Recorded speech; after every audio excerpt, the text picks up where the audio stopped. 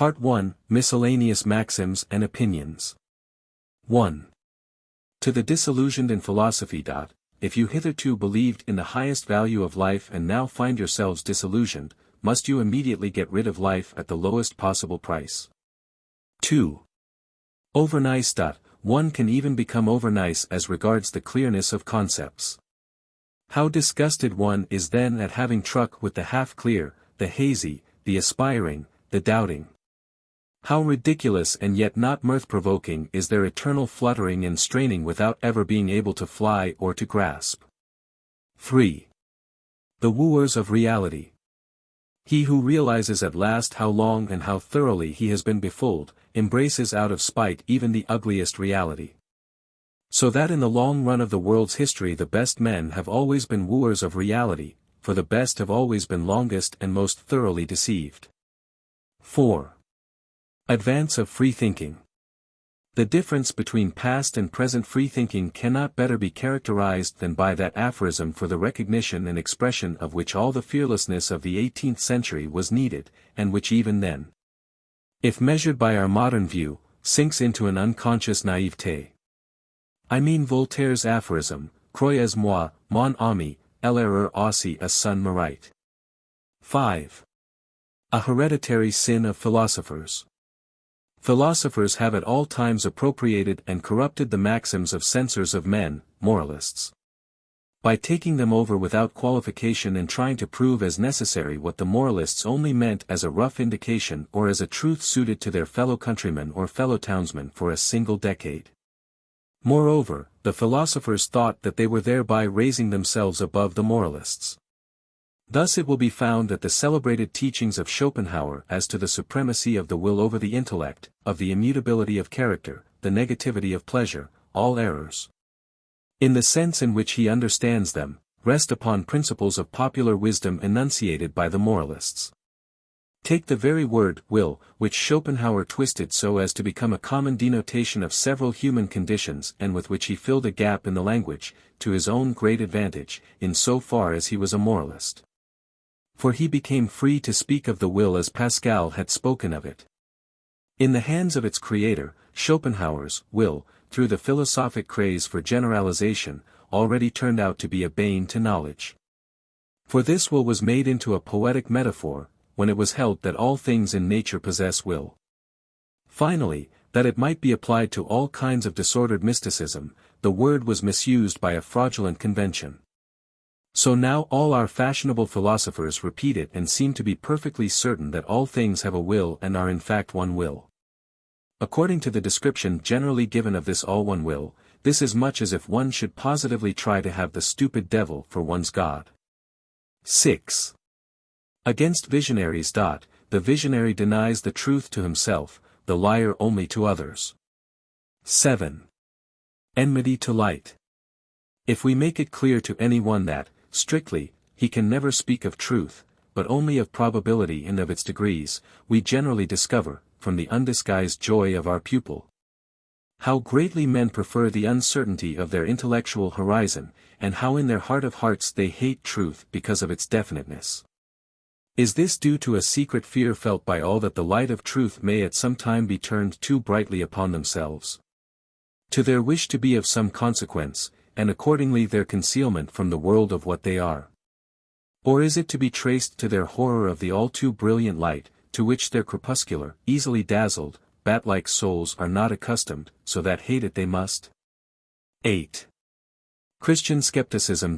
Pilate, with his question, "What is truth?"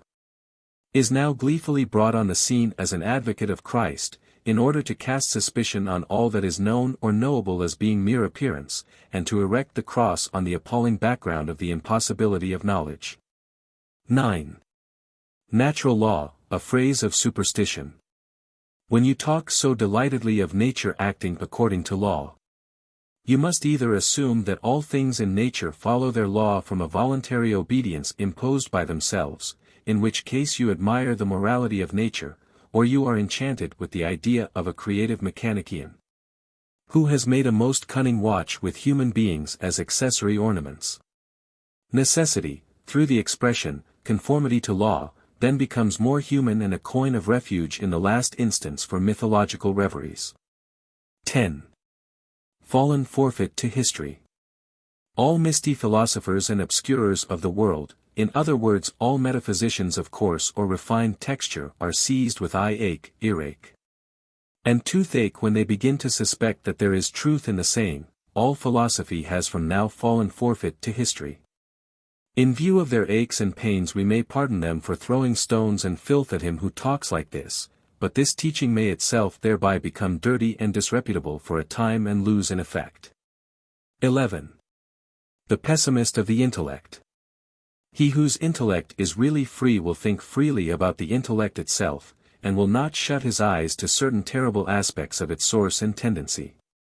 For this reason others will perhaps designate him the bitterest opponent of free thought and give him that dreadful, abusive name of pessimist of the intellect, accustomed as they are to typify a man not by his strong point, his preeminent virtue, but by the quality that is most foreign to his nature. 12. The metaphysician's knapsack. To all who talk so boastfully of the scientific basis of their metaphysics it is best to make no reply. It is enough to tug at the bundle that they rather shyly keep hidden behind their backs. If one succeeds in lifting it, the results of that scientific basis come to light, to their great confusion, a dear little God, a genteel immortality, perhaps a little spiritualism. And in any case a complicated mass of poor sinners' misery and Pharisee arrogance. 13. Occasional harmfulness of knowledge. The utility involved in the unchecked investigation of knowledge is so constantly proved in 100 different ways that one must remember to include in the bargain the subtler and rarer damage which individuals must suffer on that account. The chemist cannot avoid occasionally being poisoned or burnt at his experiments. What applies to the chemist, is true of the whole of our culture. This, it may be added, clearly shows that knowledge should provide itself with healing balsam against burns and should always have antidotes ready against poisons. 14. The craving of the Philistine. The Philistine thinks that his most urgent need is a purple patch or turban of metaphysics, nor will he let it slip. Yet he would look less ridiculous without this adornment. 15. Enthusiasts. With all that enthusiasts say in favor of their gospel or their master they are defending themselves. However much they comport themselves as the judges and not the accused, because they are involuntarily reminded almost at every moment that they are exceptions and have to assert their legitimacy. 16. The good seduces to life.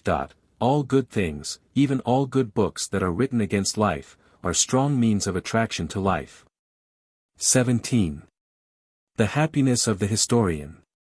When we hear the hair-splitting metaphysicians and prophets of the afterworld speak, we others feel indeed that we are the poor in spirit, but that ours is the heavenly kingdom of change, with spring and autumn, summer and winter.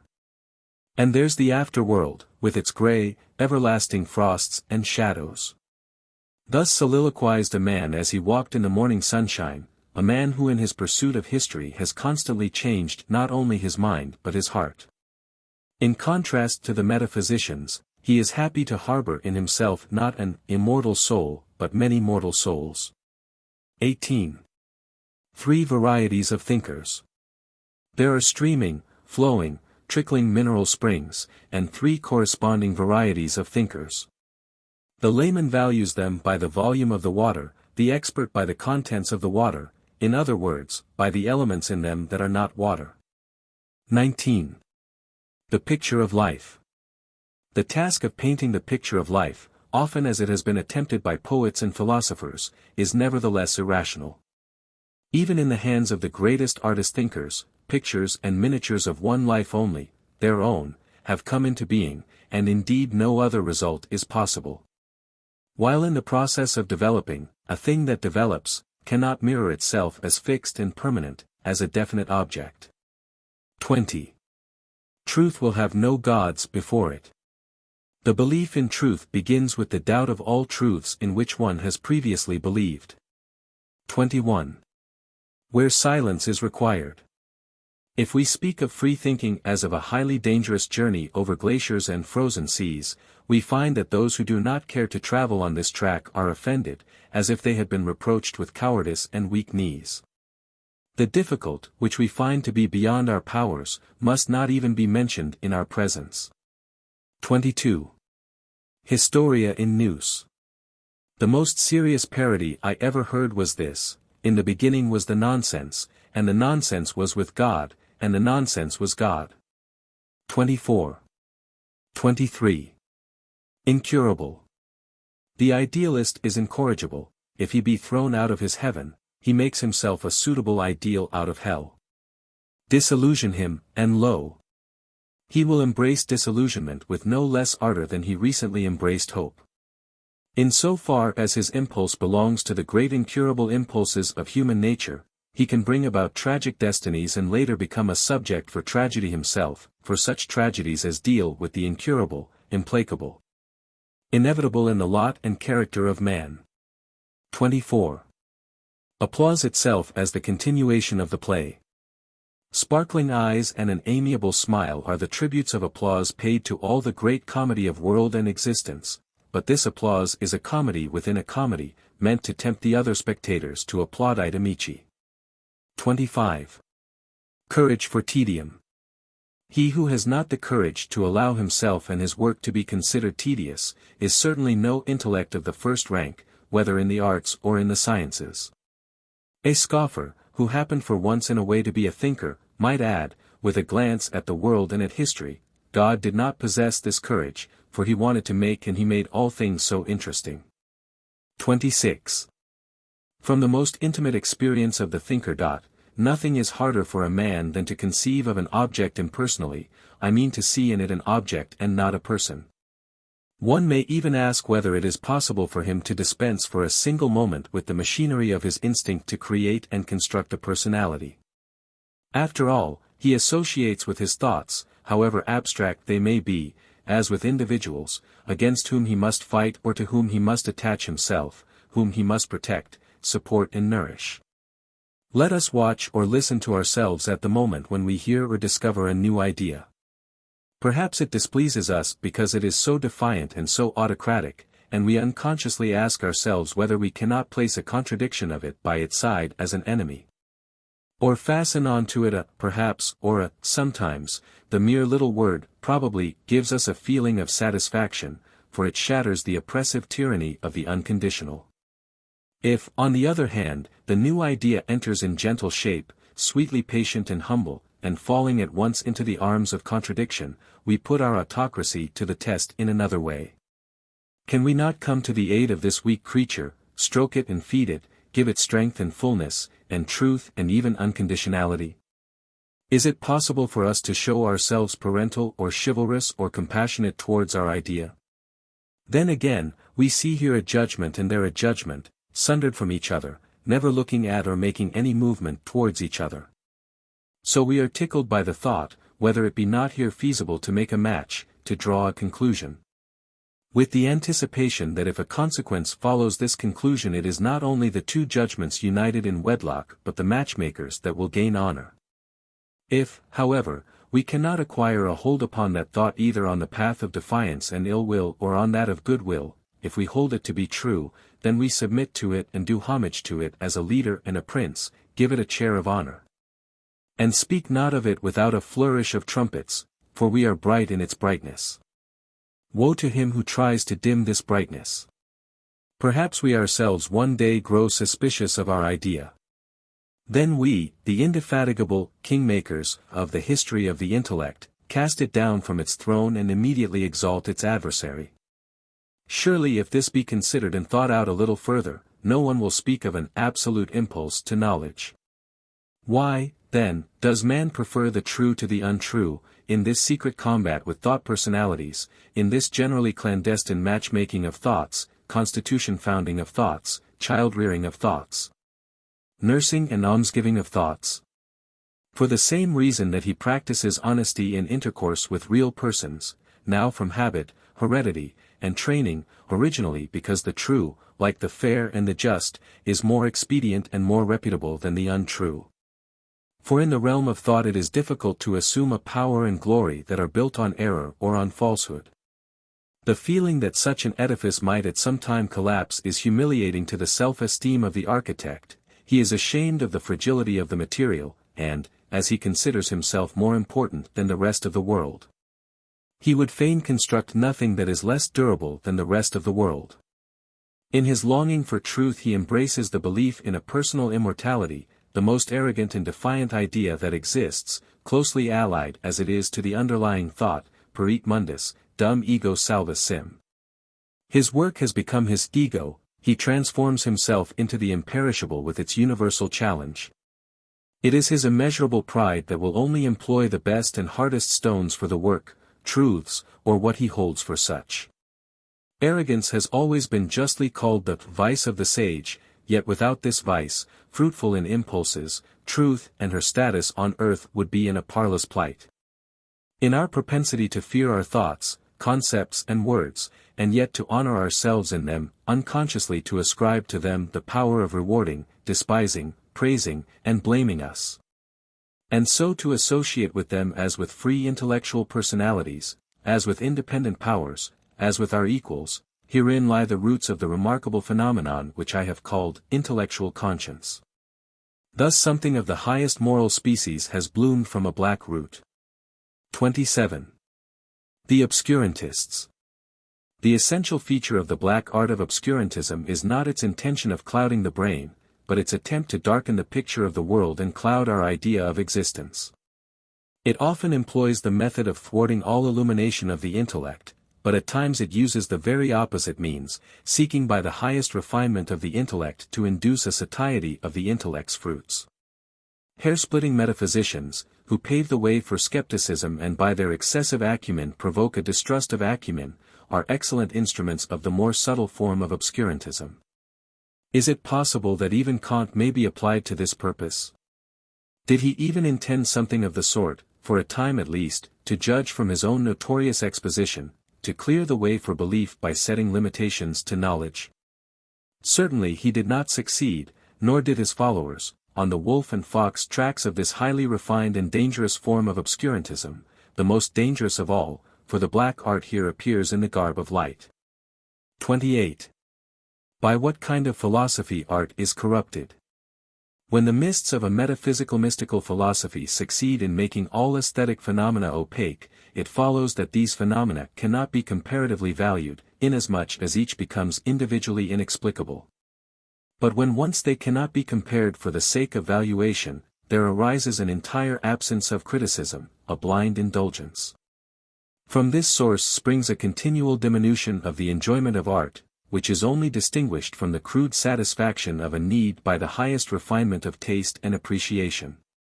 The more taste diminishes, the more does the desire for art change and revert to a vulgar hunger, which the artist henceforth seeks to appease by ever coarser fare.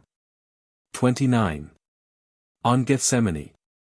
The most painful thing a thinker can say to artists is, "Could ye not watch with me 1 hour?" 30. At the loom. There are many, artists and women, for instance, who work against the few that take a pleasure in untying the knot of things and unraveling their woof.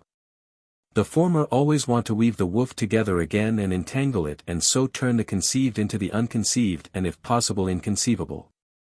Whatever the result may be, the woof and knot always look rather untidy, because too many hands are working and tugging at them. 31. In the desert of science. As the man of science proceeds on his modest and toilsome wanderings, which must often enough be journeys in the desert, he is confronted with those brilliant mirages known as philosophic systems. With magic powers of deception they show him that the solution of all riddles and the most refreshing draught of true water of life are close at hand. His weary heart rejoices, and he well nigh touches with his lips the goal of all scientific endurance and hardship, so that almost unconsciously he presses forward.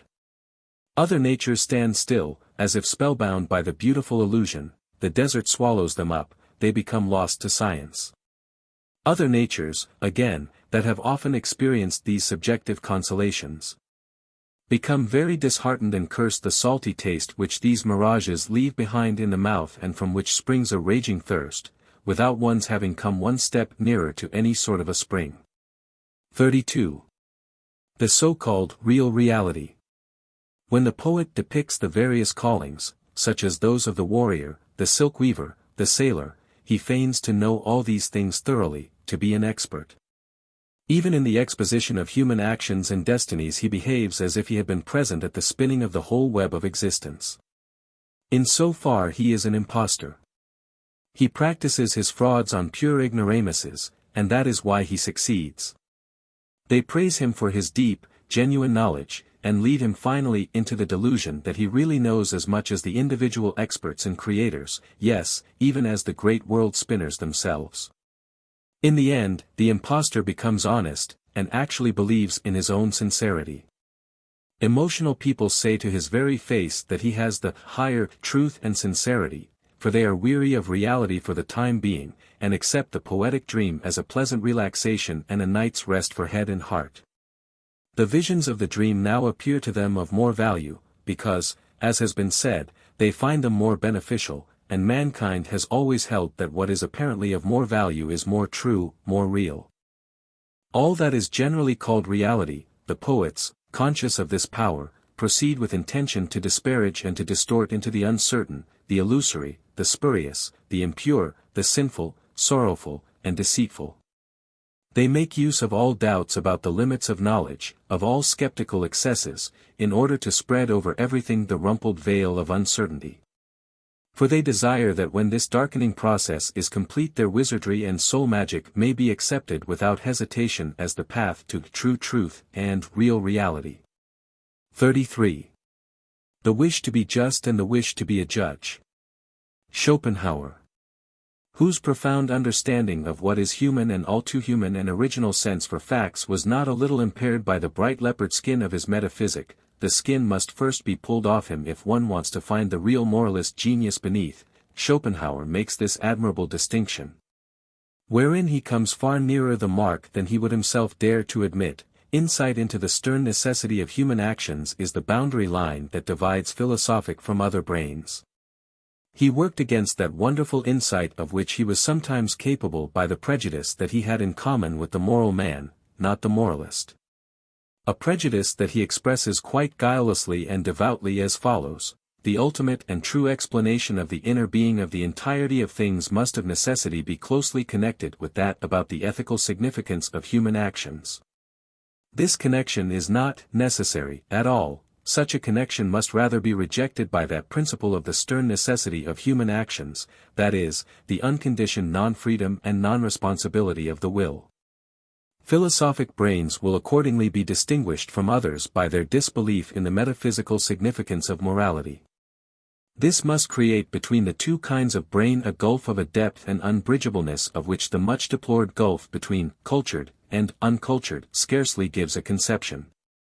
It is true that many back doors, which the philosophic brains, like Schopenhauer's own, have left for themselves, must be recognized as useless. None leads into the open, into the fresh air of the free will, but every door through which people had slipped hitherto showed behind it once more the gleaming brass wall of fate. For we are in a prison, and can only dream of freedom, not make ourselves free. That the recognition of this fact cannot be resisted much longer is shown by the despairing and incredible postures and grimaces of those who still press against it and continue their wrestling bout with it. Their attitude at present is something like this: so no one is responsible for his actions, and all is full of guilt and the consciousness of guilt. But someone must be the sinner. If it is no longer possible or permissible to accuse and sentence the individual, the one poor wave in the inevitable rough and tumble of the waves of development, well, then, let this stormy sea, this development itself, be the sinner. Here is free will, this totality can be accused and sentenced, can atone and expiate. So let God be the sinner and man his redeemer. Let the world's history be guilt, expiation, and self-murder. Let the evildoer be his own judge, the judge his own hangman. This Christianity strained to its limits, for what else is it? Is the last thrust in the fencing match between the teaching of unconditioned morality and the teaching of unconditioned non-freedom. It would be quite horrible if it were anything more than a logical pose, a hideous grimace of the underlying thought, perhaps the death convulsion of the heart that seeks a remedy in its despair, the heart to which delirium whispers, "Behold, thou art the Lamb which taketh away the sin of God." This error lies not only in the feeling, "I am responsible," but just as much in the contradiction, "I am not responsible, but someone must be." That is simply not true. Hence the philosopher must say, like Christ, "Judge not," and the final distinction between the philosophic brains and the others would be that the former wish to be just and the latter wish to be judges. 34. Sacrifice. You hold that sacrifice is the hallmark of moral action. Just consider whether in every action that is done with deliberation, in the best as in the worst, there be not a sacrifice. 35. Against the triers of the reins of morality. One must know the best and the worst that a man is capable of in theory and in practice before one can judge how strong his moral nature is and can be. But this is an experiment that one can never carry out. 36. Serpent's tooth. Whether we have a serpent's tooth or not we cannot know before someone has set his heel upon our necks. A wife or a mother could say, until someone has put his heel upon the neck of our darling, our child. Our character is determined more by the absence of certain experiences than by the experiences we have undergone. 37. Deception in love. We forget and purposely banish from our minds a good deal of our past. In other words, we wish our picture, that beams at us from the past, to belie us, to flatter our vanity. We are constantly engaged in this self-deception. And you who talk and boast so much of self-oblivion in love, of the absorption of the ego in the other person, you hold that this is something different? So you break the mirror, throw yourselves into another personality that you admire, and enjoy the new portrait of your ego, though calling it by the other person's name, and this whole proceeding is not to be thought self-deception, self-seeking. You marvelous beings! It seems to me that those who hide something of themselves from themselves, or hide their whole selves from themselves, are alike committing a theft from the treasury of knowledge. It is clear, then, against what transgression the maxim, "Know thyself," is a warning. 38. To the denier of his vanity.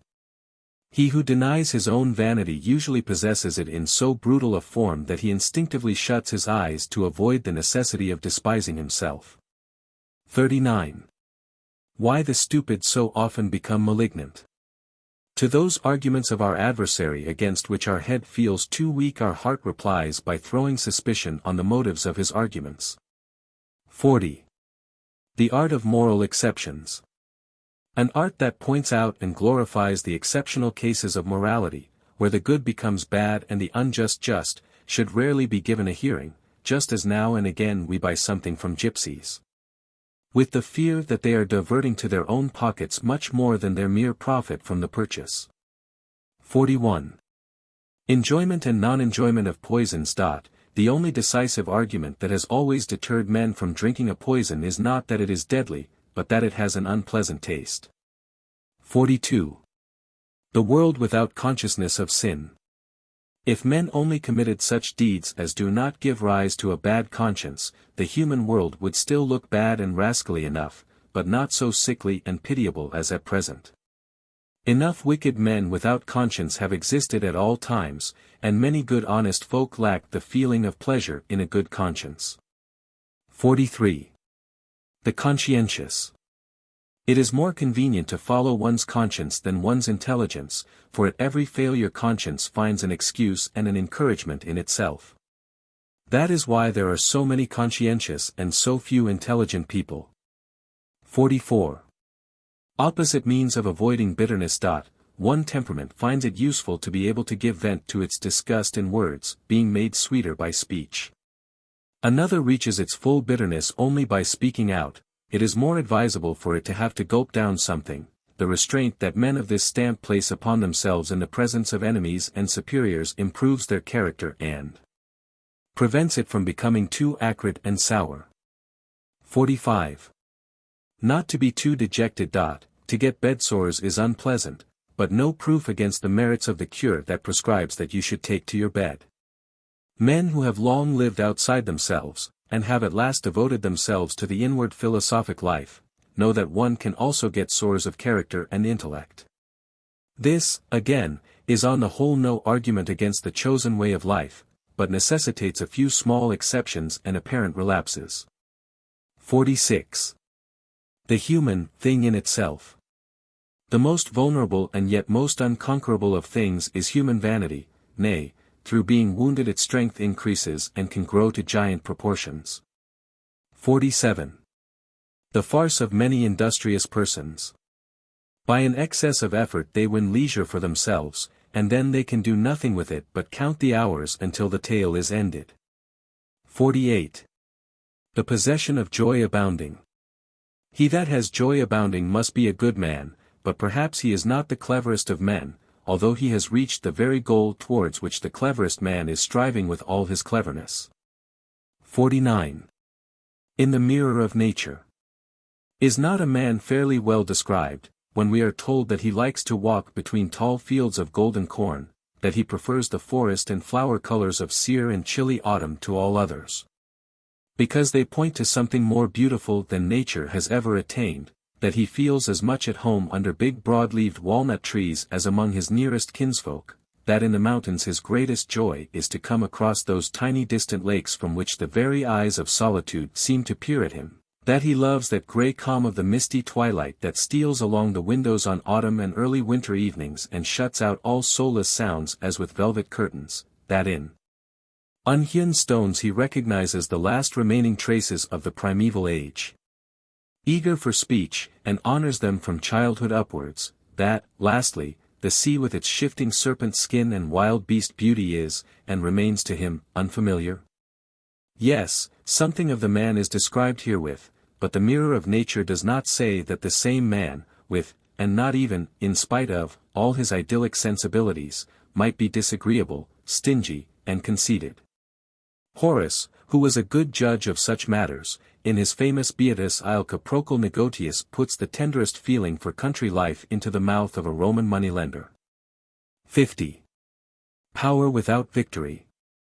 The strongest cognition, that of the complete non-freedom of the human will, is yet the poorest in results, for it has always had the mightiest of opponents, human vanity. 51. Pleasure and error. A beneficial influence on friends is exerted by one man unconsciously, through his nature, by another consciously, through isolated actions.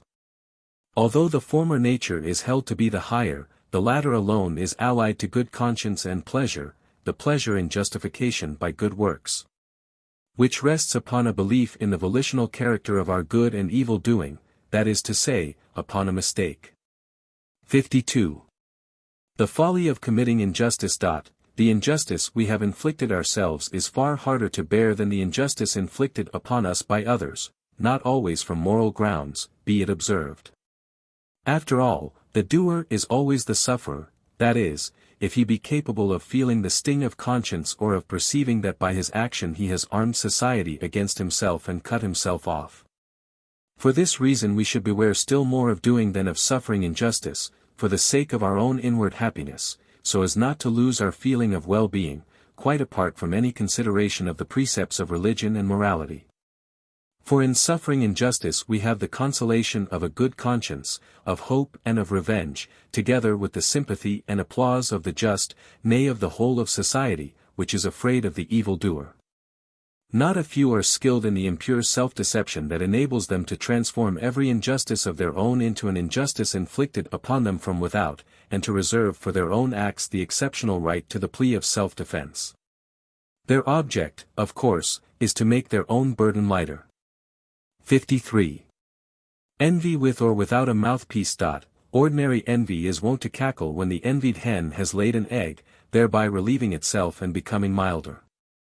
But there is a yet deeper envy that in such a case becomes dead silent, desiring that every mouth should be sealed and always more and more angry because this desire is not gratified.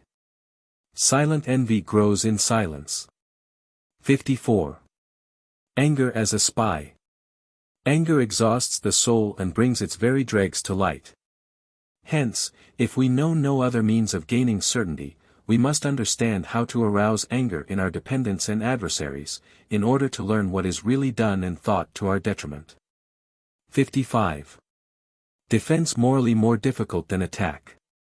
The true heroic deed and masterpiece of the good man does not lie in attacking opinions and continuing to love their propounders, but in the far harder task of defending his own position without causing or intending to cause bitter heartburns to his opponent.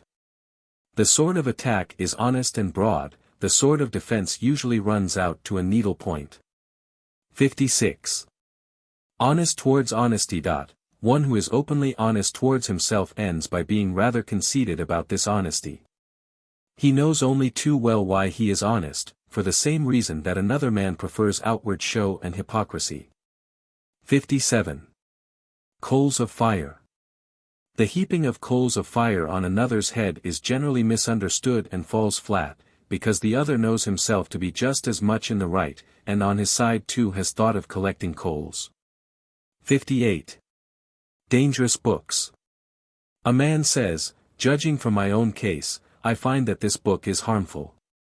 Let him but wait, and perhaps one day he will confess that the book did him a great service by thrusting forward and bringing to light the hidden disease of his soul.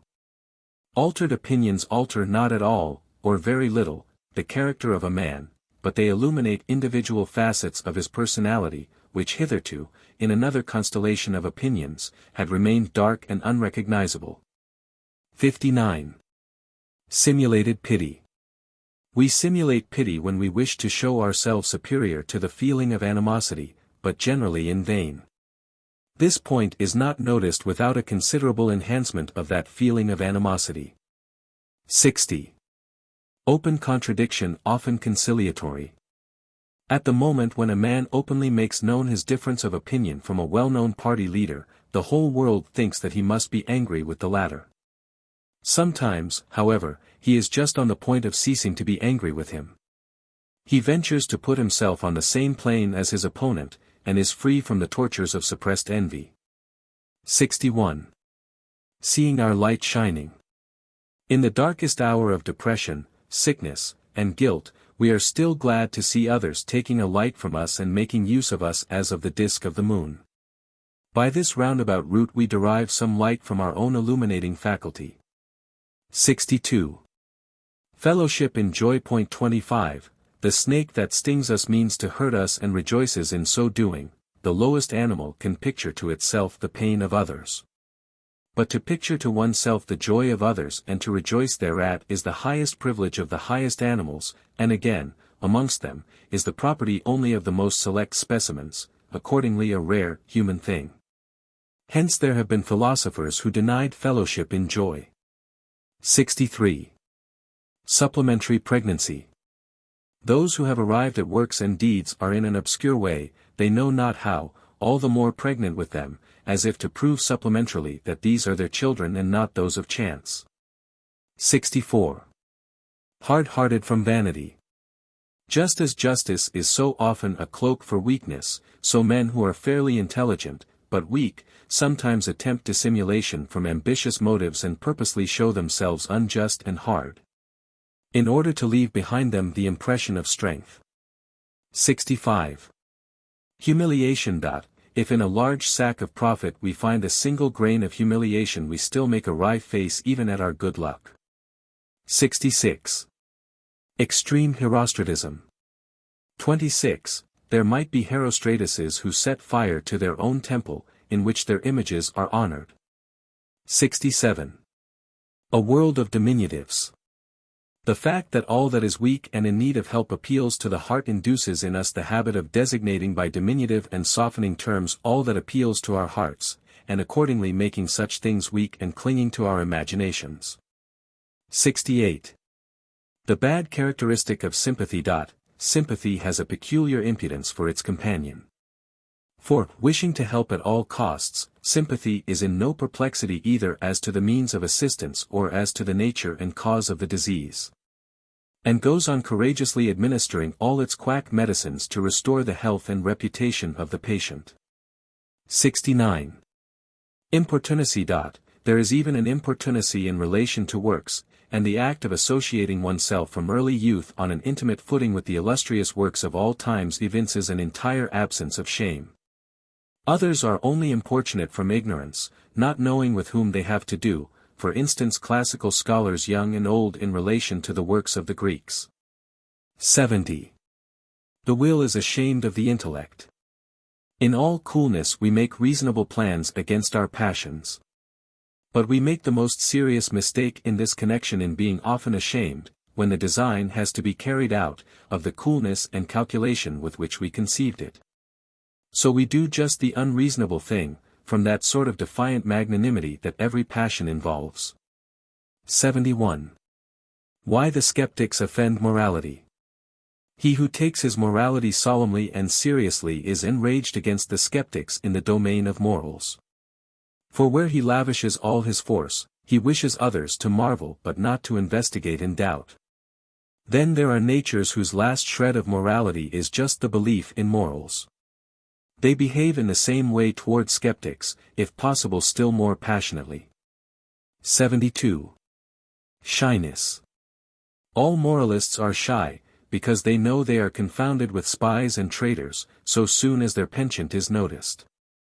Besides, they are generally conscious of being impotent in action, for in the midst of work the motives of their activity almost withdraw their attention from the work. 73. A danger to universal morality. People who are at the same time noble and honest come to deify every devilry that brings out their honesty, and to suspend for a time the balance of their moral judgment. 74. The saddest error. It is an unpardonable offense when one discovers that where one was convinced of being loved, one is only regarded as a household utensil and decoration, whereby the master of the house can find an outlet for his vanity before his guests. 75. Love and duality. What else is love but understanding and rejoicing that another lives, works, and feels in a different and opposite way to ourselves? That love may be able to bridge over the contrasts by joys, we must not remove or deny those contrasts.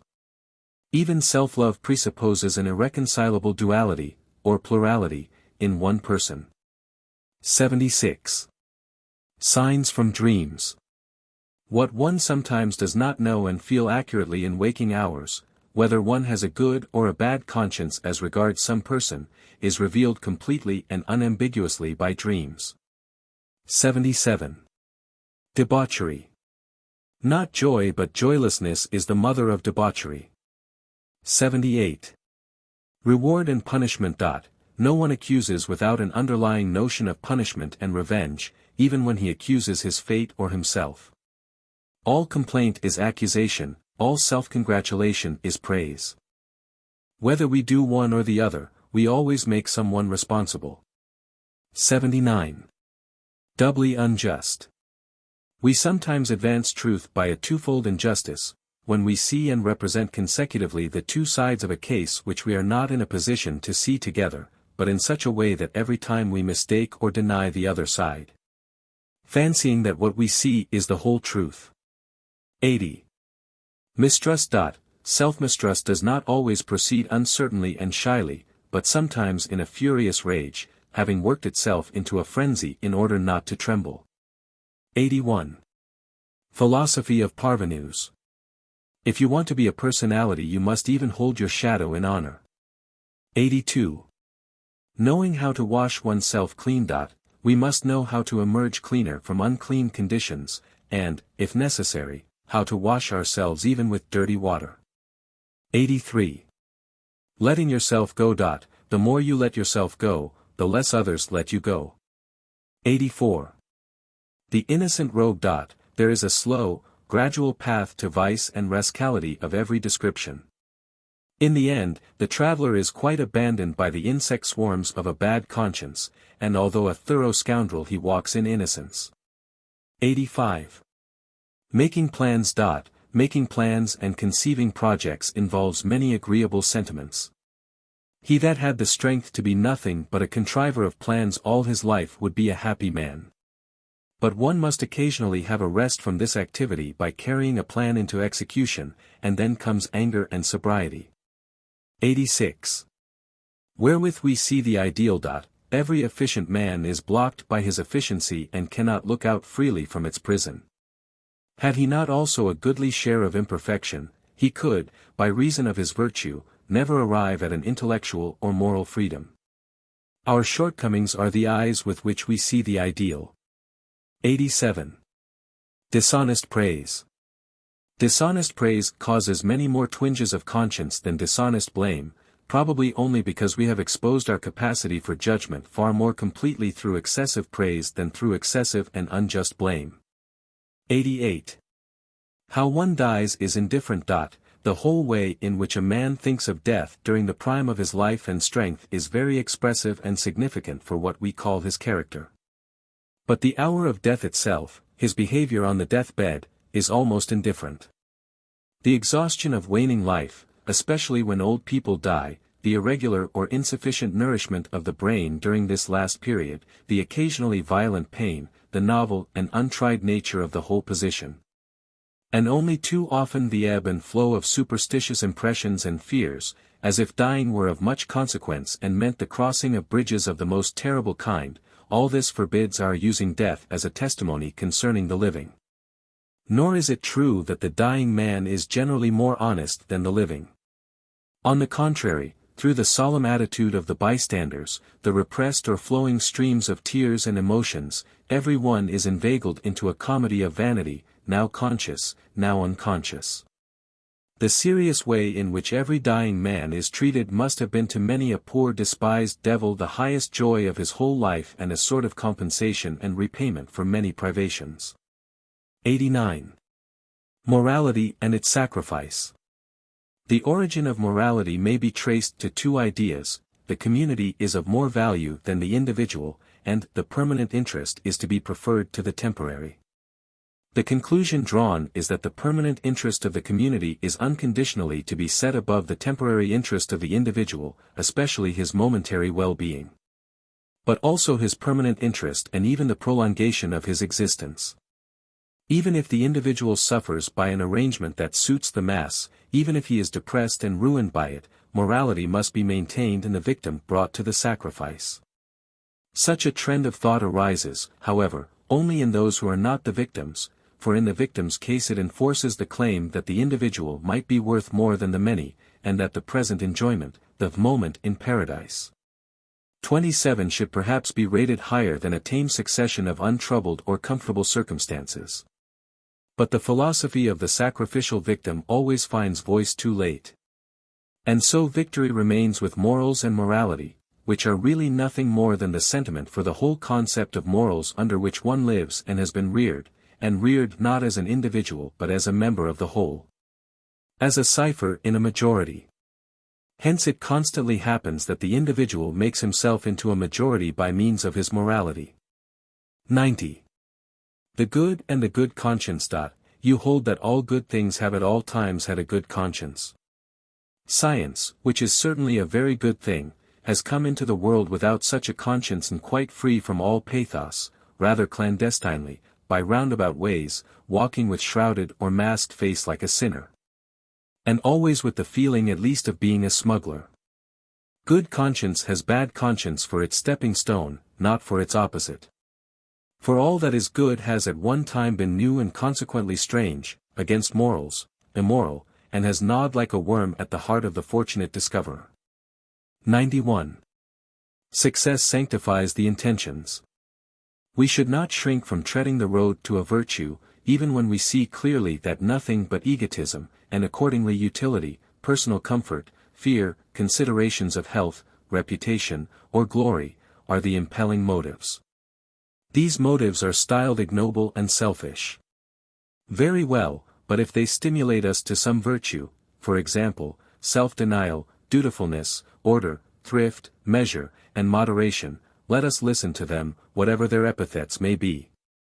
For if we reach the goal to which they summon us, then the virtue we have attained, by means of the pure air it makes us breathe and the spiritual well-being it communicates, ennobles the remoter impulses of our action.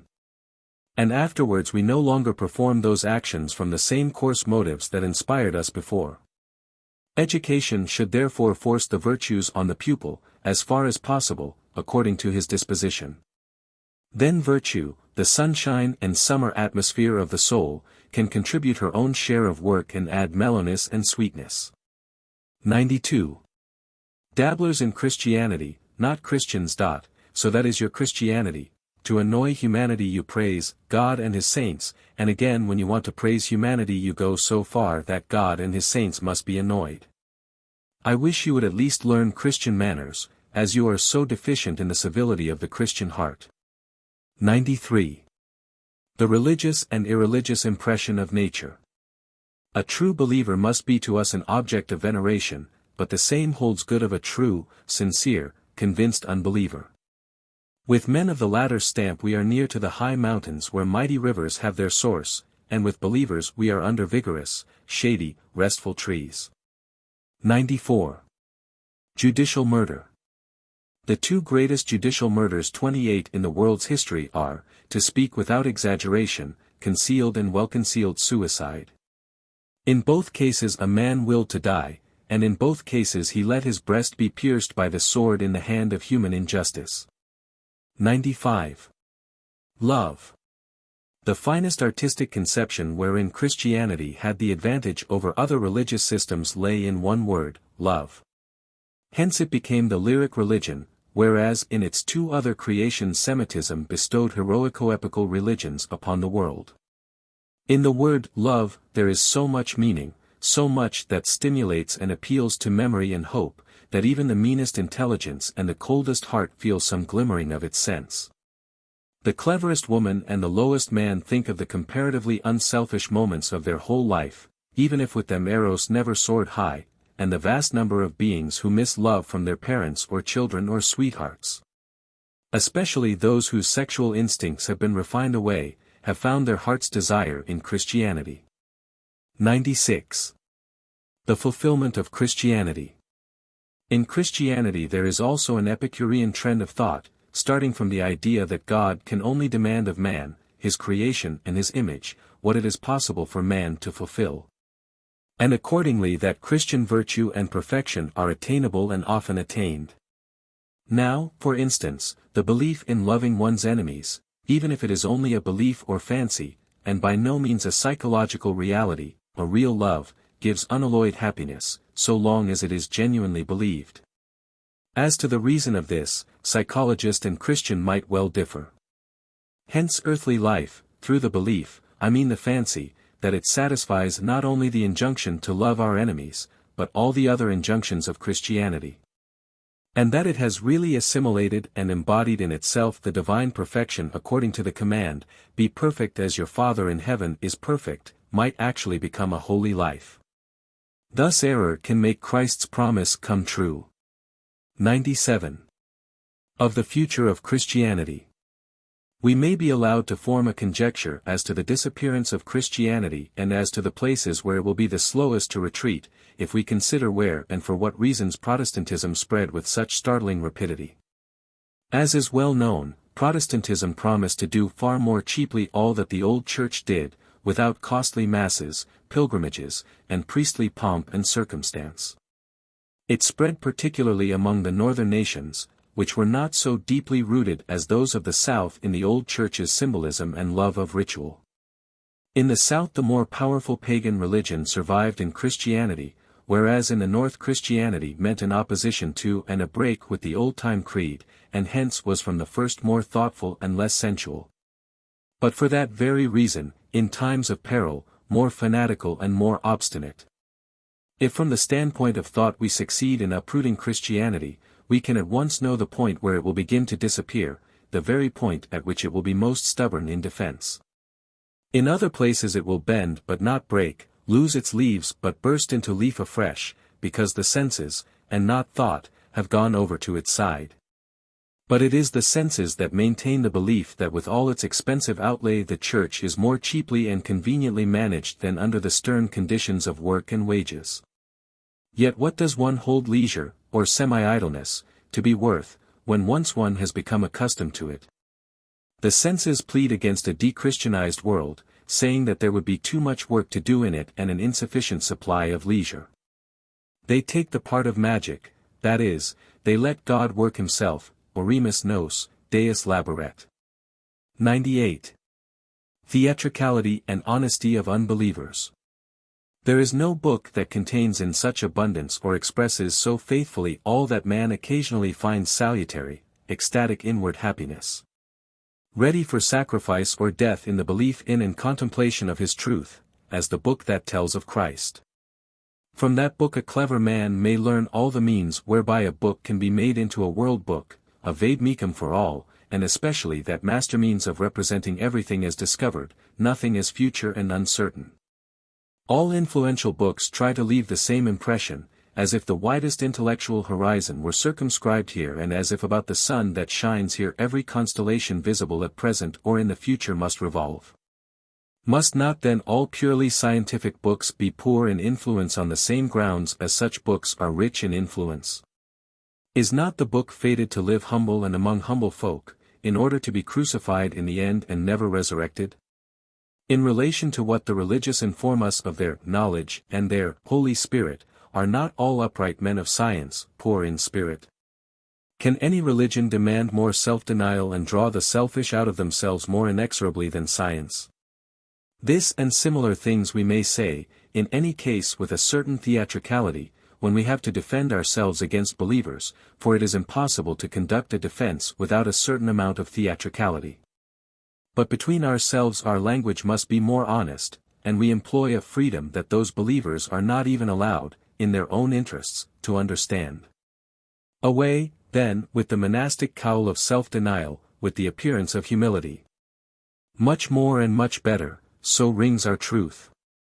If science were not linked with the pleasure of knowledge, the utility of the thing known, what should we care for science?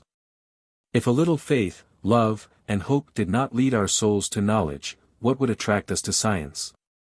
And if in science the ego means nothing, still the inventive, happy ego, every upright and industrious ego, means a great deal in the republic of the men of science. The homage of those who pay homage, the joy of those whom we wish well or honor, in some cases glory and a fair share of immortality, is the personal reward for every suppression of personality, to say nothing here of meaner views and rewards. Although it is just on this account that the majority have sworn and always continue to swear fidelity to the laws of the Republic and of science. If we had not remained in some degree unscientific, what would science matter to us? Taking everything together and speaking in plain language, to a purely knowing being knowledge would be indifferent. Not the quality but the quantity of faith and devoutness distinguishes us from the pious, the believers. We are content with less. But should one of them cry out to us, "Be content and show yourselves contented," we could easily answer, as a matter of fact, we do not belong to the most discontented class. But you, if your faith makes you happy, show yourselves to be happy. Your faces have always done more harm to your faith than our reasons. If that glad message of your Bible were written in your faces, you would not need to demand belief in the authority of that book in such stiff-necked fashion. Your words, your actions should continually make the Bible superfluous, in fact, through you a new Bible should continually come into being.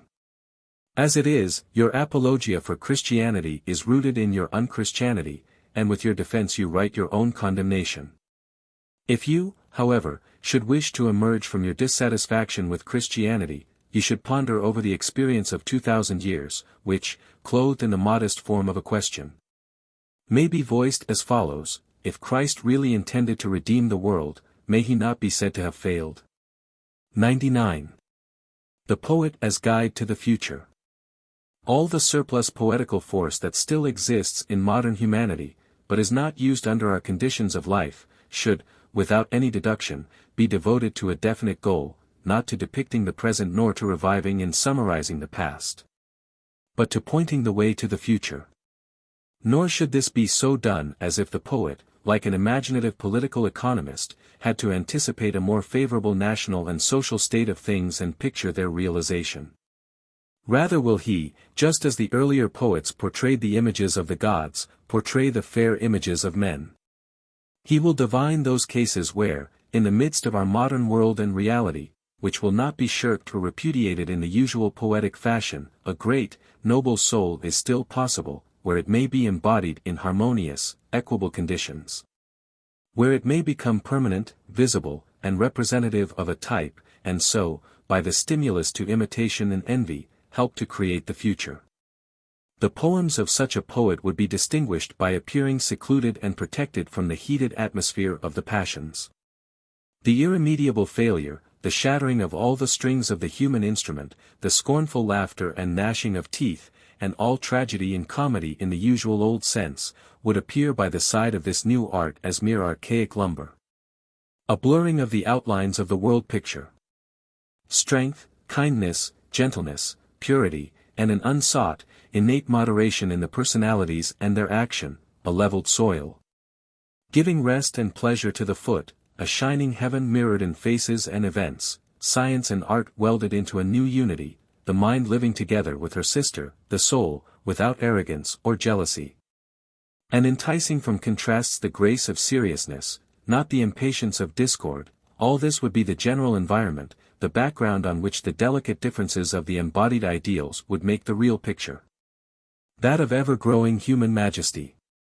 Many roads to this poetry of the future start from Goethe, but the quest needs good pathfinders and above all a far greater strength than is possessed by modern poets, who unscrupulously represent the half-animal and the immaturity and intemperance that are mistaken by them for power and naturalness. 100. The Muse as Penthesilea. 29, better to rot than to be a woman without charm. When once the Muse thinks thus, the end of her art is again at hand. But it can be a tragic and also a comic finale. 101.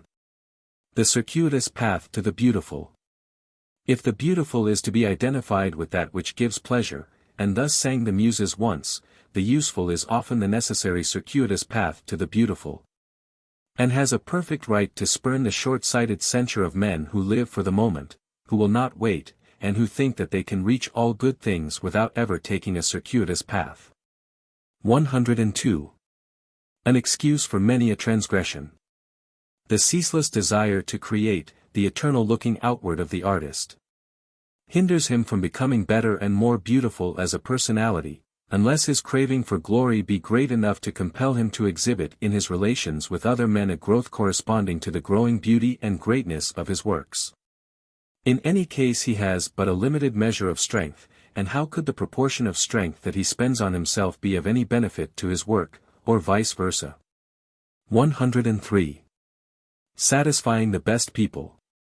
If we have satisfied the best people of our time with our art, it is a sign that we shall not satisfy the best people of the succeeding period. We have indeed lived for all time, and the applause of the best people ensures our fame. 30. 104. Of one substance. If we are of one substance with a book or a work of art, we think in our heart of hearts that it must be excellent, and are offended if others find it ugly, overspiced, or pretentious. 105. Speech and emotion. That speech is not given to us to communicate our emotions may be seen from the fact that all simple men are ashamed to seek for words to express their deeper feelings. These feelings are expressed only in actions, and even here such men blush if others seem to divine their motives. After all, among poets, to whom God generally denies this shame, the more noble are more monosyllabic in the language of emotion, and evince a certain constraint, whereas the real poets of emotion are for the most part shameless in practical life. 106. A mistake about a privation. He that has not for a long time been completely weaned from an art, and is still always at home in it, has no idea how small a privation it is to live without that art. 107. Three-quarter strength. A work that is meant to give an impression of health should be produced with 3/4, at the most, of the strength of its creator. If he has gone to his farthest limit, the work excites the observer and disconcerts him by its tension. All good things have something lazy about them and lie like cows in the meadow. 108. Refusing to have hunger as a guest. As refined fare serves a hungry man as well as and no better than coarser food, the more pretentious artist will not dream of inviting the hungry man to his meal. 109. Living without art and wine. It is with works of art as with wine, it is better if one can do without both and keep to water, and if from the inner fire and inner sweetness of the soul the water spontaneously changes again into wine. 110. The pirate genius.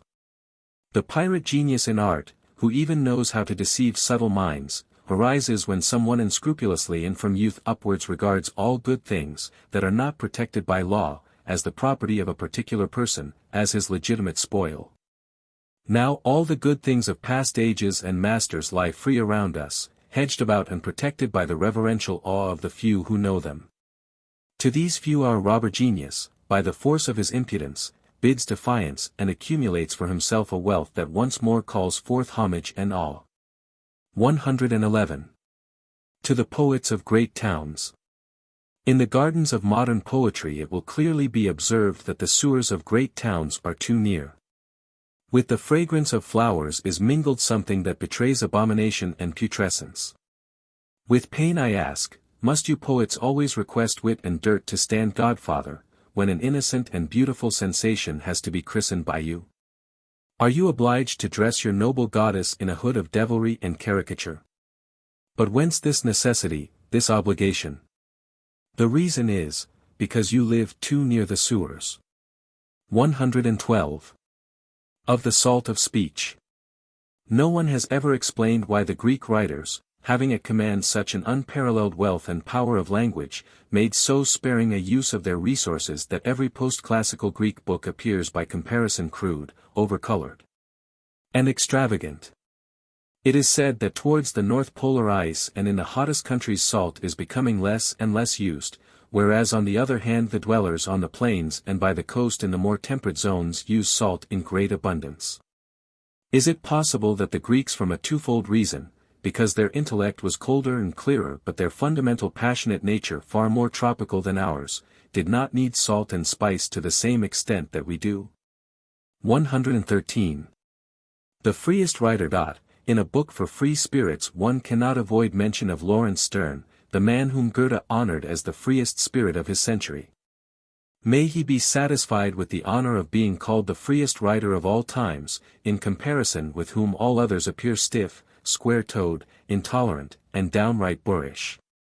In his case we should not speak of the clear and rounded but of the endless melody, if by this phrase we arrive at a name for an artistic style in which the definite form is continually broken, thrust aside and transferred to the realm of the indefinite, so that it signifies one and the other at the same time. Sterne is the great master of double entendre, this phrase being naturally used in a far wider sense than is commonly done when one applies it to sexual relations. We may give up for lost the reader who always wants to know exactly what Sterne thinks about a matter, and whether he be making a serious or a smiling face, for he can do both with one wrinkling of his features. He can be and even wishes to be right and wrong at the same moment, to interweave profundity in farce. His digressions are at once continuations and further developments of the story, his maxims contain a satire on all that is sententious. His dislike of seriousness is bound up with a disposition to take no matter merely externally and on the surface. So in the proper reader he arouses a feeling of uncertainty whether he be walking, lying, or standing, a feeling most closely akin to that of floating in the air. He, the most versatile of writers, communicates something of this versatility to his reader. Yes, Sterne unexpectedly changes the parts, and is often as much reader as author, his book being like a play within a play, a theater audience before another theater audience. We must surrender at discretion to the mood of Sterne, although we can always expect it to be gracious. It is strangely instructive to see how so great a writer as Diderot has affected this double entendre of Sterne's. To be equally ambiguous throughout is just the Sternian superhumour. Did Diderot imitate, admire, ridicule, or parody Sterne in his Jacques le Fatalist? One cannot be exactly certain, and this uncertainty was perhaps intended by the author. This very doubt makes the French unjust to the work of one of their first masters, one who need not be ashamed of comparison with any of the ancients or moderns. For humor, and especially for this humorous attitude towards humor itself, the French are too serious. Is it necessary to add that of all great authors Sterne is the worst model, in fact the inimitable author, and that even Diderot had to pay for his daring? What the worthy Frenchmen and before them some Greeks and Romans aimed at and attained in prose is the very opposite of what Sterne aims at and attains. He raises himself as a masterly exception above all that artists in writing demand of themselves: propriety, reserve, character, steadfastness of purpose, comprehensiveness, perspicuity, good deportment in gait and feature. Unfortunately, Sterne the man seems to have been only too closely related to Sterne the writer. His squirrel soul sprang with insatiable unrest from branch to branch. He knew what lies between sublimity and rascality. He had sat on every seat, always with unabashed watery eyes and mobile play of feature. He was, if language does not revolt from such a combination, of a hard-hearted kindness, and in the midst of the joys of a grotesque and even corrupt imagination he showed the bashful grace of innocence. Such a carnal and spiritual hermaphroditism, such untrammeled wit penetrating into every vein and muscle, was perhaps never possessed by any other man. 114. A choice reality. Just as the good prose writer only takes words that belong to the language of daily intercourse, though not by a long way all its words, whence arises a choice style, so the good poet of the future will only represent the real and turn his eyes away from all fantastic, superstitious, half-voiced, forgotten stories, to which earlier poets devoted their powers. Only reality, though by a long way not every reality, but a choice reality. 115. Degenerate species of art. Side by side with the genuine species of art, those of great repose and great movement, there are degenerate species, weary, blasé art and excited art. Both would have their weakness taken for strength and wish to be confounded with the genuine species. 116. A hero impossible from lack of color. The typical poets and artists of our age like to compose their pictures upon a background of shimmering red, green, gray, and gold, on the background of nervous sensuality, a condition well understood by the children of this century. The drawback comes when we do not look at these pictures with the eyes of our century. Then we see that the great figures painted by these artists have something flickering, tremulous, and dizzy about them, and accordingly we do not ascribe to them heroic deeds, but at best mock heroic, swaggering misdeeds. 117. Overladen style. The overladen style is a consequence of the impoverishment of the organizing force together with a lavish stock of expedients and intentions. At the beginnings of art the very reverse conditions sometimes appear. 118. Pulchrum est paucorum hominum. History and experience tell us that the significant grotesqueness that mysteriously excites the imagination and carries one beyond everyday reality is older and grows more luxuriantly than the beautiful and reverence for the beautiful in art, and that it begins to flourish exceedingly when the sense for beauty is on the wane. For the vast majority of mankind this grotesque seems to be a higher need than the beautiful, presumably because it contains a coarser narcotic. 119. Origins of taste in works of art. If we consider the primary germs of the artistic sense, and ask ourselves what are the various kinds of joy produced by the firstlings of art, as, for example, among savage tribes, we find first of all the joy of understanding what another means. Art in this case is a sort of conundrum, which causes its solver pleasure in his own quick and keen perceptions. Then the roughest works of art remind us of the pleasant things we have actually experienced, and so give joy, as, for example, when the artist alludes to a chase, a victory, a wedding. Again, the representation may cause us to feel excited, touched, inflamed, as for instance in the glorification of revenge and danger. Here the enjoyment lies in the excitement itself, in the victory over tedium.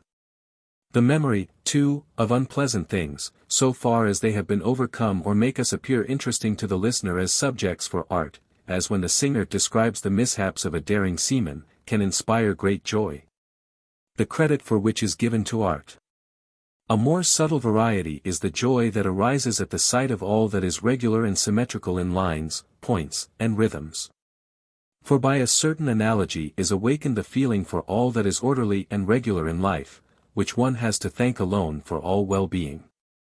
So in the cult of symmetry we unconsciously do homage to rule and proportion as the source of our previous happiness, and the joy in this case is a kind of hymn of thanksgiving. Only when a certain satiety of the last-mentioned joy arises does a more subtle feeling step in, that enjoyment might even lie in a violation of the symmetrical and regular. This feeling, for example, impels us to seek reason in apparent unreason, and the sort of aesthetic riddle-guessing that results is in a way the higher species of the first-named artistic joy. He who pursues this speculation still further will know what kind of hypotheses for the explanation of aesthetic phenomena are hereby fundamentally rejected. 120. Not too near. It is a disadvantage for good thoughts when they follow too closely on one another, for they hide the view from each other. That is why great artists and writers have made an abundant use of the mediocre. 121.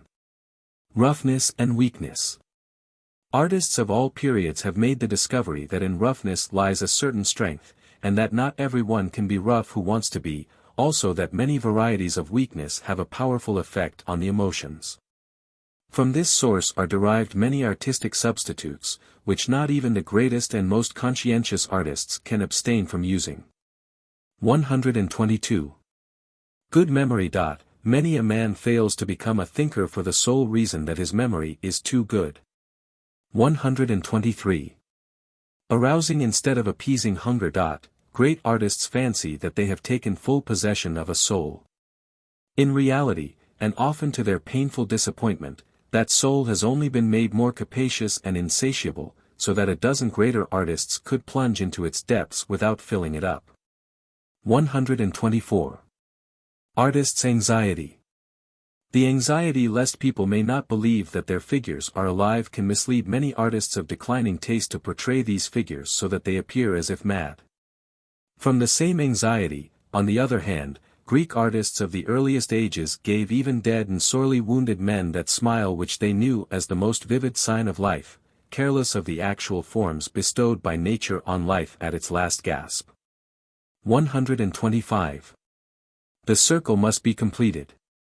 He who follows a philosophy or a genre of art to the end of its career and beyond, understands from inner experience why the masters and disciples who come after have so often turned, with a depreciatory gesture, into a new groove.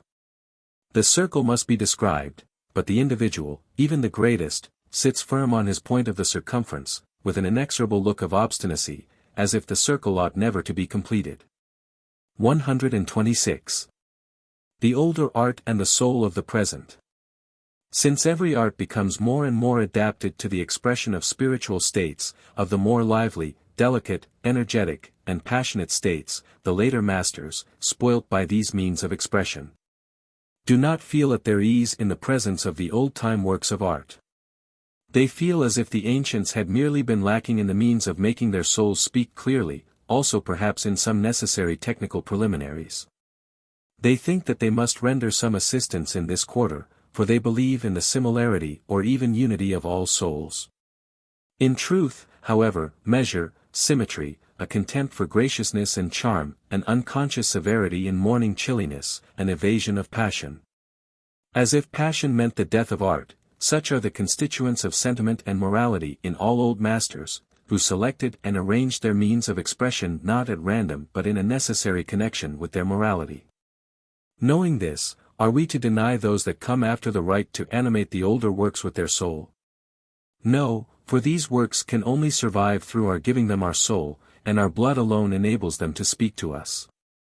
The real, historic, discourse would talk ghostly speech to ghosts. We honor the great artists less by that barren timidity that allows every word, every note to remain intact than by energetic endeavors to aid them continually to a new life. True, if Beethoven were suddenly to come to life and hear one of his works performed with that modern animation and nervous refinement that bring glory to our masters of execution, he would probably be silent for a long while. Uncertain whether he should raise his hand to curse or to bless, but perhaps say at last, "Well, well. That is neither I nor not I, but a third thing, it seems to me, too, something right, if not just the right thing. But you must know yourselves what to do, as in any case it is you who have to listen. As our Schiller says, the living man is right. So have it your own way, and let me go down again. 127. Against the disparagers of brevity. A brief dictum may be the fruit and harvest of long reflection. The reader, however, who is a novice in this field and has never considered the case in point, sees something embryonic in all brief dicta, not without a reproachful hint to the author, requesting him not to serve up such raw and ill-prepared food. 128. Against the short-sighted. Do you think it is piecework because it is, and must be, offered you in pieces? 129. Readers of aphorisms. The worst readers of aphorisms are the friends of the author, if they make a point of referring the general to the particular instance to which the aphorism owes its origin. This namby-pamby attitude brings all the author's trouble to naught, and instead of a philosophic lesson and a philosophic frame of mind, they deservedly gain nothing but the satisfaction of a vulgar curiosity. 130. Readers' insults. The reader offers a twofold insult to the author by praising his second book at the expense of his first, or vice versa, and by expecting the author to be grateful to him on that account. 131.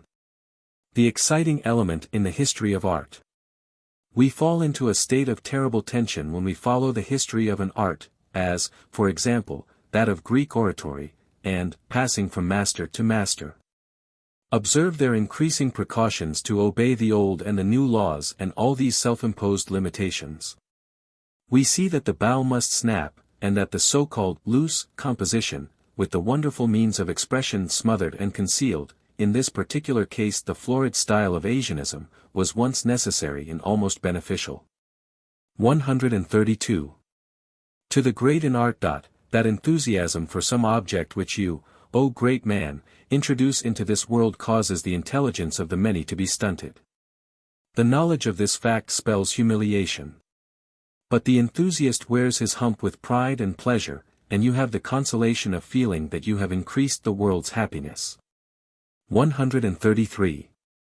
Conscienceless aesthetes. The real fanatics of an artistic school are perhaps those utterly inartistic natures that are not even grounded in the elements of artistic study and creation, but are impressed with the strongest of all the elementary influences of an art. For them there is no aesthetic conscience, hence nothing to hold them back from fanaticism. 134. How the soul should be moved by the new music. The artistic purpose followed by the new music, in what is now forcibly but none too lucidly termed endless melody, can be understood by going into the sea, gradually losing one's firm tread on the bottom, and finally surrendering unconditionally to the fluid element. One has to swim. In the previous, older music one was forced, with delicate or stately or impassioned movement, to dance. The measure necessary for dancing, the observance of a distinct balance of time and force in the soul of the hearer, imposed a continual self-control. Through the counteraction of the cooler draught of air which came from this caution and the warmer breath of musical enthusiasm, that music exercised its spell. Richard Wagner aimed at a different excitation of the soul, allied, as above said, to swimming and floating. This is perhaps the most essential of his innovations. His famous method, originating from this aim and adapted to it, the endless melody, strives to break and sometimes even to despise all mathematical equilibrium of time and force. He is only too rich in the invention of such effects, which sound to the old school like rhythmic paradoxes and blasphemies. He dreads petrifaction, crystallization, the development of music into the architectural. He accordingly sets up a 3-time rhythm in opposition to the double time, not infrequently introduces 5-time and 7-time, immediately repeats a phrase, but with a prolation, so that its time is again doubled and trebled.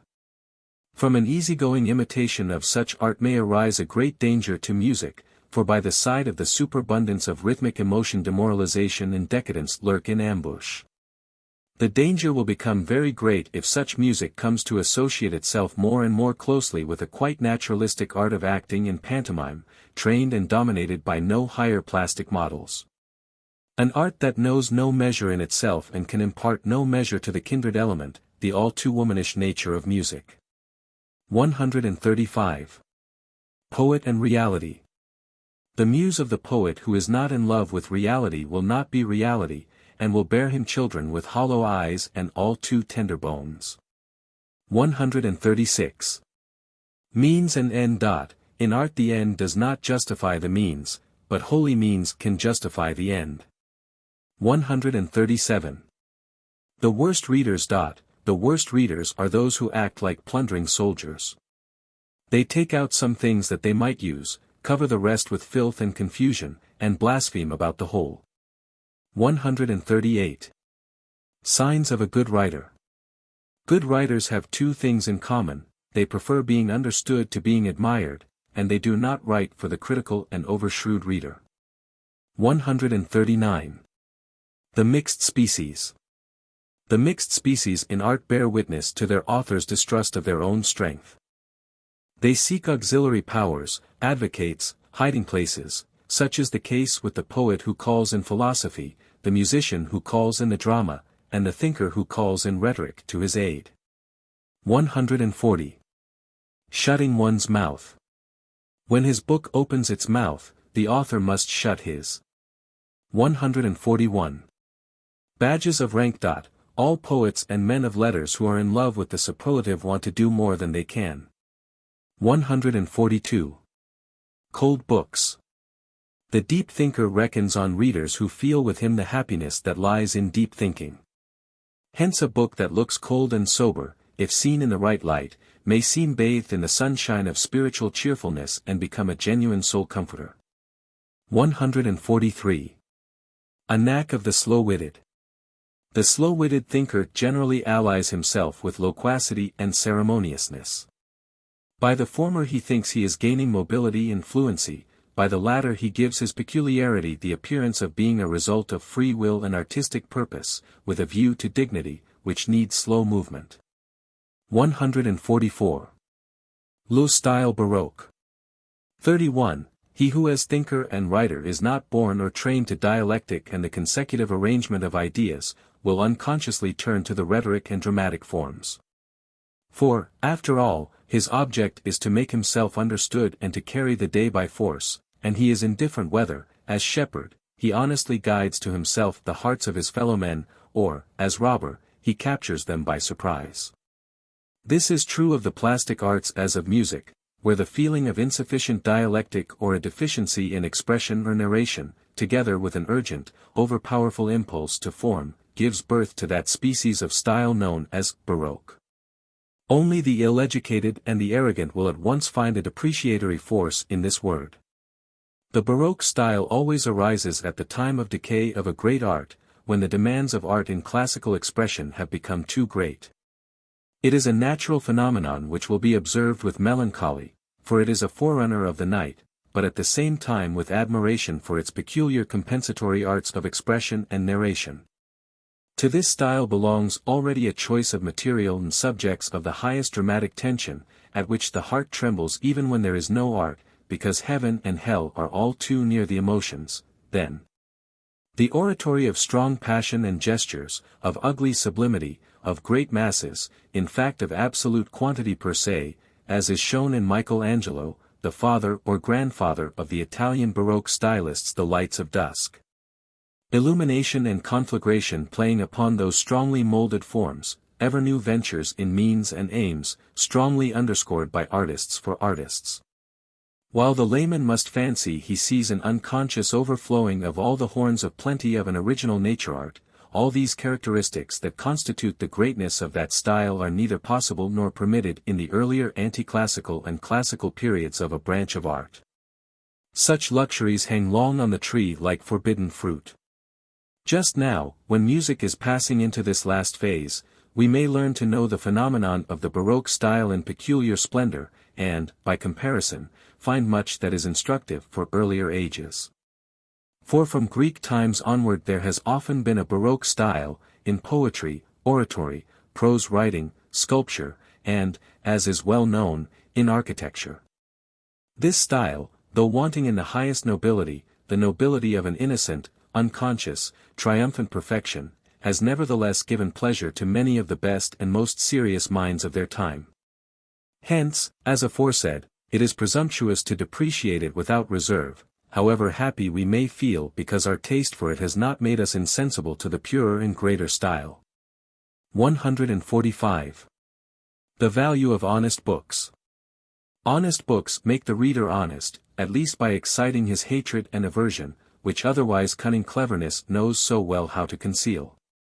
Against a book, however, we let ourselves go, however restrained we may be in our relations with men. 146. How art makes partisans.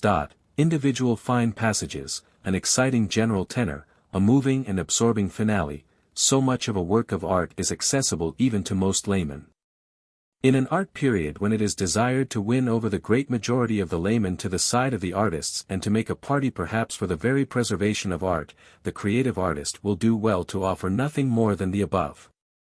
Then he will not be a squanderer of his strength, in spheres where no one is grateful to him. For to perform the remaining functions, the imitation of nature in her organic development and growth, would in that case be like sowing seeds in water. 147. Becoming great to the detriment of history.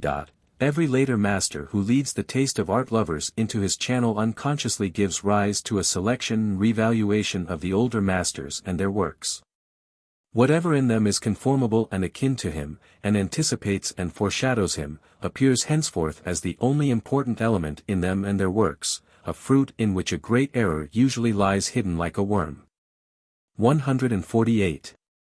How an epoch becomes lured to art.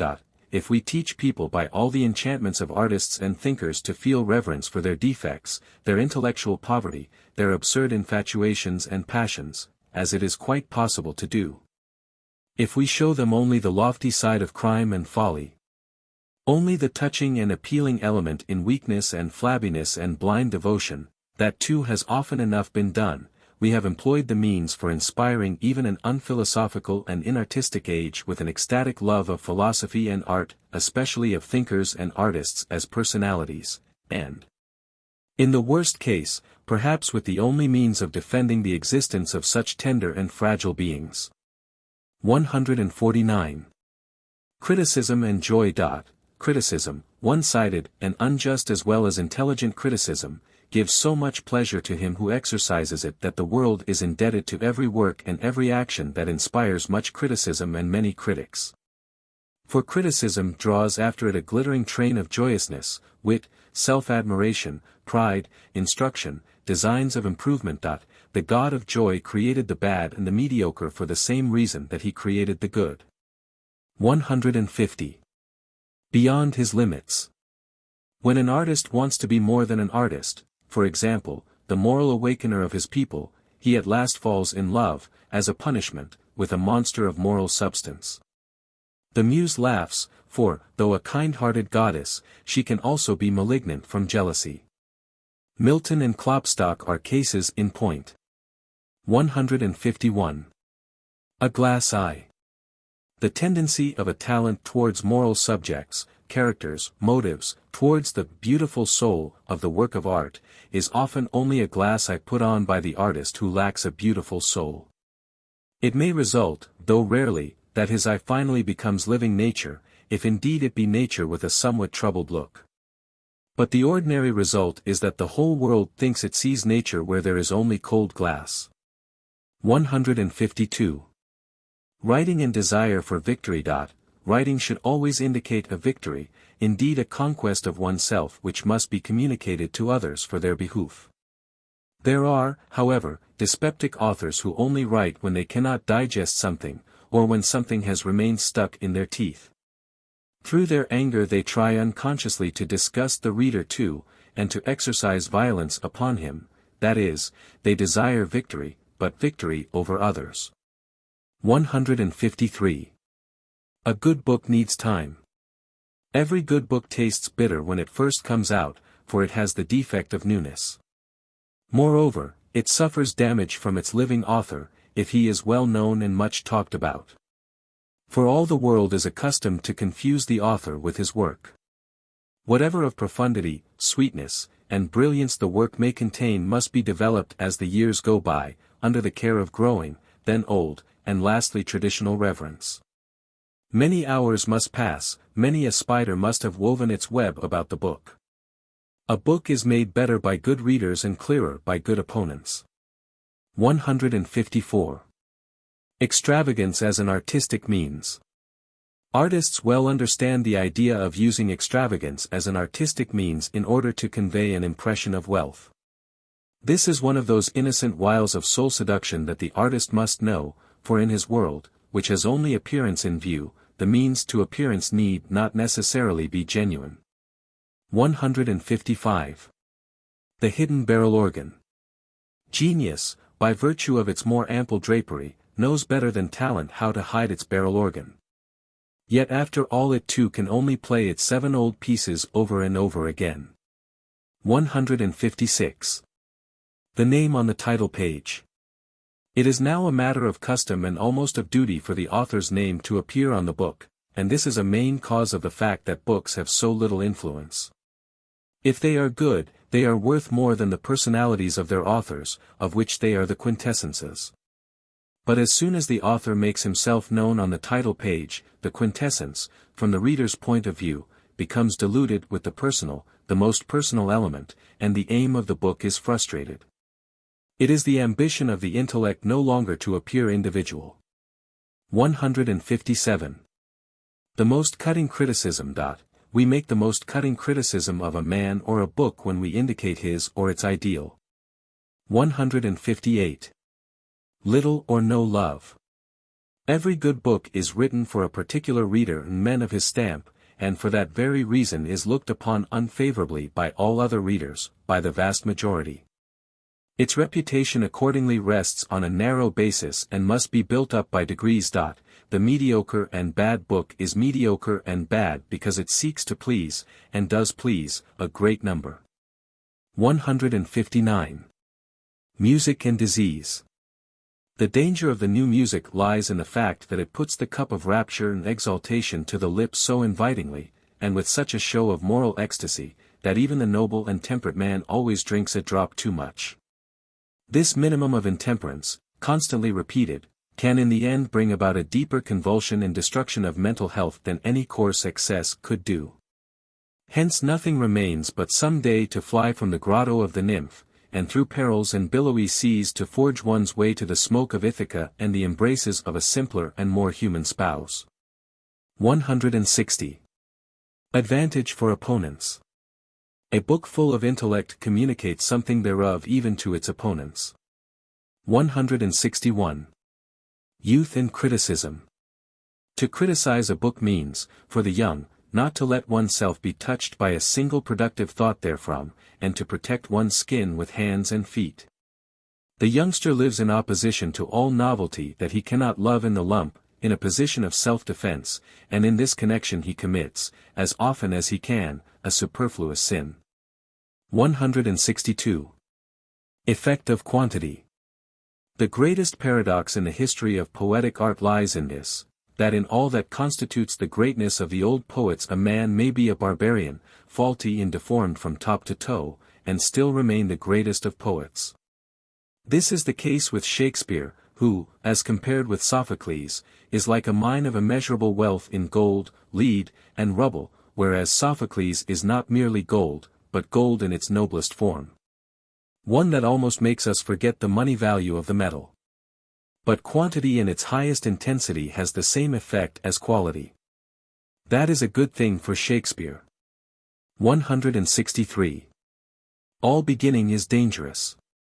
The poet can choose whether to raise emotion from one grade to another, and so finally to exalt it to a great height, or to try a surprise attack, and from the start to pull the bell rope with might and main. Both processes have their danger. In the first case his hearer may run away from him through boredom, in the second through terror. 164. In favor of critics. Insects sting, not from malice, but because they too want to live. It is the same with our critics, they desire our blood, not our pain. 165. Success of aphorisms. The inexperienced, when an aphorism at once illuminates their minds with its naked truth, always think that it is old and well known. They look askance at the author, as if he had wanted to steal the common property of all, whereas they enjoy highly spiced half-truths, and give the author to understand as much. He knows how to appreciate the hint, and easily guesses thereby where he has succeeded and failed. 166. The desire for victory. An artist who exceeds the limit of his strength in all that he undertakes will end by carrying the multitude along with him through the spectacle of violent wrestling that he affords. Success is not always the accompaniment only of victory, but also of the desire for victory. 167. Sibi Scribery. The sensible author writes for no other posterity than his own, that is, for his age, so as to be able even then to take pleasure in himself. 168. Praise of the aphorism. A good aphorism is too hard for the tooth of time, and is not worn away by all the centuries, although it serves as food for every epoch. Hence it is the greatest paradox in literature, the imperishable in the midst of change, the nourishment which always remains highly valued, as salt does, and never becomes stupid like salt. 169. The art need of the second order. The people may have something of what can be called art need, but it is small, and can be cheaply satisfied.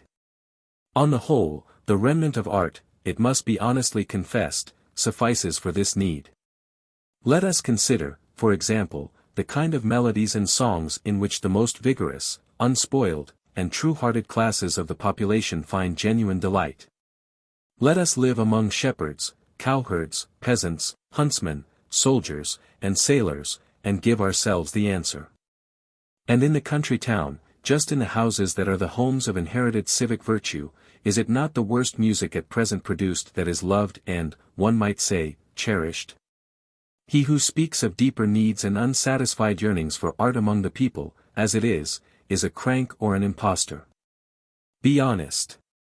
Only in exceptional men is there now an art need in the highest sense, because art is once more on the downgrade, and human powers and hopes are for the time being directed to other matters. Apart from this, outside the populace, there exists indeed, in the higher and highest strata of society, a broader and more comprehensive art need, but of the second order. Here there is a sort of artistic commune, which possibly means to be sincere. But let us look at the elements. They are in general the more refined malcontents, who attain no genuine pleasure in themselves. The cultured, who have not become free enough to dispense with the consolations of religion, and yet do not find its incense sufficiently fragrant. The half-aristocratic, who are too weak to combat by a heroic conversion or renunciation the one fundamental error of their lives or the pernicious bent of their characters. The highly gifted, who think themselves too dignified to be of service by modest activity, and are too lazy for real, self-sacrificing work, girls who cannot create for themselves a satisfactory sphere of duties. Women who have tied themselves by a light-hearted or nefarious marriage, and know that they are not tied securely enough. Scholars, physicians, merchants, officials who specialized too early and never gave their lives a free enough scope, who do their work efficiently, it is true, but with a worm gnawing at their hearts. Finally, all imperfect artists, these are nowadays the true needers of art. What do they really desire from art? Art is to drive away hours and moments of discomfort, boredom, half-bad conscience, and, if possible, transform the faults of their lives and characters into faults of world destiny. Very different were the Greeks, who realized in their art the outflow and overflow of their own sense of well-being and health, and loved to see their perfection once more from a standpoint outside themselves. They were led to art by delight in themselves, our contemporaries, by disgust of themselves. 170. The Germans in the theater. The real theatrical talent of the Germans was Kotzebue. He and his Germans, those of higher as well as those of middle-class society, were necessarily associated, and his contemporaries should have said of him in all seriousness, "In him we live and move and have our being." Here was nothing, no constraint, pretense, or half-enjoyment. What he could and would do was understood. Yes, until now the honest theatrical success on the German stage has been in the hands of the shamefaced or unashamed heirs of Kotzebue's methods and influence, that is, as far as comedy still flourishes at all. The result is that much of the Germanism of that age, sometimes far off from the great towns, still survives. Good-natured, incontinent in small pleasures, always ready for tears. With the desire, in the theatre at any rate, to be able to get rid of their innate sobriety and strict attention to duty and exercise, a smiling, nay, a laughing indulgence. Confusing goodness and sympathy and welding them into one, as is the essential characteristic of German sentimentality, exceedingly happy at a noble, magnanimous action. For the rest, submissive towards superiors, envious of each other, and yet in their heart of hearts thoroughly self-satisfied, such were they and such was he. The second dramatic talent was Schiller. He discovered a class of hearers which had hitherto never been taken into consideration, among the callow German youth of both sexes. His poetry responded to their higher, nobler, more violent if more confused emotions, their delight in the jingle of moral words, a delight that begins to disappear when we reach the 30s. Thus he won for himself, by virtue of the passionateness and partisanship of the young, a success which gradually reacted with advantage upon those of riper years. Generally speaking, Schiller rejuvenated the Germans. Goethe stood and still stands above the Germans in every respect. To them he will never belong. How could a nation in well-being and well-wishing come up to the intellectuality of Goethe? Beethoven composed and Schopenhauer philosophized above the heads of the Germans, and it was above their heads, in the same way, that Goethe wrote his Tasso, his Iphigenie. He was followed by a small company of highly cultured persons, who were educated by antiquity, life, and travel, and had grown out of German ways of thought. He himself did not wish it to be otherwise. When the Romantics set up their well-conceived Goethe cult, when their amazing skill in appreciation was passed on to the disciples of Hegel, the real educators of the Germans of this century. When the awakening national ambition turned out advantageous to the fame of the German poets. When the real standard of the nation, as to whether it could honestly find enjoyment in anything, became inexorably subordinated to the judgment of individuals and to that national ambition, that is, when people began to enjoy by compulsion. Then arose that false, spurious German culture which was ashamed of Kotzebue. Which brought Sophocles, Calderon, and even the second part of Goethe's Faust on the stage, and which, on account of its foul tongue and congested stomach, no longer knows now what it likes and what it finds tedious. Happy are those who have taste, even if it be a bad taste. Only by this characteristic can one be wise as well as happy. Hence the Greeks, who were very refined in such matters, designated the sage by a word that means, man of taste, and called wisdom, artistic as well as scientific, taste, Sophia. 171. Music as a latecomer in every culture. Among all the arts that are accustomed to grow on a definite culture soil and under definite social and political conditions, music is the last plant to come up, arising in the autumn and fading season of the culture to which it belongs. At the same time, the first signs and harbingers of a new spring are usually already noticeable, and sometimes music, like the language of a forgotten age, rings out into a new, astonished world, and comes too late. In the art of the Dutch and Flemish musicians the soul of the Christian Middle Ages at last found its fullest tone, their sound architecture is the posthumous but legitimate and equal sister of Gothic. Not until Handel's music was heard the note of the best in the soul of Luther and his kin, the great Judeo-heroical impulse that created the whole Reformation movement. Mozart first expressed in golden melody the age of Louis XIV. And the art of Racine and Claude Lorraine. The 18th century, that century of rhapsody, of broken ideals and transitory happiness, only sang itself out in the music of Beethoven and Rossini. A lover of sentimental similes might say that all really important music was a swan song. Music is, in fact, not a universal language for all time, as is so often said in its praise, but responds exactly to a particular period and warmth of emotion which involves a quite definite, individual culture, determined by time and place. As its inner law. The music of Palestrina would be quite unintelligible to a Greek, and again, what would the music of Rossini convey to Palestrina? It may be that our most modern German music, with all its preeminence and desire of preeminence, will soon be no longer understood. For this music sprang from a culture that is undergoing a rapid decay, from the soil of that epoch of reaction and restoration in which a certain Catholicism of feeling, as well as a delight in all indigenous, national, primitive manners, burst into bloom and scattered a blended perfume over Europe. These two emotional tendencies, adopted in their greatest strength and carried to their farthest limits, found final expression in the music of Wagner. Wagner's predilection for the old native sagas, his free idealization of their unfamiliar gods and heroes, who are really sovereign beasts of prey with occasional fits of thoughtfulness, magnanimity, and boredom, his reanimation of those figures, to which he gave in addition the medieval Christian thirst for ecstatic sensuality and spiritualization, all this Wagnerian give and take with regard to materials, souls, figures, and words, would clearly express the spirit of his music. If it could not, like all music, speak quite unambiguously of itself.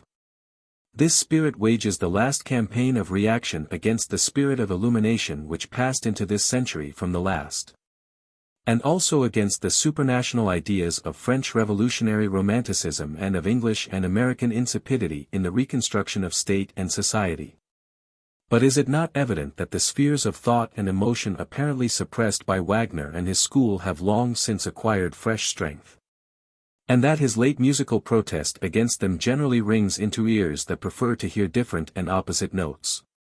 So that one day that high and wonderful art will suddenly become unintelligible and will be covered by the spider's web of oblivion? In considering this state of affairs we must not let ourselves be led astray by those transitory fluctuations which arise like a reaction within a reaction, as a temporary sinking of the mountainous wave in the midst of the general upheaval. Thus, this decade of national war, ultramontane martyrdom, and socialistic unrest may, in its remoter after-effect, even aid the Wagnerian art to acquire a sudden halo, without guaranteeing that it has a future, or that it has the future. It is in the very nature of music that the fruits of its great culture vintage should lose their taste and wither earlier than the fruits of the plastic arts or those that grow on the tree of knowledge. Among all the products of the human artistic sense, ideas are the most solid and lasting. 172. The poet no longer a teacher. Strange as it may sound to our time, there were once poets and artists whose soul was above the passions with their delights and convulsions, and who therefore took their pleasure in purer materials, worthier men, more delicate complications and denouements. If the artists of our day for the most part unfetter the will, and so are under certain circumstances for that very reason emancipators of life, those were tamers of the will, enchanters of animals, creators of men. In fact, they molded, remolded, and new-molded life, whereas the fame of poets of our day lies in unharnessing, unchaining, and shattering. The ancient Greeks demanded of the poet that he should be the teacher of grown men. How ashamed the poet would be now if this demand were made of him. He is not even a good student of himself, and so never himself becomes a good poem or a fine picture. Under the most favorable circumstances he remains the shy, attractive ruin of a temple, but at the same time a cavern of cravings, overgrown like a ruin with flowers, nettles, and poisonous weeds, inhabited and haunted by snakes, worms, spiders, and birds. An object for sad reflection as to why the noblest and most precious must grow up at once like a ruin, without the past and future of perfection. 173. Looking forward and backward. An art like that which streams out of Homer, Sophocles, Theocritus, Calderon, Racine, Goethe, as the superabundance of a wise and harmonious conduct of life, that is the true art, at which we grasp when we have ourselves become wiser and more harmonious. It is not that barbaric, if ever so delightful, outpouring of hot and highly colored things from an undisciplined, chaotic soul, which is what we understood by art in our youth.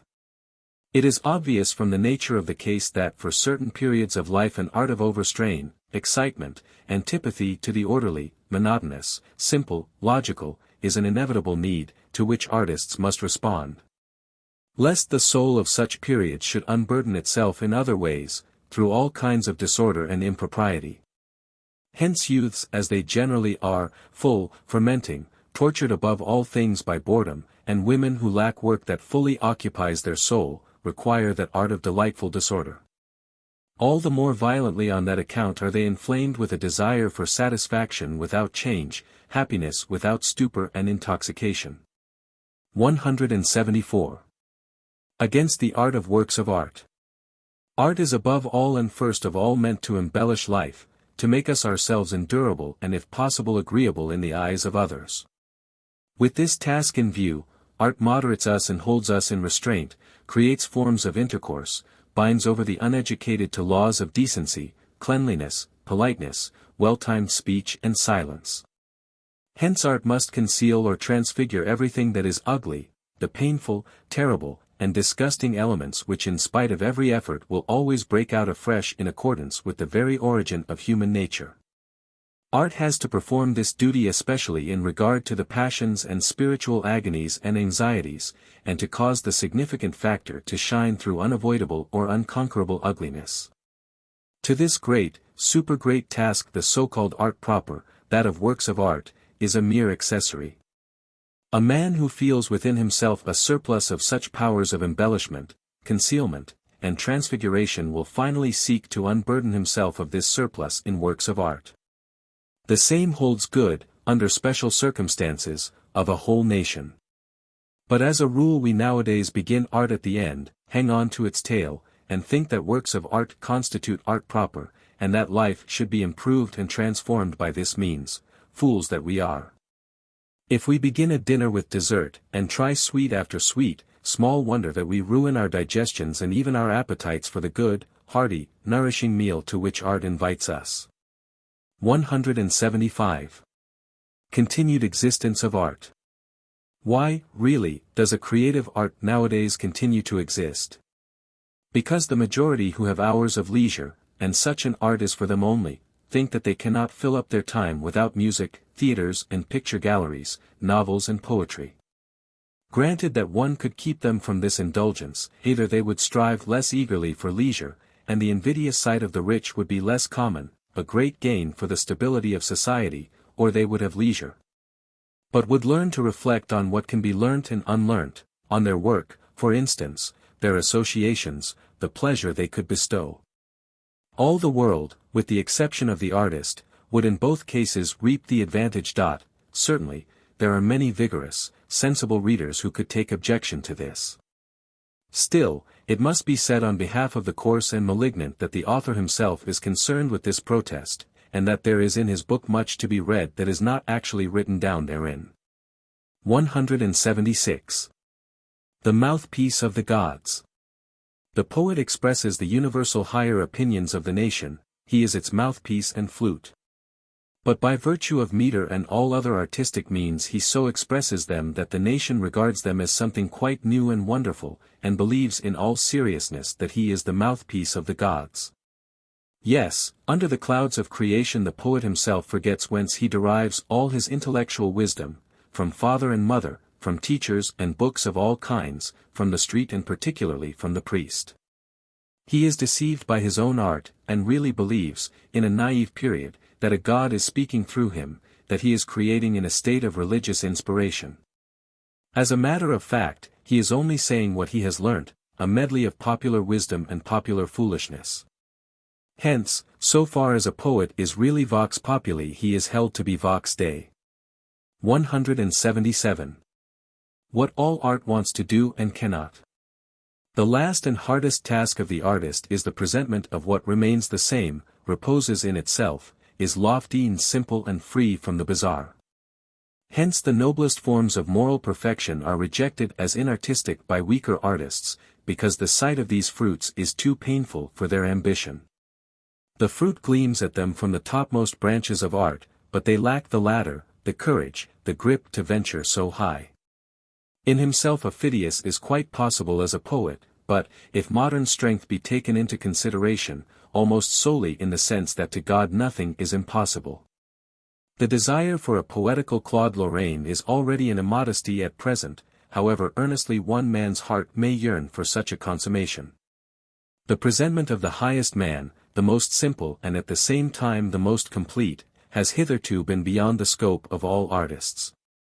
Perhaps, however, the Greeks, in the ideal of Athene, saw farther than any men did before or after their time. 178. Art and Restoration. The retrograde movements in history, the so-called periods of restoration, which try to revive intellectual and social conditions that existed before those immediately preceding, and seem really to succeed in giving them a brief resurrection, have the charm of sentimental recollection, ardent longing for what is almost lost, hasty embracing of a transitory happiness. It is on account of this strange trend toward seriousness that in such transient and almost dreamy periods art and poetry find a natural soil, just as the tenderest and rarest plants grow on mountain slopes of steep declivity. Thus many a good artist is unwittingly impelled to a restoration way of thinking in politics and society, for which, on his own account, he prepares a quiet little corner and garden. Here he collects about himself the human remains of the historical epoch that appeals to him, and plays his lyre to many who are dead, half dead, and weary to death, perhaps with the above-mentioned result of a brief resurrection. 179. Happiness of the age. In two respects our age is to be accounted happy. With respect to the past, we enjoy all cultures and their productions, and nurture ourselves on the noblest blood of all periods. We stand sufficiently near to the magic of the forces from whose womb these periods are born to be able in passing to submit to their spell with pleasure and terror. Whereas earlier cultures could only enjoy themselves, and never looked beyond themselves, but were rather overarched by a bell of broader or narrower dome, through which indeed light streamed down to them, but which their gaze could not pierce. With respect to the future, there opens out to us for the first time a mighty, comprehensive vista of human and economic purposes engirdling the whole inhabited globe. At the same time, we feel conscious of a power ourselves to take this new task in hand without presumption, without requiring supernatural aids. Yes, whatever the result of our enterprise, however much we may have overestimated our strength, at any rate we need render account to no one but ourselves, and mankind can henceforth begin to do with itself what it will. There are, it is true, peculiar human bees, who only know how to suck the bitterest and worst elements from the chalice of every flower. It is true that all flowers contain something that is not honey, but these bees may be allowed to feel in their own way about the happiness of our time, and continue to build up their hive of discomfort. 180. A vision. Hours of instruction and meditation for adults, even the most mature, and such institutions visited without compulsion but in accordance with the moral injunction of the whole community. The churches as the meeting places most worthy and rich in memories for the purpose, at the same time daily festivals in honor of the reason that is attained and attainable by man. A newer and fuller budding and blooming of the ideal of the teacher, in which the clergyman, the artist and the physician, the man of science and the sage are blended. And their individual virtues should come to the fore as a collective virtue in their teaching itself, in their discourses, in their method. This is my ever-recurring vision, of which I firmly believe that it has raised a corner of the veil of the future. 181. Education a distortion. The extraordinary haphazardness of the whole system of education, which leads every adult to say nowadays that his sole educator was chance, and the weathercock nature of educational methods and aims, may be explained as follows. The oldest and the newest culture powers, as in a turbulent mass meeting, would rather be heard than understood, and wish to prove at all costs by their outcries and clamorings that they still exist or already exist. The poor teachers and educators are first dazed by this senseless noise, then become silent and finally apathetic, allowing anything to be done to them just as they in their turn allow anything to be done to their pupils. They are not trained themselves, so how are they to train others?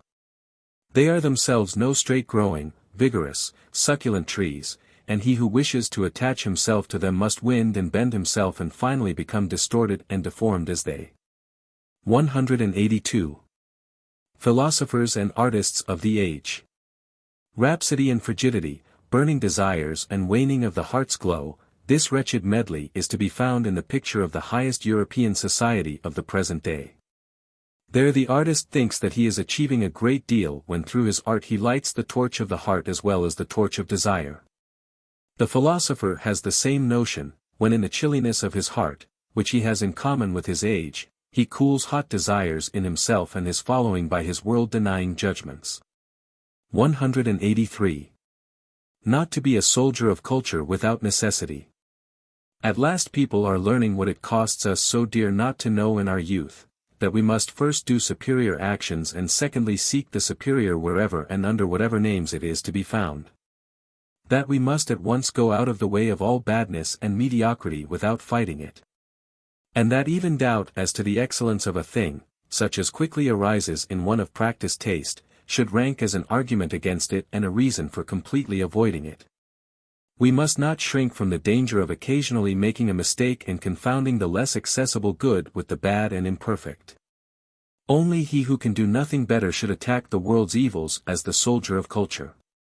But those who should support culture and spread its teachings ruin themselves if they go about armed, and by precautions, night watches, and bad dreams turn the peace of their domestic and artistic life into sinister unrest. 184. How natural history should be expounded. Natural history, like the history of the war and victory of moral and intellectual forces in the campaign against anxiety, self-delusion, laziness, superstition, folly, should be so expounded that every reader or listener may be continually aroused to strive after mental and physical health and soundness, after the feeling of joy, and be awakened to the desire to be the heir and continuator of mankind. To an ever nobler adventurous impulse. Hitherto natural history has not found its true language, because the inventive and eloquent artists, who are needed for this purpose, never rid themselves of a secret mistrust of it, and above all never wish to learn from it a thorough lesson. Nevertheless it must be conceded to the English that their scientific manuals for the lower strata of the people have made admirable strides towards that ideal. But then such books are written by their foremost men of learning, full, complete, and inspiring natures, and not, as among us, by mediocre investigators. 185. Genius in humanity. If genius, according to Schopenhauer's observation, lies in the coherent and vivid recollection of our own experience, a striving towards genius in humanity collectively might be deduced from the striving towards knowledge of the whole historic past, which is beginning to mark off the modern age more and more as compared with earlier ages and has for the first time broken down the barriers between nature and spirit, men and animals, morality and physics. A perfectly conceived history would be cosmic self-consciousness. 186. The cult of culture. On great minds is bestowed the terrifying all too human of their natures, their blindnesses, deformities, and extravagances, so that their more powerful, easily all too powerful influence may be continually held within bounds through the distrust aroused by such qualities. For the sum total of all that humanity needs for its continued existence is so comprehensive, and demands powers so diverse and so numerous, that for every one-sided predilection, whether in science or politics or art or commerce, to which such natures would persuade us, mankind as a whole has to pay a heavy price. It has always been a great disaster to culture when human beings are worshipped. In this sense we may understand the precept of Mosaic law which forbids us to have any other gods but God. Side by side with the cult of genius and violence we must always place, as its complement and remedy, the cult of culture. This cult can find an intelligent appreciation even for the material, the inferior, the mean, the misunderstood, the weak, the imperfect, the one-sided, the incomplete, the untrue, the apparent, even the wicked and horrible. And can grant them the concession that all this is necessary for the continued harmony of all things human, attained by amazing toil and strokes of luck, and just as much the work of cyclopes and ants as of geniuses, shall never be lost. How, indeed, could we dispense with that deep, universal, and often uncanny bass, without which, after all, melody cannot be melody? 187. The antique world and pleasure. The man of the antique world understood better how to rejoice, we understand better how to grieve less. They continually found new motives for feeling happy, for celebrating festivals, being inventive with all their wealth of shrewdness and reflection. We, on the other hand, concentrate our intellect rather on the solving of problems which have in view painlessness and the removal of sources of discomfort. With regard to suffering existence, the ancients sought to forget or in some way to convert the sensation into a pleasant one, thus trying to supply palliatives.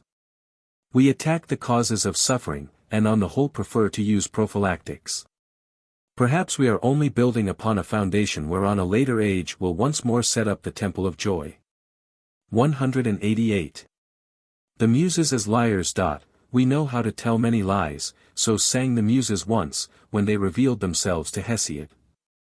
The conception of the artist as deceiver, once grasped, leads to important discoveries. 189.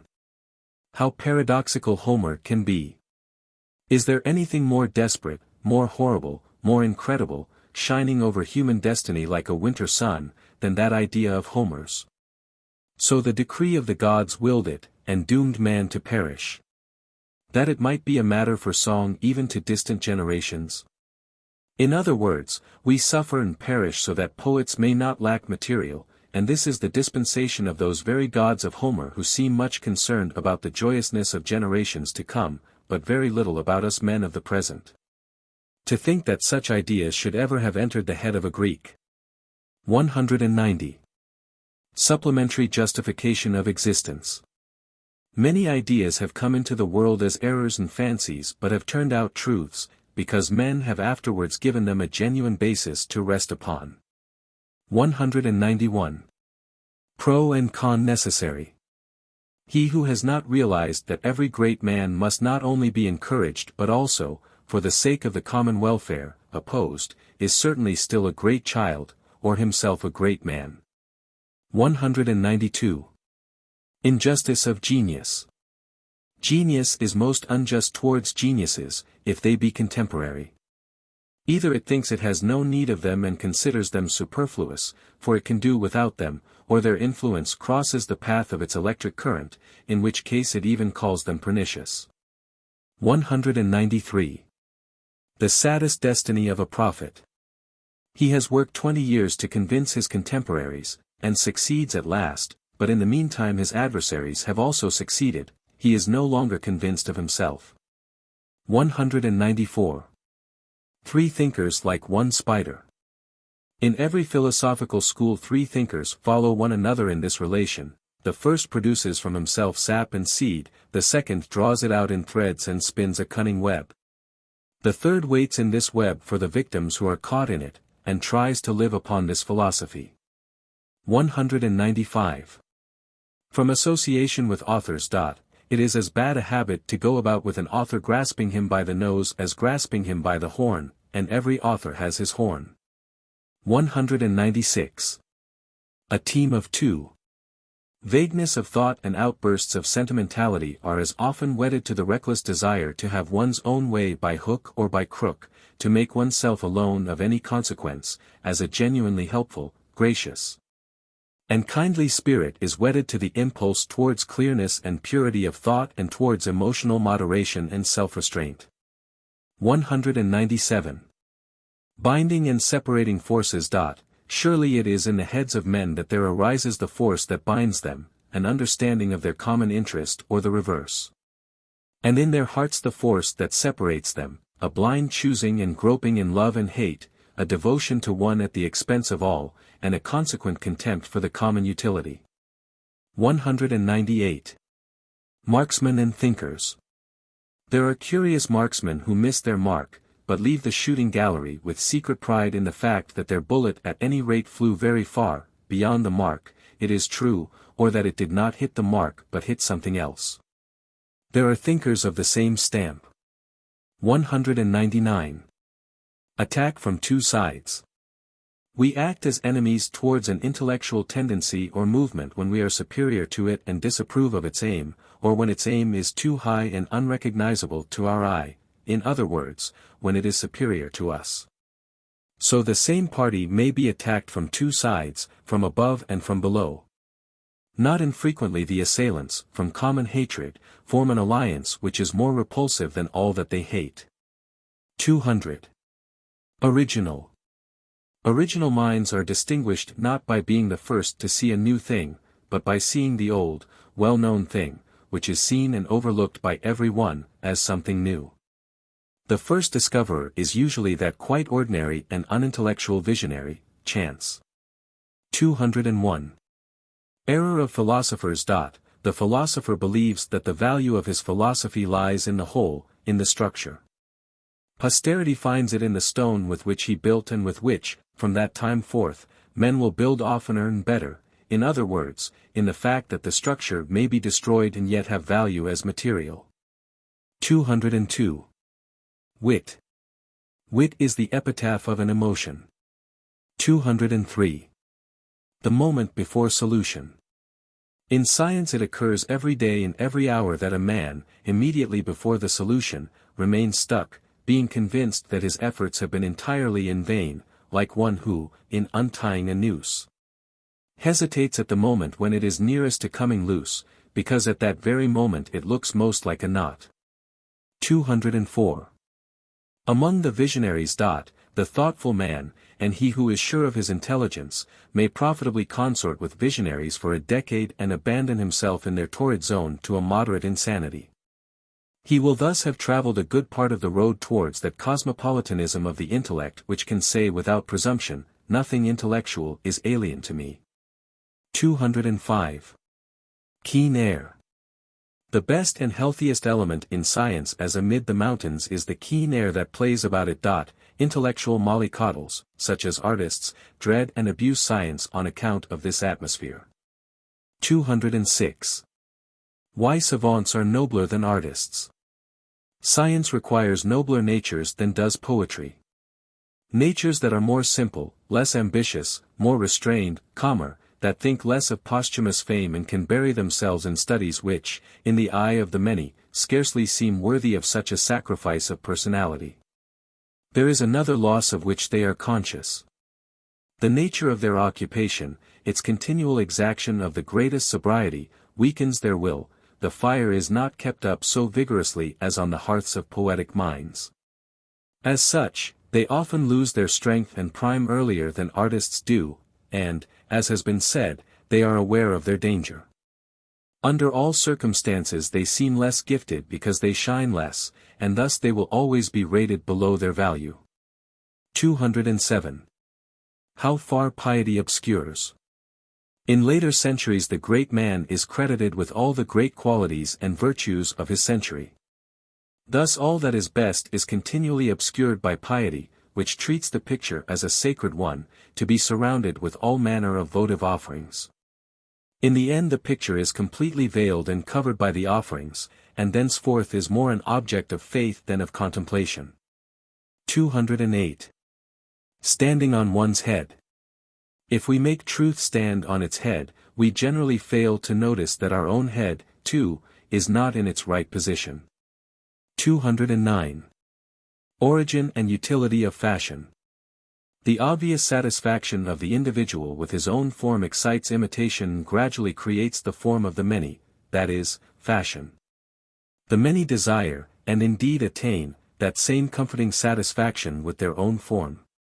Consider how many reasons every man has for anxiety and shy self-concealment, and how, on this account, 3/4 of his energy and goodwill is crippled and may become unproductive.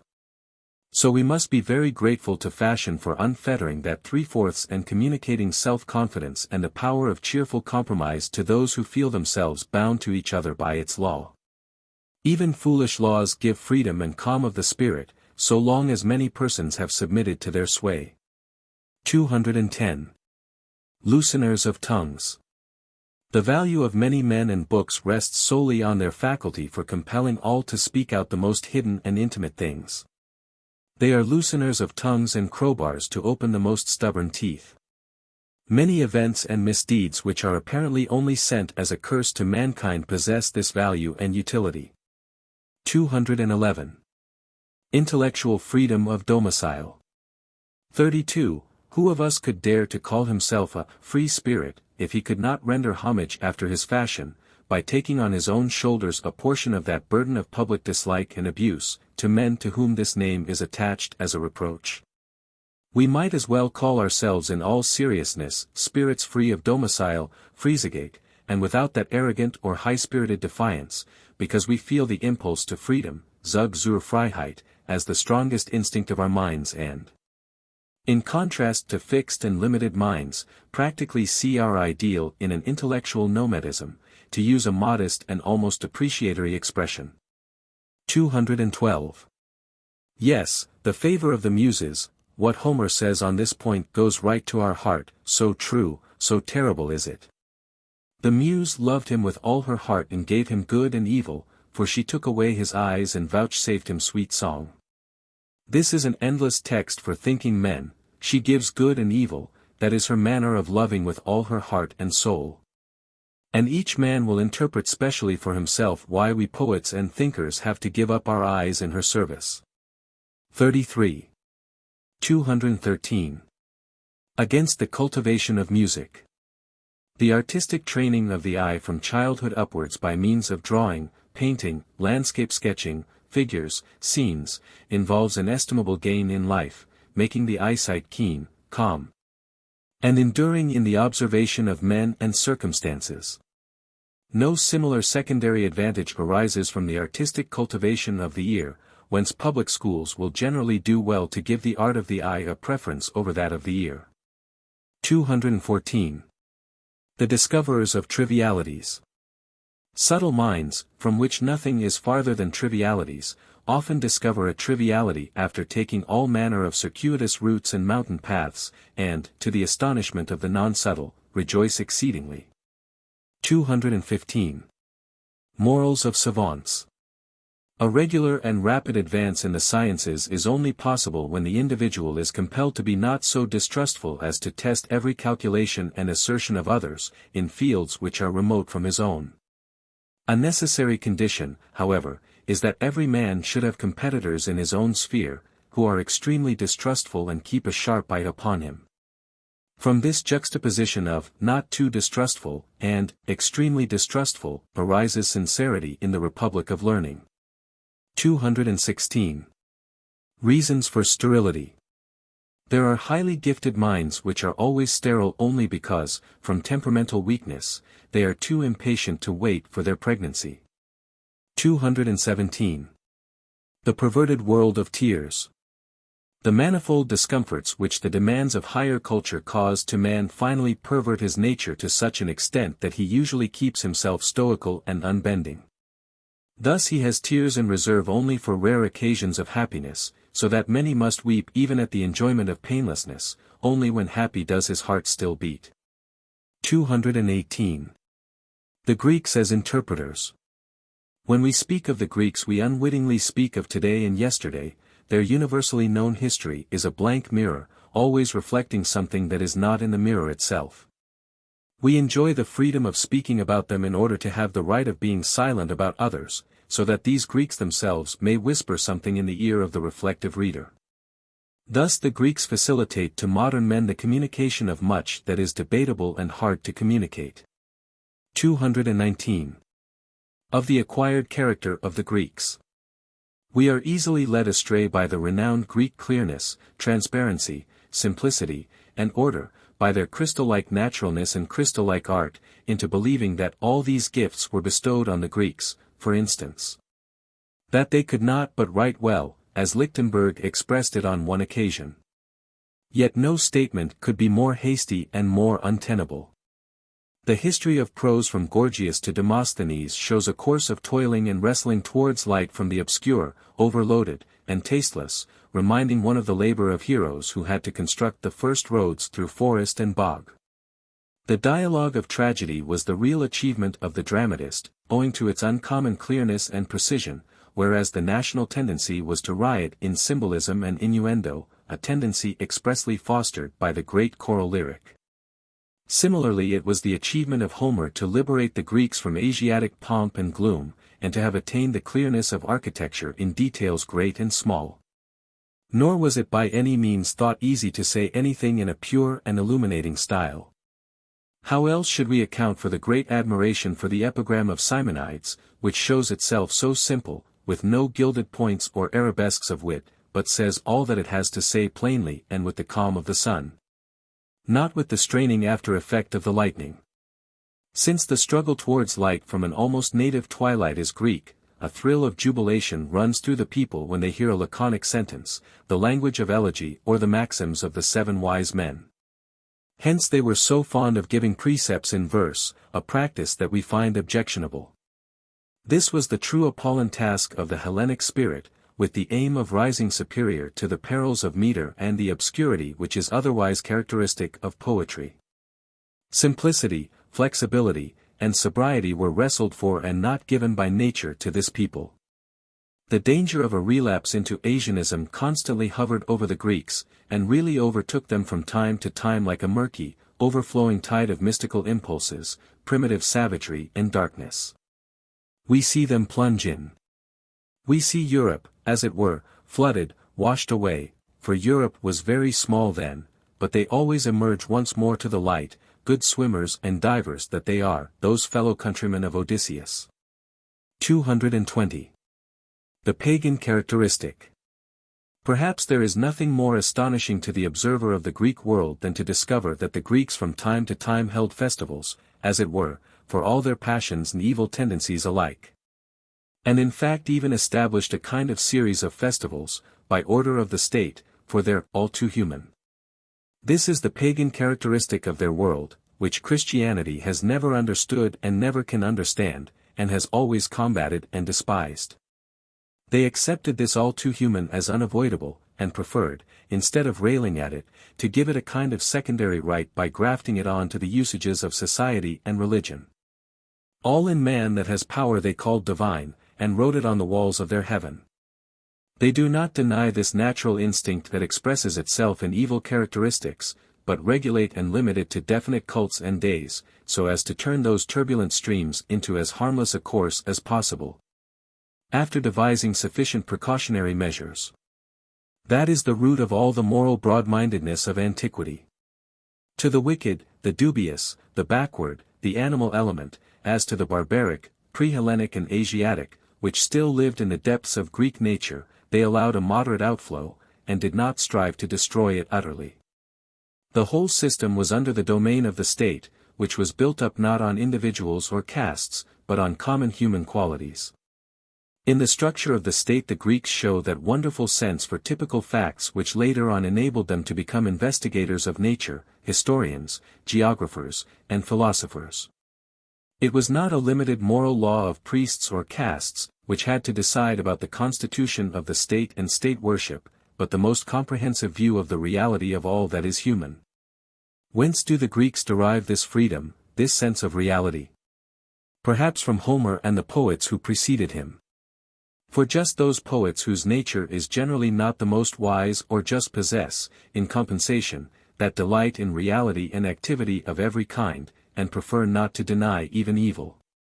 It suffices for them if evil moderates itself, does not kill or inwardly poison everything. In other words, they have similar ideas to those of the founders of Greek constitutions, and were their teachers and forerunners. 221. Exceptional Greeks. In Greece, deep, thorough, serious minds were the exception. The national instinct tended rather to regard the serious and thorough as a kind of grimace. To borrow forms from a foreign source, not to create but to transform into the fairest shapes, that is Greek. To imitate, not for utility but for artistic illusion, ever and anon to gain the mastery over forced seriousness, to arrange, beautify, simplify, that is the continual task from Homer to the sophists of the 3rd and 4th centuries of our era. Who are all outward show, pompous speech, declamatory gestures, and address themselves to shallow souls that care only for appearance, sound, and effect. And now let us estimate the greatness of those exceptional Greeks, who created science. Whoever tells of them, tells the most heroic story of the human mind. 222. Simplicity not the first nor the last thing in point of time. In the history of religious ideas many errors about development and false gradations are made in matters which in reality are not consecutive outgrowths but contemporary yet separate phenomena. In particular, simplicity has still far too much the reputation of being the oldest, the initial thing. Much that is human arises by subtraction and division, and not merely by doubling, addition, and unification. For instance, men still believe in a gradual development of the idea of God from those unwieldy stones and blocks of wood up to the highest forms of anthropomorphism. Yet the fact is that so long as divinity was attributed to and felt in trees, logs of wood, stones, and beasts, people shrank from humanizing their forms as from an act of godlessness. First of all, poets, apart from all considerations of cult and the ban of religious shame, have had to make the inner imagination of man accustomed and compliant to this notion. Wherever more pious periods and phases of thought gained the upper hand, this liberating influence of poets fell into the background, and sanctity remained, after as before, on the side of the monstrous, uncanny, quite peculiarly inhuman. And then, much of what the inner imagination ventures to picture to itself would exert a painful influence if externally and corporeally represented. The inner eye is far bolder and more shameless than the outer, whence the well-known difficulty and, to some extent, impossibility, of working epic material into dramatic form. The religious imagination for a long time entirely refuses to believe in the identity of God with an image. The image is meant to fix the noumen of the deity, actually and specifically, although in a mysterious and not altogether intelligible way. The oldest image of the gods is meant to shelter and at the same time to hide 30 for the god, to indicate him but not to expose him to view. No Greek really looked upon his Apollo as a pointed pillar of wood, his Eros as a lump of stone. These were symbols, which were intended to inspire dread of the manifestation of the god. It was the same with those blocks of wood out of which individual limbs, generally in excessive number, were fashioned with the scantiest of carving, as, for instance, a Laconian Apollo with 4 hands and 4 ears. In the incomplete, symbolical, or excessive lies a terrible sanctity, which is meant to prevent us from thinking of anything human or similar to humanity. It is not an embryonic stage of art in which such things are made, as if they were not able to speak more plainly and portray more sensibly in the age when such images were honored. Rather, men are afraid of just one thing, direct speaking out. Just as the cella hides and conceals in a mysterious twilight, yet not completely, the Holy of Holies, the real noumen of the deity. Just as, again, the peripteric temple hides the cella, protecting it from indiscreet eyes as with a screen and a veil, yet not completely, so it is with the image of the deity, and at the same time the concealment of the deity. Only when outside the cult, in the profane world of athletic contest, the joy in the victor had risen so high that the ripples thus started reacted upon the lake of religious emotion, was the statue of the victor set up before the temple. Then the pious pilgrim had to accustom his eye and his soul, whether he would or no, to the inevitable sight of human beauty and superstrength, so that the worship of men and gods melted into each other from physical and spiritual contact. Then too for the first time the fear of really humanizing the figures of the gods is lost. And the mighty arena for great plastic art is opened, even now with the limitation that wherever there is to be adoration the primitive form and ugliness are carefully preserved and copied. But the Hellene, as he dedicates and makes offerings, may now with religious sanction indulge in his delight in making God become a man. 223. Whither we must travel. Immediate self-observation is not enough, by a long way, to enable us to learn to know ourselves. We need history, for the past continues to flow through us in 100 channels. We ourselves are, after all, nothing but our own sensation at every moment of this continued flow. Even here, when we wish to step down into the stream of our apparently most peculiar and personal development, Heraclitus' aphorism, "You cannot step twice into the same river," holds good. This is a piece of wisdom which has, indeed, gradually become trite, but nevertheless has remained as strong and true as it ever was. It is the same with the saying that, in order to understand history, we must scrutinize the living remains of historical periods. That we must travel, as old Herodotus traveled, to other nations, especially to those so-called savage or half-savage races in regions where man has doffed or not yet donned European garb.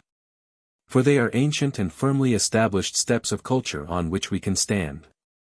There is, however, a more subtle art and aim in traveling, which does not always necessitate our passing from place to place and going thousands of miles away. Very probably the last 3 centuries, in all their colorings and refractions of culture, survive even in our vicinity, only they have to be discovered. In some families, or even in individuals, the strata are still superimposed on each other, beautifully and perceptibly. In other places there are dispersions and displacements of the structure which are harder to understand. Certainly in remote districts, in less known mountain valleys, circumscribed communities have been able more easily to maintain an admirable pattern of a far older sentiment, a pattern that must here be investigated. On the other hand, it is improbable that such discoveries will be made in Berlin, where man comes into the world washed out and sapless. He who after long practice of this art of travel has become a hundred-eyed Argus will accompany his his ego, everywhere, and in Egypt and Greece, Byzantium and Rome, France and Germany, in the age of wandering resettled races. In Renaissance or Reformation, at home and abroad, in sea, forest, plant, and mountain, will again light upon the travel adventure of this ever-growing, ever-altered ego. Thus self-knowledge becomes universal knowledge as regards the entire past, and, by another chain of observation, which can only be indicated here. Self-direction and self-training in the freest and most far-seeing spirits might become universal direction as regards all future humanity. 224. Bomb and poison. We cannot ponder too deeply on this fact. Christianity is the religion of antiquity grown old. It presupposes degenerate old culture stocks, and on them it had, and still has, power to work like bomb. There are periods when ears and eyes are full of slime, so that they can no longer hear the voice of reason and philosophy or see the wisdom that walks in bodily shape, whether it bears the name of Epictetus or of Epicurus. Then, perhaps, the erection of the martyr's cross and the trumpet of the Last Judgment may have the effect of still inspiring such races to end their lives decently. If we think of Juvenal's Rome, of that poisonous toad with the eyes of Venus, we understand what it means to make the sign of the cross before the world. We honor the silent Christian community and are grateful for its having stifled the Greco-Roman Empire. If, indeed, most men were then born in spiritual slavery, with the sensuality of old men, what a pleasure to meet beings who were more soul than body, and who seemed to realize the Greek idea of the shades of the underworld, shy, scurrying, chirping, kindly creatures, with a reversion on the better life, and therefore so unassuming, so secretly scornful, so proudly patient. This Christianity, as the evening chime of the good antiquity, with cracked, weary and yet melodious bell, is balm in the ears even to one who only now traverses those centuries historically. What must it have been to those men themselves? To young and fresh barbarian nations, on the other hand, Christianity is a poison. For to implant the teaching of sinfulness and damnation in the heroic, childlike, and animal soul of the old Germans is nothing but poisoning. An enormous chemical fermentation and decomposition, a medley of sentiments and judgments, a rank growth of adventurous legend, and hence in the long run a fundamental weakening of such barbarian peoples, was the inevitable result. True, without this weakening what should we have left of Greek culture, of the whole cultured past of the human race? For the barbarians untouched by Christianity knew very well how to make a clean sweep of old cultures, as was only too clearly shown by the heathen conquerors of Romanist Britain. Thus Christianity, against its will, was compelled to aid in making the antique world immortal. There remains, however, a counter-question and the possibility of a counter-reckoning. Without this weakening through the poisoning referred to, would any of those fresh stocks, the Germans, for instance, have been in a position gradually to find by themselves a higher, a peculiar, a new culture, of which the most distant conception would therefore have been lost to humanity? In this, as in every case, we do not know, Christianly speaking, whether God owes the devil or the devil God more thanks for everything having turned out as it has. 225. Faith makes holy and condemns. A Christian who happened upon forbidden paths of thought might well ask himself on some occasion whether it is really necessary that there should be a God, side by side with a representative lamb. If faith in the existence of these beings suffices to produce the same influences, if they do exist after all, are they not superfluous beings? For all that is given by the Christian religion to the human soul, all that is beneficent, consoling, and edifying, just as much as all that depresses and crushes, emanates from that faith and not from the objects of that faith. It is here as in another well-known case: there were indeed no witches, but the terrible effects of the belief in witches were the same as if they really had existed. For all occasions where the Christian awaits the immediate intervention of a God, though in vain, for there is no God, his religion is inventive enough to find subterfuges and reasons for tranquility. In so far Christianity is an ingenious religion. Faith, indeed, has up to the present not been able to move real mountains, although I do not know who assumed that it could. But it can put mountains where there are none. 226. The Tragicomedy of Regensburg. Here and there we see with terrible clearness the harlequinade of fortune, how she fastens the rope, on which she wills that succeeding centuries should dance, on to a few days, one place, the condition and opinions of one brain. Thus the fate of modern German history lies in the days of that disputation at Regensburg, the peaceful settlement of ecclesiastical and moral affairs, without religious wars or a counter-reformation, and also the unity of the German nation. Seemed assured, the deep, gentle spirit of Contarini hovered for one moment over the theological squabble, victorious, as representative of the riper Italian piety, reflecting the morning glory of intellectual freedom. But Luther's hard head, full of suspicions and strange misgivings, showed resistance. Because justification by grace appeared to him his greatest motto and discovery, he did not believe the phrase in the mouth of Italians. Whereas, in point of fact, as is well known, they had invented it much earlier and spread it throughout Italy in deep silence. In this apparent agreement Luther saw the tricks of the devil, and hindered the work of peace as well as he could, thereby advancing to a great extent the aims of the empire's foes. And now, in order to have a still stronger idea of the dreadful farcicality of it all, let us add that none of the principles about which men then disputed in Regensburg, neither that of original sin, nor that of redemption by proxy, nor that of justification by faith, is in any way true or even has any connection with truth, that they are now all recognized as incapable of being discussed. Yet on this account the world was set on fire, that is to say, by opinions which correspond to no things or realities. Whereas as regards purely philological questions, as, for instance, that of the sacramental words in the Eucharist, discussion at any rate is permitted, because in this case the truth can be said. But, where nothing is, even truth has lost her right. 35. Lastly, it only remains to be said that it is true these principles give rise to sources of power so mighty that without them all the mills of the modern world could not be driven with such force. And it is primarily a matter of force, only secondarily of truth, and perhaps not even secondarily, is it not so, my dear up-to-date friends? 227.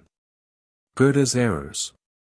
Goethe is a signal exception among great artists in that he did not live within the limited confines of his real capacity, as if that must be the essential, the distinctive, the unconditional, and the last thing in him and for all the world. Twice he intended to possess something higher than he really possessed, and went astray in the second half of his life, where he seems quite convinced that he is one of the great scientific discoverers and illuminators. So too in the first half of his life he demanded of himself something higher than the poetic art seemed to him, and here already he made a mistake. That nature wished to make him a plastic artist, this was his inwardly glowing and scorching secret, which finally drove him to Italy, that he might give vent to his mania in this direction and make to it every possible sacrifice. At last, shrewd as he was, and honestly averse to any mental perversion in himself, he discovered that a tricksy elf of desire had attracted him to the belief in this calling. And that he must free himself of the greatest passion of his heart and bid it farewell. The painful conviction, tearing and gnawing at his vitals, that it was necessary to bid farewell, finds full expression in the character of Tasso. Over Tasso, that Werther intensified, hovers the premonition of something worse than death, as when one says, "Now it is over, after this farewell, how shall I go on living without going mad?" These two fundamental errors of his life gave Goethe, in face of a purely literary attitude towards poetry, the only attitude then known to the world, such an unembarrassed and apparently almost arbitrary position. Not to speak of the period when Schiller, poor Schiller, who had no time himself and left no time to others, drove away his shy dread of poetry, his fear of all literary life and craftsmanship. Goethe appears like a Greek who now and then visits his beloved, doubting whether she be not a goddess to whom he can give no proper name. In all his poetry one notices the inspiring neighborhood of plastic art and nature. The features of these figures that floated before him, and perhaps he always thought he was on the track of the metamorphoses of one goddess, became, without his will or knowledge, the features of all the children of his art. Without the extravagances of error he would not have been Goethe, that is, the only German artist in writing who has not yet become out of date, just because he desired as little to be a writer as a German by vocation. 228. Travelers and their grades. Among travelers we may distinguish 5 grades. The first and lowest grade is of those who travel and are seen, they become really traveled and are, as it were, blind. Next come those who really see the world. The third class experience the results of their seeing. The fourth weave their experience into their life and carry it with them henceforth. Lastly, there are some men of the highest strength who, as soon as they have returned home, must finally and necessarily work out in their lives and productions all the things seen that they have experienced and incorporated in themselves.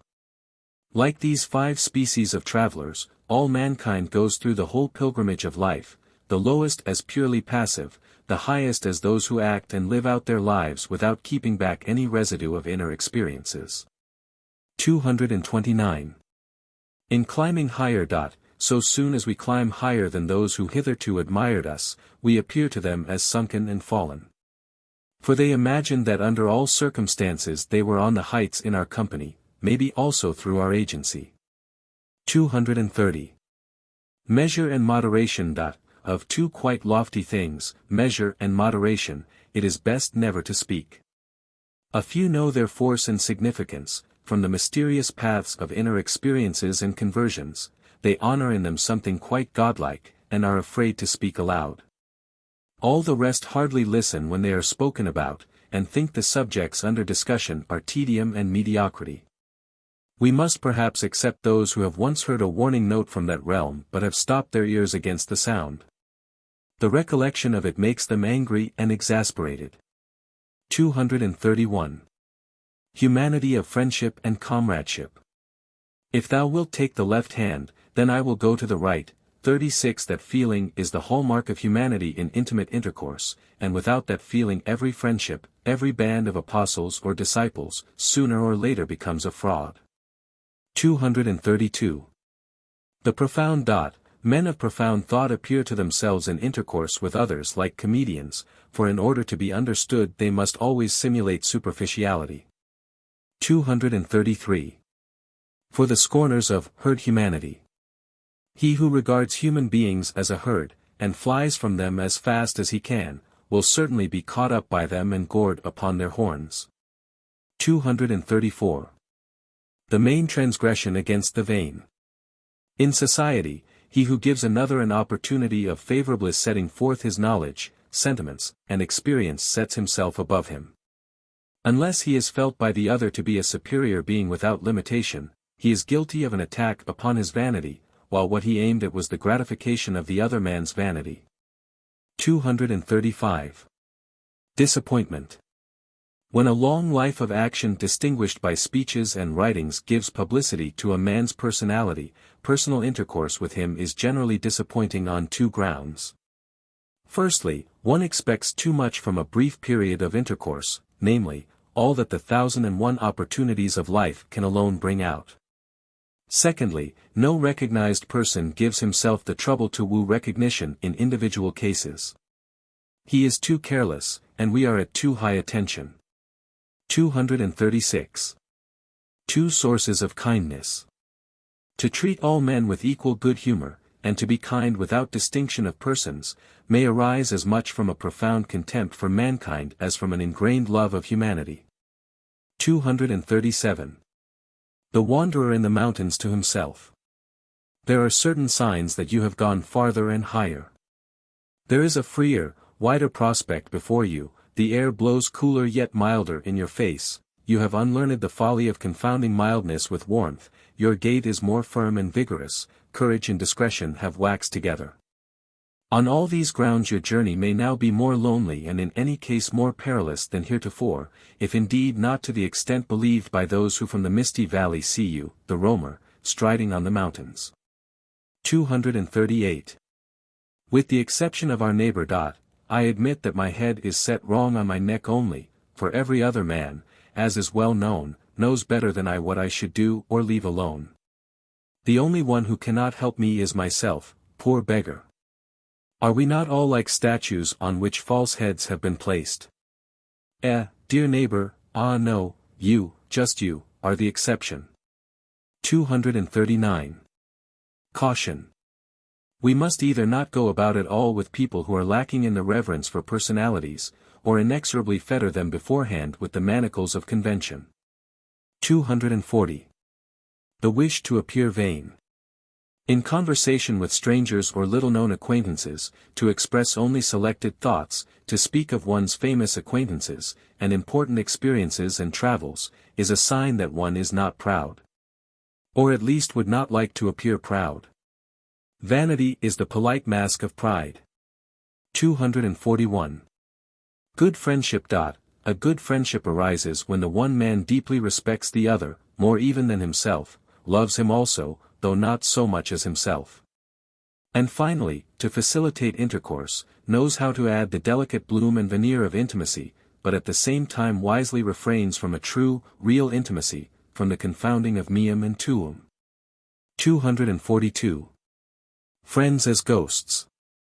If we change ourselves vitally, our friends, who have not changed, become ghosts of our own past. Their voice sounds shadowy and dreadful to us, as if we heard our own voice speaking, but younger, harder, less mellow. 243. One eye and two glances. The same people whose eyes naturally plead for favors and indulgences are accustomed, from their frequent humiliations and cravings for revenge, to assume a shameless glance as well. 244. The haze of distance.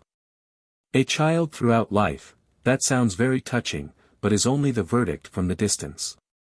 Seen and known close at hand, he is always called puerile throughout life. 245. Advantage and disadvantage in the same misunderstanding.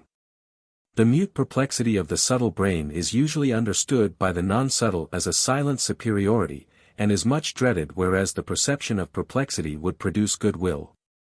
246. The sage giving himself out to be a fool.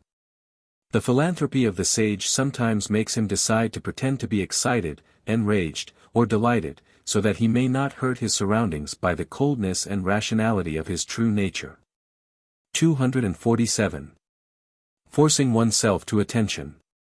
So soon as we note that anyone in intercourse and conversation with us has to force himself to attention, we have adequate evidence that he loves us not, or loves us no longer. 248. The way to a Christian virtue. Learning from one's enemies is the best way to love them, for it inspires us with a grateful mood towards them. 249. Stratagem of the importunate. The importunate man gives us gold coins as change for our convention coins, and thereby tries to force us afterwards to treat our convention as an oversight and him as an exception. 250. Reason for dislike. We become hostile to many an artist or writer, not because we notice in the end that he has duped us, but because he did not find more subtle means necessary to entrap us. 251. In parting. Not by the way one soul approaches another, but by the way it separates, do I recognize its relationship and homogeneity with the other. 252. Silentium. We must not speak about our friends, or we renounce the sentiment of friendship. 253. Impoliteness. Impoliteness is often the sign of a clumsy modesty, which when taken by surprise loses its head and would fain hide the fact by means of rudeness. 254. Honesty's miscalculation. Our newest acquaintances are sometimes the first to learn what we have hitherto kept dark. We have the foolish notion that our proof of confidence is the strongest fetter wherewith to hold them fast.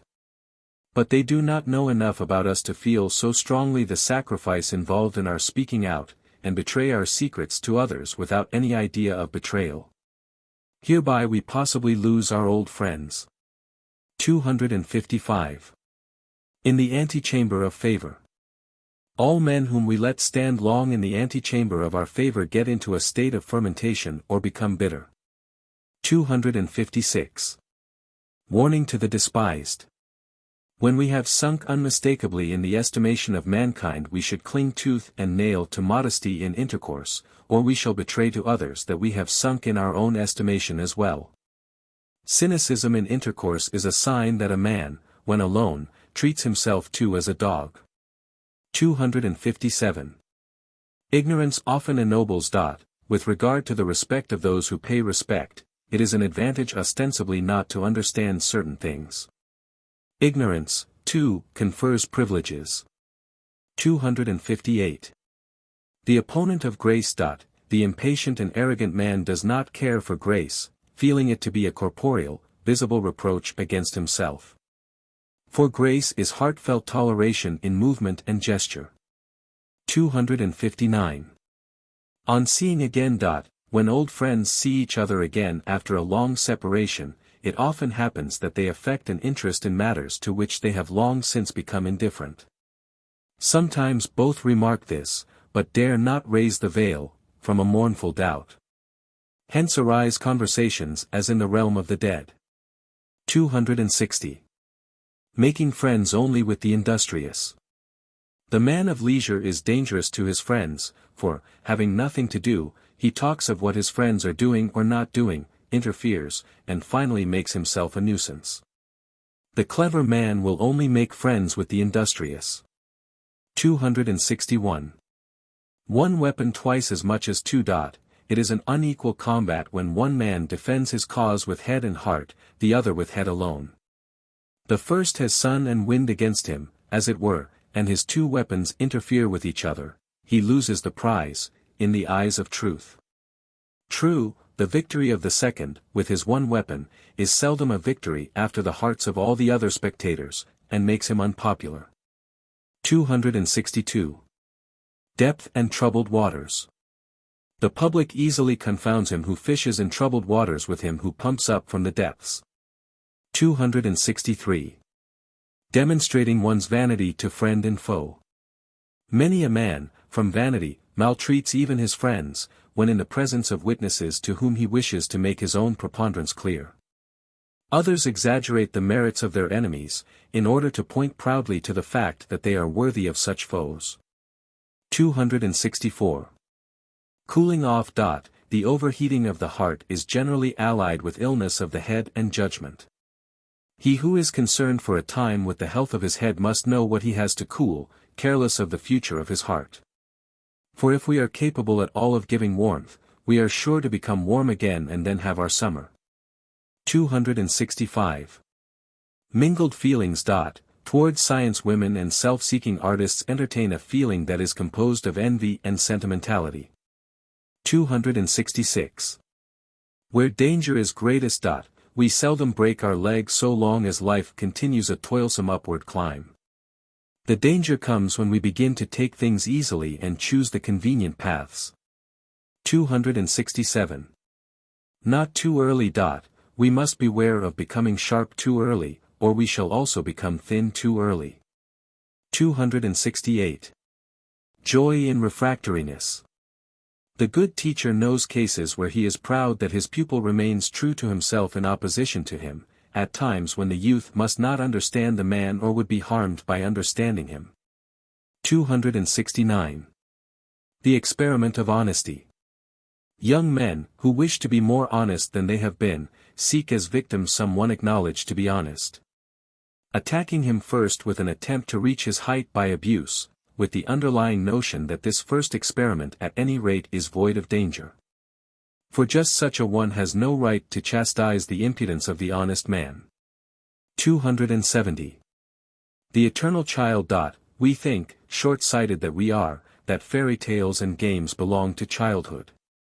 As if at any age we should care to live without fairy tales and games. Our words and sentiments are indeed different, but the essential fact remains the same, as is proved by the child himself looking on games as his work and fairy tales as his truth. The shortness of life ought to preserve us from a pedantic distinction between the different ages, as if every age brought something new, and a poet ought one day to portray a man of 200, who really lives without fairy tales and games. 271. Every philosophy is the philosophy of a period of life. The period of life in which a philosopher finds his teaching is manifested by his teaching. He cannot avoid that, however elevated above time and hour he may feel himself. Thus, Schopenhauer's philosophy remains a mirror of his hot and melancholy youth. It is no mode of thought for older men.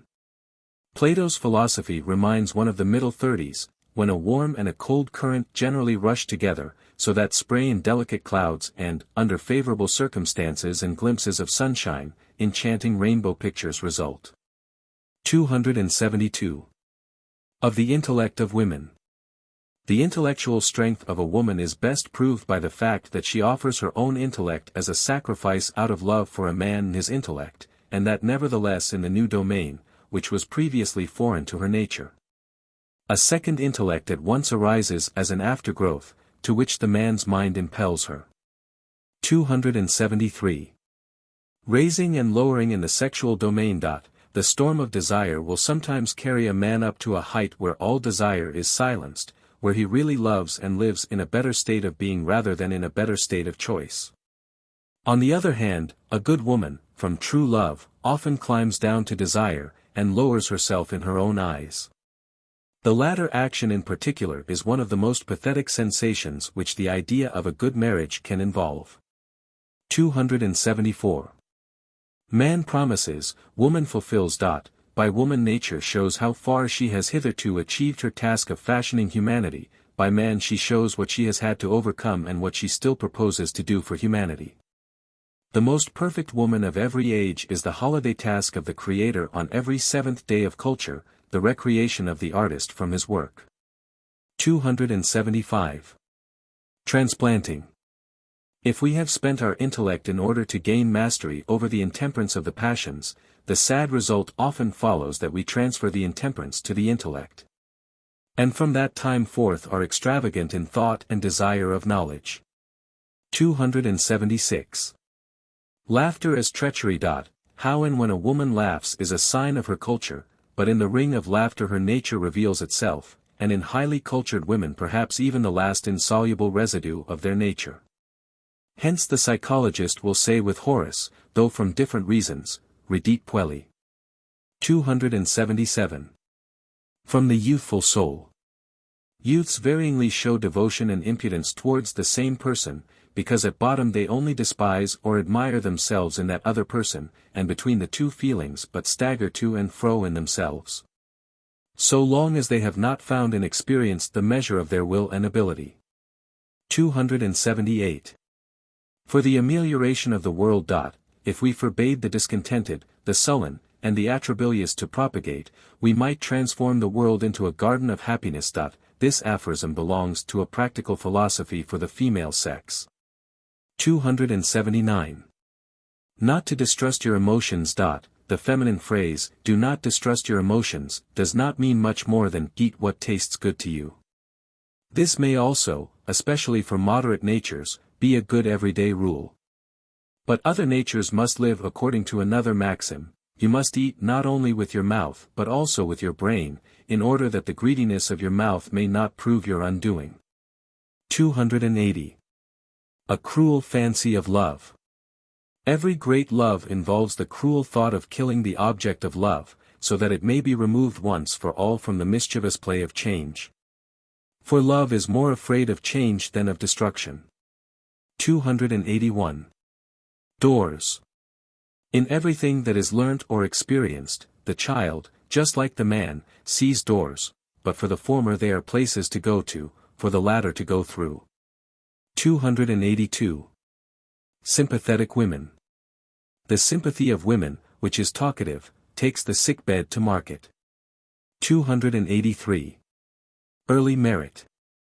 He who acquires merit early in life tends to forget all reverence for age and old people, and accordingly, greatly to his disadvantage, excludes himself from the society of the mature, those who confer maturity. Thus in spite of his early merit he remains green, importunate, and boyish longer than others.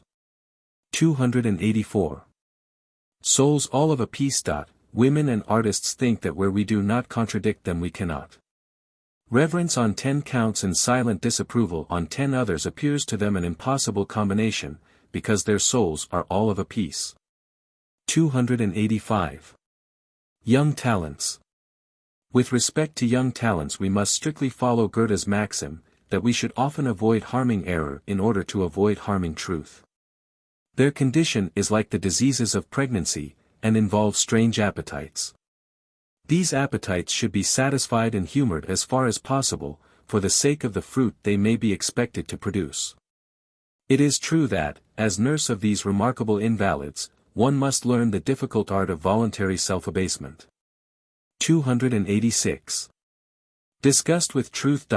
Women are so constituted that all truth, in relation to men, love, children, society, aim of life, disgusts them, and that they try to be revenged on everyone who opens their eyes. 287. The source of great love. Whence arises the sudden passion of a man for a woman, a passion so deep, so vital? Least of all from sensuality only, but when a man finds weakness, need of help, and high spirits united in the same creature, he suffers a sort of overflowing of soul, and is touched and offended at the same moment. At this point arises the source of great love. 288. Cleanliness. In the child, the sense for cleanliness should be fanned into a passion, and then later on he will raise himself, in ever new phases, to almost every virtue, and will finally appear, in compensation for all talent, as a shining cloud of purity. Temperance, gentleness, and character, happy in himself and spreading happiness around. 289. Of vain old men. Profundity of thought belongs to youth, clarity of thought to old age. When, in spite of this, old men sometimes speak and write in the manner of the profound, they do so from vanity, imagining that they thereby assume the charm of juvenility, enthusiasm, growth, apprehensiveness, hopefulness. 290. Enjoyment of novelty. Men use a new lesson or experience later on as a plowshare or perhaps also as a weapon, women at once make it into an ornament. 291. How both sexes behave when in the right. If it is conceded to a woman that she is right, she cannot deny herself the triumph of setting her heel on the neck of the vanquished, she must taste her victory to the full. On the other hand, man towards man in such a case is ashamed of being right. But then man is accustomed to victory, with woman it is an exception. 292. Abnegation in the will to beauty. In order to become beautiful, a woman must not desire to be considered pretty. That is to say, in 99 out of 100 cases where she could please she must scorn and put aside all thoughts of pleasing. Only then can she ever reap the delight of him whose soul's portal is wide enough to admit the great. 293. Unintelligible, unendurable.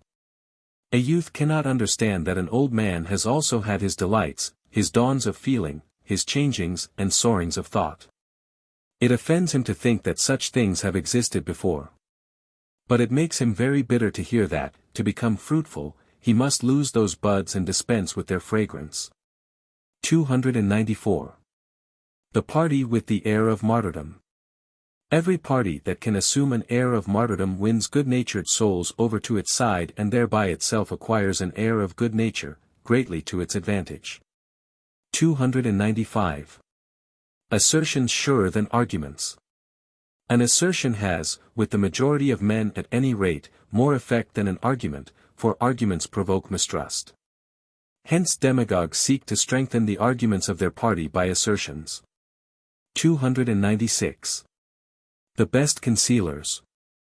All regularly successful men are profoundly cunning in making their faults and weaknesses look like manifestations of strength. This proves that they must know their defects uncommonly well. 297. From time to time. He sat in the city gateway and said to one who passed through that this was the city gate. The latter replied that this was true, but that one must not be too much in the right if one expected to be thanked for it. Oh, answered the other, I don't want thanks, but from time to time it is very pleasant not merely to be in the right but to remain in the right. 298. Virtue was not invented by the Germans. Goethe's nobleness and freedom from envy, Beethoven's fine hermetical resignation, Mozart's cheerfulness and grace of heart, Handel's unbending manliness and freedom under the law, Bach's confident and luminous inner life. Such as does not even need to renounce glamour and success. Are these qualities peculiarly German? If they are not, they at least prove to what goal Germans should strive and to what they can attain. 299. Pia Fraus or something else. I hope I am mistaken, but I think that in Germany of today a twofold sort of hypocrisy is set up as the duty of the moment for every one. From imperial political misgivings Germanism is demanded, and from social apprehensions Christianity, but both only in words and gestures, and particularly in ability to keep silent. It is the veneer that nowadays costs so much and is paid for so highly, and for the benefit of the spectators the face of the nation assumes German and Christian wrinkles. 300. How far even in the good the half may be more than the whole. In all things that are constructed to last and demand the service of many hands, much that is less good must be made a rule, although the organizer knows what is better and harder very well. He will calculate that there will never be a lack of persons who can correspond to the rule, and he knows that the middling good is the rule.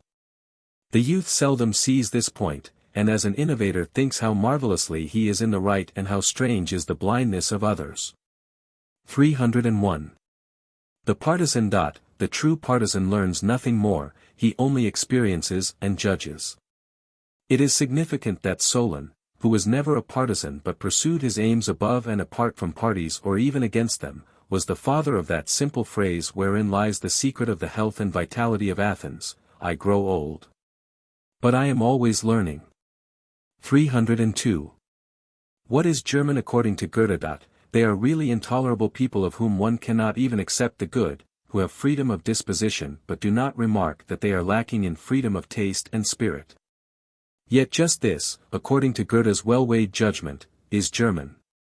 His voice and his example indicate that the German should be more than a German if he wishes to be useful or even endurable to other nations, and which direction his striving should take, in order that he may rise above and beyond himself.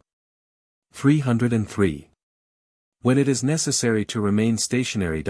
When the masses begin to rage, and reason is under a cloud, it is a good thing, if the health of one's soul is not quite assured, to go under a doorway and look out to see what the weather is like. 304. The revolution spirit and the possession spirit. The only remedy against socialism that still lies in your power is to avoid provoking socialism, in other words, to live in moderation and contentment, to prevent as far as possible all lavish display. And to aid the state as far as possible in its taxing of all superfluities and luxuries. You do not like this remedy? Then, you rich bourgeois who call yourselves liberals, confess that it is your own inclination that you find so terrible and menacing in socialists, but allow to prevail in yourselves as unavoidable, as if with you it were something different. As you are constituted, if you had not your fortune and the cares of maintaining it, this bent of yours would make socialists of you. Possession alone differentiates you from them. If you wish to conquer the assailants of your prosperity, you must first conquer yourselves. And if that prosperity only meant well-being, it would not be so external and provocative of envy. It would be more generous, more benevolent, more compensatory, more helpful. But the spurious, histrionic element in your pleasures, which lie more in the feeling of contrast, because others have them not, and feel envious, than in feelings of realized and heightened power, your houses, dresses, carriages, shops. The demands of your palates and your tables, your noisy operatic and musical enthusiasm. Lastly your women, formed and fashioned but of base metal, gilded but without the ring of gold, chosen by you for show and considering themselves meant for show, these are the things that spread the poison of that national disease. which seizes the masses ever more and more as a socialistic heart itch, but has its origin and breeding place in you. Who shall now arrest this epidemic? 305. Party tactics. When a party observes that a previous member has changed from an unqualified to a qualified adherent, it endures it so ill that it irritates and mortifies him in every possible way with the object of forcing him to a decisive break and making him an opponent. For the party suspects that the intention of finding a relative value in its faith, a value which admits of pro and con, of weighing and discarding, is more dangerous than downright opposition. 306. For the strengthening of parties. Whoever wishes to strengthen a party internally should give it an opportunity of being forcibly treated with obvious injustice. The party thus acquires a capital of good conscience, which hitherto it perhaps lacked. 307. To provide for one's past. As men after all only respect the old established and slowly developed, he who would survive after his death must not only provide for posterity but still more for the past. Hence tyrants of every sort, including tyrannical artists and politicians, like to do violence to history, so that history may seem a preparation and a ladder up to them. 308. Party writers. The beating of drums, which delights young writers who serve a party, sounds to him who does not belong to the party like a rattling of chains, and excites sympathy rather than admiration. 309. Taking sides against ourselves. Our followers never forgive us for taking sides against ourselves, for we seem in their eyes not only to be spurning their love but to be exposing them to the charge of lack of intelligence. 310. Danger in wealth. Only a man of intellect should hold property, otherwise property is dangerous to the community. For the owner, not knowing how to make use of the leisure which his possessions might secure to him, will continue to strive after more property. This strife will be his occupation, his strategy in the war with ennui. So in the end real wealth is produced from the moderate property that would be enough for an intellectual man. Such wealth, then, is the glittering outcrop of intellectual dependence and poverty, but it looks quite different from what its humble origin might lead one to expect, because it can mask itself with culture and art, it can, in fact, purchase the mask. Hence it excites envy in the poor and uncultured, who at bottom always envy culture and see no mask in the mask, and gradually paves the way for a social revolution. For a gilded coarseness and a histrionic blowing of trumpets in the pretended enjoyment of culture inspires that class with the thought, it is only a matter of money, whereas it is indeed to some extent a matter of money, but far more of intellect. 311. Joy in commanding and obeying. Commanding is a joy, like obeying, the former when it has not yet become a habit, the latter just when it has become a habit. Old servants under new masters advance each other mutually in giving pleasure. 312. Ambition for a forlorn hope. There is an ambition for a forlorn hope which forces a party to place itself at the post of extreme danger. 313. When asses are needed. We shall not move the crowd to cry, Hosanna, until we have ridden into the city upon an ass. 314. Party usage. Every party attempts to represent the important elements that have sprung up outside it as unimportant, and if it does not succeed, it attacks those elements the more bitterly, the more excellent they are. 315. Becoming empty. Of him who abandons himself to the course of events, a smaller and smaller residue is continually left. Great politicians may therefore become quite empty men, although they were once full and rich. 316.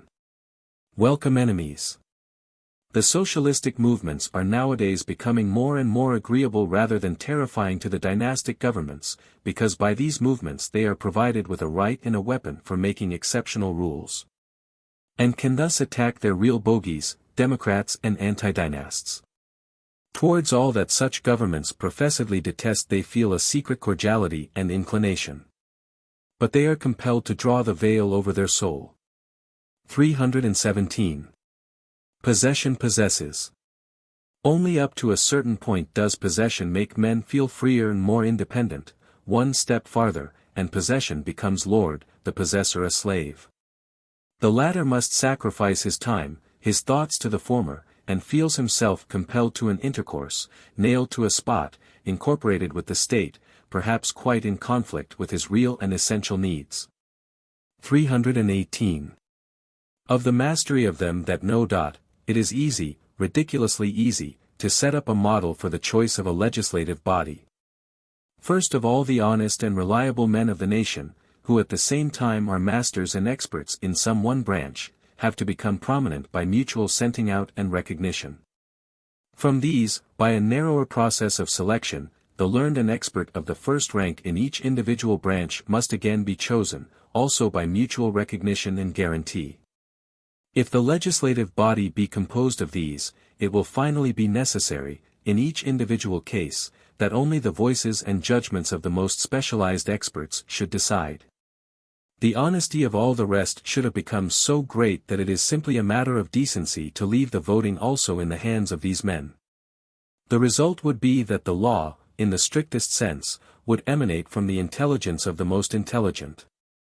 As things now are, voting is done by parties, and at every division there must be hundreds of uneasy consciences among the ill-taught, the incapable of judgment, among those who merely repeat, imitate, and go with the tide. Nothing lowers the dignity of a new law so much as this inherent shamefaced feeling of insincerity that necessarily results at every party division. But, as has been said, it is easy, ridiculously easy, to set up such a model. No power on earth is at present strong enough to realize such an ideal, unless the belief in the highest utility of knowledge, and of those that know, at last dawns even upon the most hostile minds and is preferred to the prevalent belief in majorities. In the sense of such a future may our watchword be, more reverence for them that know, and down with all parties. 319. Of the nation of thinkers, or of bad thinking. The vague, vacillating, premonitory, elementary, intuitive elements, to choose obscure names for obscure things, that are attributed to the German nature would be, if they really still existed, a proof that our culture has remained several stages behind and is still surrounded by the spell and atmosphere of the Middle Ages. It is true that in this backwardness there are certain advantages. By these qualities the Germans, if, as has been said before, they still possess them, would possess the capacity, which other nations have now lost, for doing certain things and particularly for understanding certain things. Much undoubtedly is lost if the lack of sense, which is just the common factor in all those qualities, is lost. Here too, however, there are no losses without the highest compensatory gains, so that no reason is left for lamenting, granting that we do not, like children and gourmands, wish to enjoy at once the fruits of all seasons of the year. 320. Carrying coals to Newcastle. The governments of the great states have two instruments for keeping the people dependent, in fear and obedience, a coarser, the army, and a more refined, the school. With the aid of the former they win over to their side the ambition of the higher strata and the strength of the lower, so far as both are characteristic of active and energetic men of moderate or inferior gifts. With the aid of the latter they win over gifted poverty, especially the intellectually pretentious semi-poverty of the middle classes. Above all, they make teachers of all grades into an intellectual court looking unconsciously towards the heights. By putting obstacle after obstacle in the way of private schools and the wholly distasteful individual tuition they secure the disposal of a considerable number of educational posts, towards which numerous hungry and submissive eyes are turned to an extent 5 times as great as can ever be satisfied. These posts, however, must support the holder but meagerly, so that he maintains a feverish thirst for promotion and becomes still more closely attached to the views of the government. For it is always more advantageous to foster moderate discontent than contentment, the mother of courage, the grandmother of free thought and exuberance.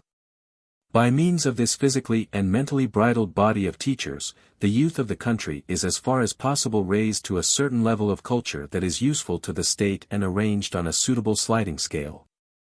Above all, the immature and ambitious minds of all classes are almost imperceptibly imbued with the idea that only a career which is recognized and hallmarked by the state can lead immediately to social distinction.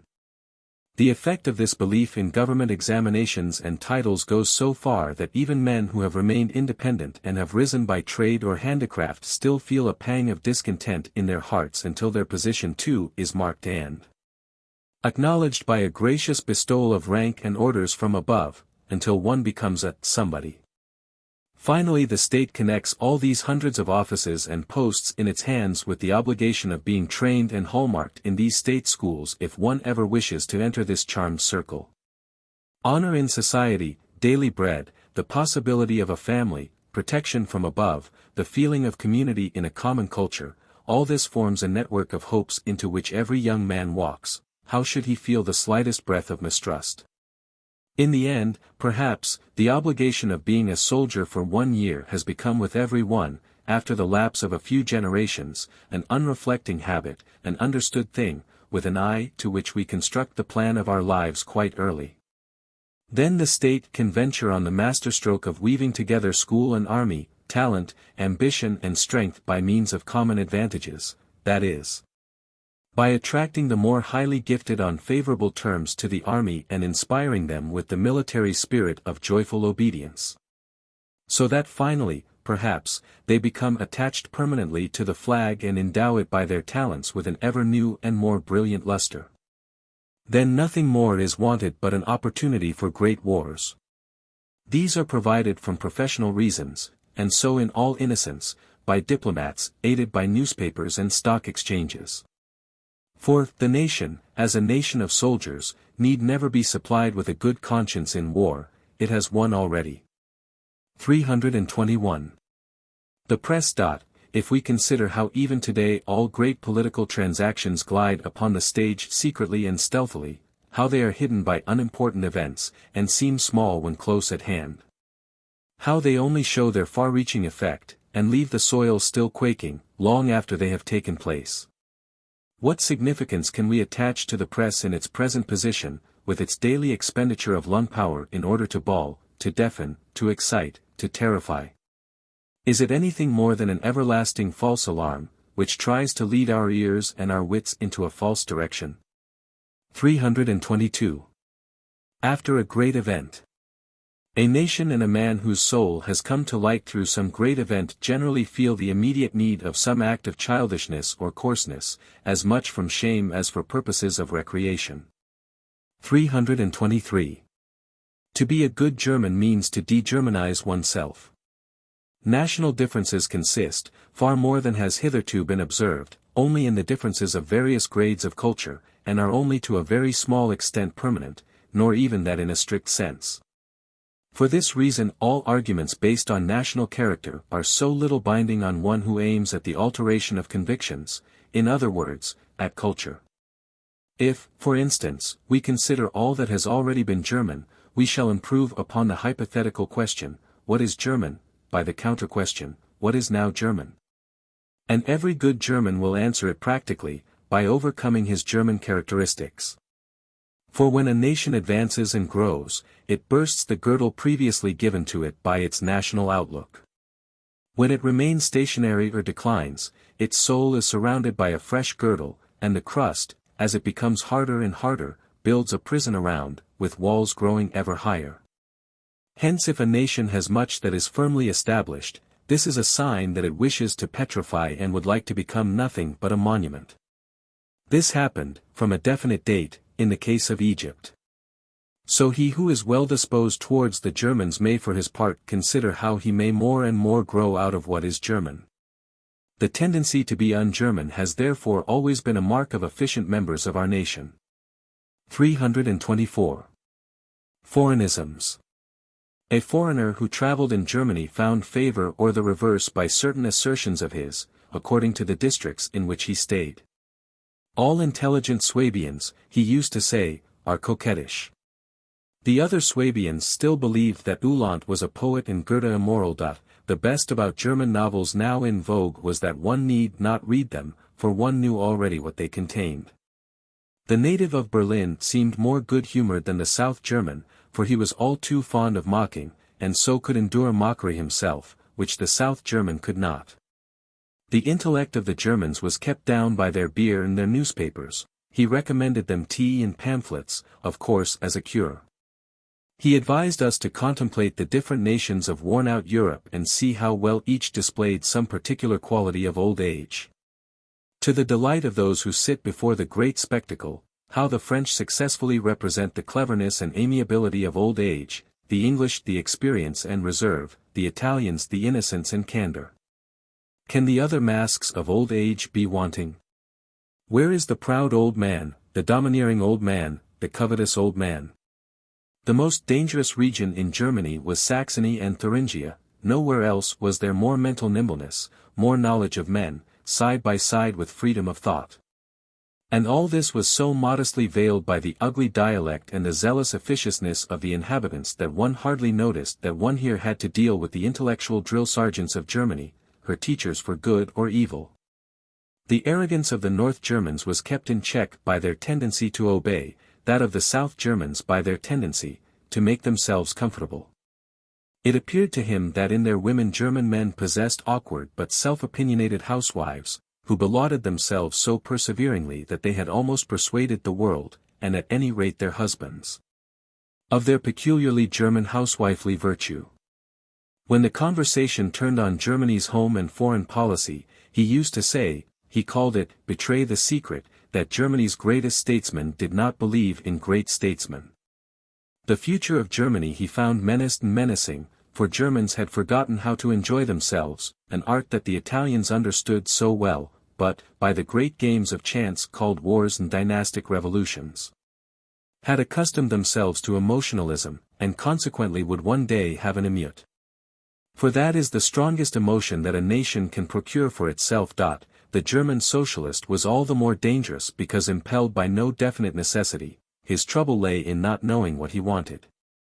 So, even if he attained many of his objects, he would still pine away from desire in the midst of delights, just like Faust, but presumably like a very vulgar Faust. For the Faust devil, he finally exclaimed, by whom cultured Germans were so much plagued, was exorcised by Bismarck, but now the devil has entered into the swine, 37 and is worse than ever. 325. Opinions. Most men are nothing and count for nothing until they have arrayed themselves in universal convictions and public opinions. This is in accordance with the tailor's philosophy, the apparel makes the man.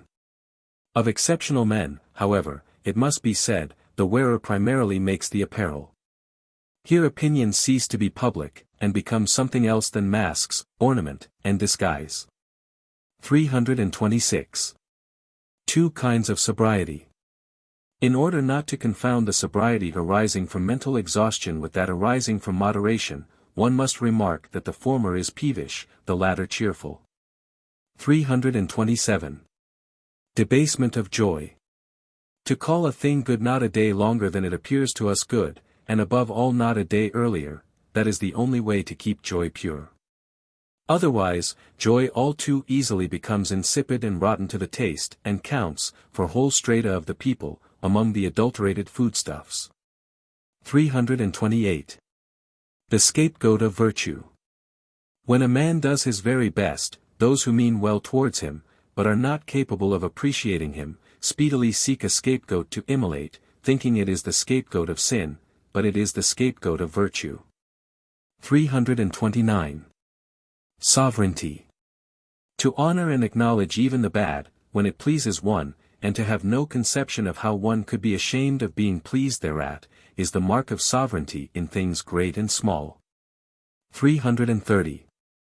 Influence a phantom, not a reality. The man of mark gradually learns that so far as he has influence he is a phantom in other brains, and perhaps he falls into a state of subtle vexation of soul, in which he asks himself whether he must not maintain this phantom of himself for the benefit of his fellowmen. 331. Giving and taking. When one takes away, or anticipates, the smallest thing that another possesses, the latter is blind to the fact that he has been given something greater, nay, even the greatest thing. 332. Good ploughland. All rejection and negation betoken a deficiency in fertility. If we were good ploughland, we should allow nothing to be unused or lost, and in every thing, event, or person we should welcome manure, rain, or sunshine. 333. Intercourse as an enjoyment. If a man renounces the world and intentionally lives in solitude, he may come to regard intercourse with others, which he enjoys but seldom, as a special delicacy. 334. To know how to suffer in public. We must advertise our misfortunes and from time to time heave audible sighs and show visible marks of impatience. For if we could let others see how assured and happy we are in spite of pain and privation, how envious and ill-tempered they would become at the sight, but we must take care not to corrupt our fellowmen. Besides, if they knew the truth, they would levy a heavy toll upon us. At any rate our public misfortune is our private advantage. 335. Warmth on the heights. On the heights it is warmer than people in the valleys suppose, especially in winter. The thinker recognizes the full import of this simile. 336. To will the good and be capable of the beautiful. It is not enough to practice the good, one must have willed it, and, as the poet says, include the Godhead in our will. But the beautiful we must not will, we must be capable of it, in innocence and blindness, without any psychical curiosity. He that lights his lantern to find perfect men should remember the token by which to know them. They are the men who always act for the sake of the good and in so doing always attain to the beautiful without thinking of the beautiful. Many better and nobler men, from impotence or from want of beauty in their souls, remain unrefreshing and ugly to behold, with all their good will and good works. They rebuff and injure even virtue through the repulsive garb in which their bad taste arrays her. 337. Danger of renunciation. We must beware of basing our lives on too narrow a foundation of appetite. For if we renounce all the joys involved in positions, honors, associations, revels, creature comforts, and arts, a day may come when we perceive that this repudiation has led us not to wisdom but to satiety of life. 338. Final opinion on opinions. Either we should hide our opinions or hide ourselves behind our opinions. Whoever does otherwise, does not know the way of the world, or belongs to the order of pious fire-eaters. 339. Gaudimus igitur. Joy must contain edifying and healing forces for the moral nature of man. Otherwise, how comes it that our soul, as soon as it basks in the sunshine of joy, unconsciously vows to itself, I will be good. I will become perfect. And is at once seized by a premonition of perfection that is like a shudder of religious awe? 340. To one who is praised. So long as you are praised, believe that you are not yet on your own course but on that of another. 341. Loving the master. The apprentice and the master love the master in different ways. 342. All too beautiful and human. Nature is too beautiful for thee, poor mortal, one often feels. But now and then, at a profound contemplation of all that is human, in its fullness, vigor, tenderness, and complexity, I have felt as if I must say, in all humility, man also is too beautiful for the contemplation of man. Nor did I mean the moral man alone, but every one. 343. Real and personal estate. When life has treated us in true robber fashion, and has taken away all that it could of honor, joys, connections, health, and property of every kind, we perhaps discover in the end, after the first shock, that we are richer than before. For now we know for the first time what is so peculiarly ours that no robber hand can touch it, and perhaps, after all the plunder and devastation, we come forward with the airs of a mighty real estate owner. 344. Involuntarily idealized. The most painful feeling that exists is finding out that we are always taken for something higher than we really are. For we must thereby confess to ourselves, there is in you some element of fraud, your speech, your expression, your bearing, your eye, your dealings. And this deceitful something is as necessary as your usual honesty, but constantly destroys its effect and its value. 345. Idealist and liar. We must not let ourselves be tyrannized even by that finest faculty of idealizing things, Otherwise, truth will one day part company from us with the insulting remark, "Thou arch-liar, what have I to do with thee?" 346. Being misunderstood. When one is misunderstood generally, it is impossible to remove a particular misunderstanding.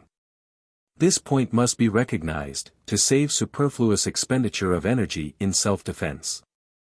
347. The water drinker speaks. Go on drinking your wine, which has refreshed you all your life. What affair is it of yours if I have to be a water drinker? Are not wine and water peaceable, brotherly elements, that can live side by side without mutual recriminations? 348. From Cannibal Country.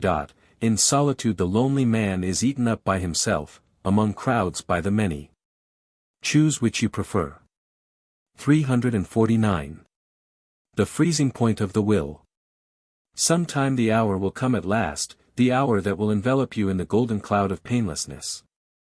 When the soul enjoys its own weariness and, happy and patient playing with patience, resembles the waves of a lake, which on a quiet summer day, in the reflection of a many-hued evening sky, sip and sip at the shore and again are hushed, without end. Without purpose, without satiety, without need, all calm rejoicing in change, all ebb and flow of nature's pulse. Such is the feeling and talk of all invalids, but if they attain that hour, a brief period of enjoyment is followed by ennui. But this is the thawing wind of the frozen will, which awakes, stirs, and once more begets desire upon desire. Desire is a sign of convalescence or recovery. 350. The disclaimed ideal. It happens sometimes by an exception that a man only reaches the highest when he disclaims his ideal. For this ideal previously drove him onward too violently, so that in the middle of the track he regularly got out of breath and had to rest. 351. A treacherous inclination. It should be regarded as a sign of an envious but aspiring man, when he feels himself attracted by the thought that with regard to the eminent there is but one salvation, love. 352. Staircase happiness. Just as the wit of many men does not keep pace with opportunity, so that opportunity has already passed through the door while wit still waits on the staircase outside, so others have a kind of staircase happiness, which walks too slowly to keep pace with swift-footed time. The best that it can enjoy of an experience, of a whole span of life, falls to its share long afterwards, often only as a weak, spicy fragrance, giving rise to longing and sadness, as if, it might have been possible, some time or other, to drink one's fill of this element, but now it is too late. 353. Worms. The fact that an intellect contains a few worms does not detract from its ripeness. 354. The seat of victory. A good seat on horseback robs an opponent of his courage, the spectator of his heart. Why attack such a man? Sit like one who has been victorious. 355. Danger in admiration. From excessive admiration for the virtues of others one can lose the sense of one's own, and finally, through lack of practice, lose these virtues themselves, without retaining the alien virtues as compensation. 356. Uses of sickliness. He who is often ill not only has a far greater pleasure in health, on account of his so often getting well, but acquires a very keen sense of what is healthy or sickly in actions and achievements, both his own and others. Thus, for example, it is just the writers of uncertain health, among whom, unfortunately, nearly all great writers must be classed, who are wont to have a far more even and assured tone of health in their writings. Because they are better versed than are the physically robust in the philosophy of psychical health and convalescence and in their teachers, morning, sunshine, forest, and fountain. 357. Disloyalty a condition of mastery. It cannot be helped, every master has but one pupil, and he becomes disloyal to him, for he also is destined for mastery. 358. Never in vain. In the mountains of truth you never climb in vain. Either you already reach a higher point today, or you exercise your strength in order to be able to climb higher tomorrow. 359. Through grey window panes. Is what you see through this window of the world so beautiful that you do not wish to look through any other window, and even try to prevent others from so doing? 360. A sign of radical changes. When we dream of persons long forgotten or dead, it is a sign that we have suffered radical changes, and that the soil on which we live has been completely undermined. The dead rise again, and our antiquity becomes modernity. 361. Medicine of the soul. To lie still and think little is the cheapest medicine for all diseases of the soul, and, with the aid of goodwill, becomes pleasanter every hour that it is used. 362. Intellectual order of precedence. You rank far below others when you try to establish the exception and they the rule. 363. The fatalist. You must believe in fate, science can compel you thereto. All that develops in you out of that belief, cowardice, devotion or loftiness, and uprightness, bears witness to the soil in which the grain was sown, but not to the grain itself, for from that seed anything and everything can grow. 364. The reason for much fretfulness. He that prefers the beautiful to the useful in life will undoubtedly, like children who prefer sweetmeats to bread, destroy his digestion and acquire a very fretful outlook on the world. 365. Excess as a remedy. We can make our own talent once more acceptable to ourselves by honoring and enjoying the opposite talent for some time to excess. Using excess as a remedy is one of the more refined devices in the art of life. 366. Will a self. Active, successful natures act, not according to the maxim, know thyself, but as if always confronted with the command, will a self, so you will become a self. Fate seems always to have left them a choice. Inactive, contemplative natures, on the other hand, reflect on how they have chosen their self once for all at their entry into life. 367. To live as far as possible without a following. How small is the importance of followers we first grasp when we have ceased to be the followers of our followers. 368. Obscuring oneself. We must understand how to obscure ourselves in order to get rid of the gnat swarms of pestering admirers. 369. Ennui. There is an ennui of the most subtle and cultured brains, to which the best that the world can offer has become stale. Accustomed to eat ever more and more recherché fare and to feel disgust at coarser diet, they are in danger of dying of hunger. For the very best exists but in small quantities, and has sometimes become inaccessible or hard as stone, so that even good teeth can no longer bite it. 370. The danger in admiration. The admiration of a quality or of an art may be so strong as to deter us from aspiring to possess that quality or art. 371. What is required of art? One man wants to enjoy himself by means of art, another for a time to get out of or above himself. To meet both requirements there exists a twofold species of artists. 372. Secessions. Whoever secedes from us offends and not us, perhaps, but certainly our adherents. 373. After death. It is only long after the death of a man that we find it inconceivable that he should be missed, in the case of really great men, only after decades. Those who are honest usually think when anyone dies that he is not much missed, and that the pompous funeral oration is a piece of hypocrisy. Necessity first teaches the necessariness of an individual, and the proper epitaph is a belated sigh.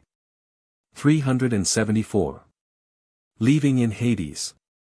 We must leave many things in the Hades of half-conscious feeling, and not try to release them from their shadow existence, or else they will become, as thoughts and words, our demoniacal tyrants, with cruel lust after our blood.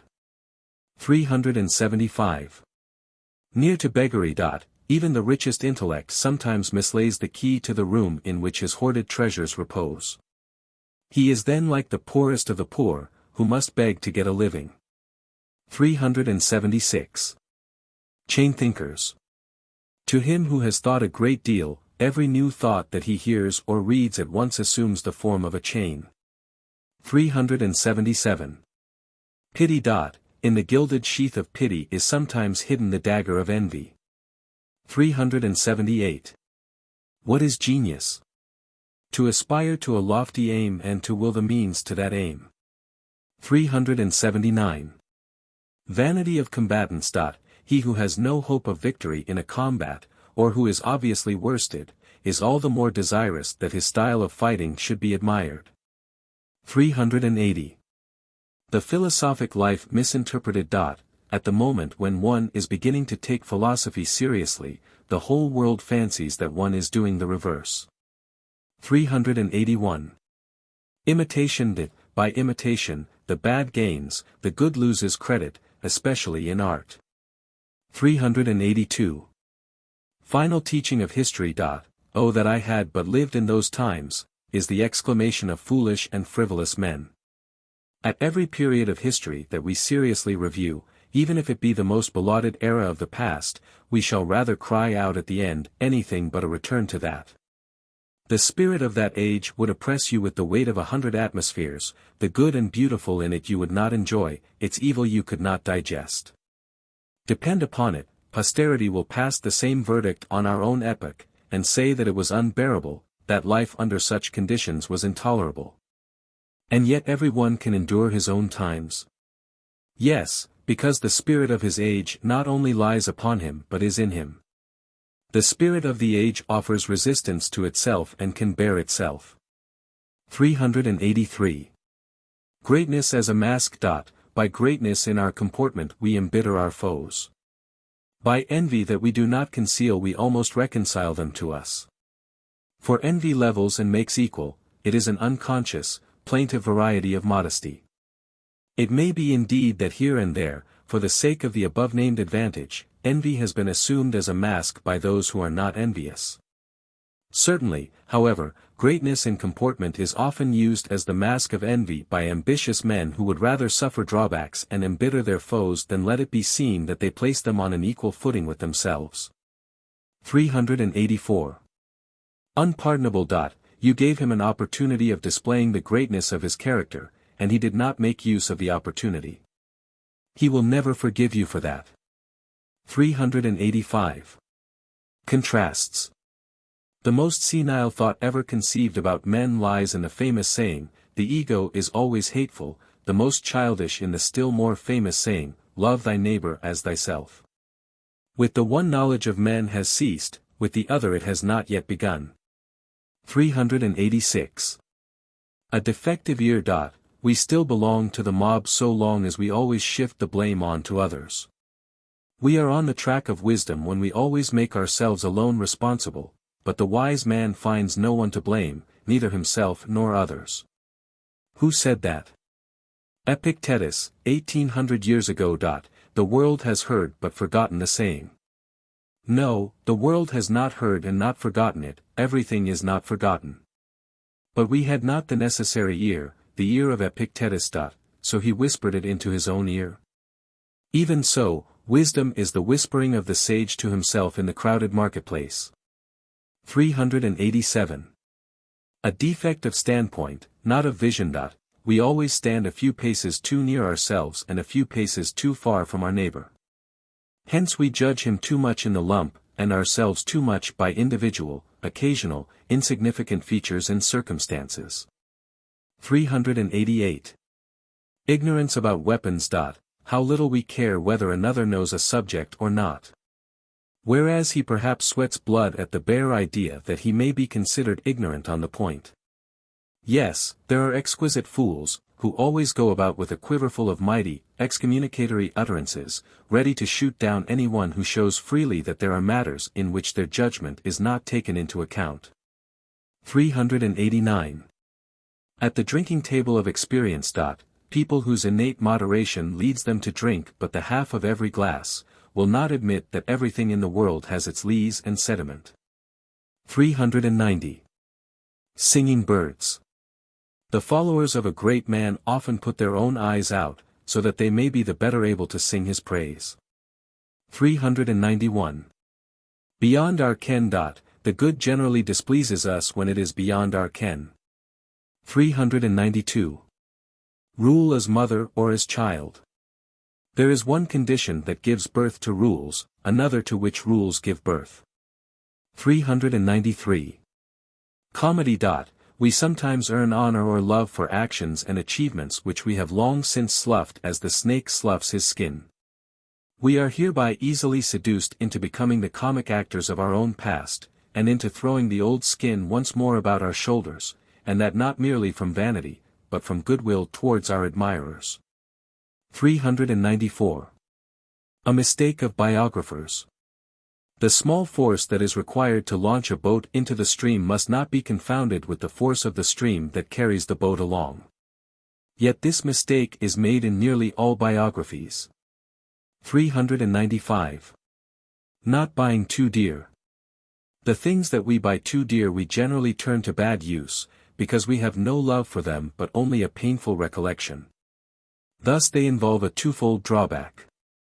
396. The philosophy that society always needs. The pillars of the social structure rest upon the fundamental fact that every one cheerfully contemplates all that he is, does, and attempts, his sickness or health, his poverty or affluence, his honor or insignificance, and says to himself, "After all, I would not change places with any one."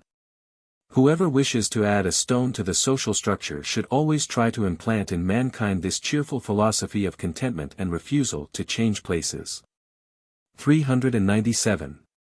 The mark of a noble soul. A noble soul is not that which is capable of the highest flights, but that which rises little and falls little, living always in a free and bright atmosphere and altitude. 398. Greatness and its contemplator. The noblest effect of greatness is that it gives the contemplator a power of vision that magnifies and embellishes. 399. Being satisfied.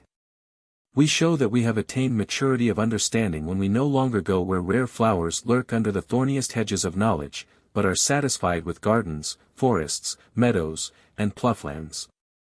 Remembering that life is too short for the rare and uncommon. 400. Advantage in privation. He who always lives in the warmth and fullness of the heart, and, as it were, in the summer air of the soul, cannot form an idea of that fearful delight which seizes more wintry natures. Who for once in a way are kissed by the rays of love and the milder breath of a sunny February day. 401. Recipe for the sufferer. You find the burden of life too heavy? Then you must increase the burden of your life. When the sufferer finally thirsts after and seeks the river of Lethe, then he must become a hero to be certain of finding it. 402. The judge. He who has seen another's ideal becomes his inexorable judge, and as it were his evil conscience. 403. The utility of great renunciation. The useful thing about great renunciation is that it invests us with that youthful pride through which we can thenceforth easily demand of ourselves small renunciations. 404. How duty acquires a glamour. You can change a brazen duty into gold in the eyes of all by always performing something more than you have promised. 405. Prayer to mankind.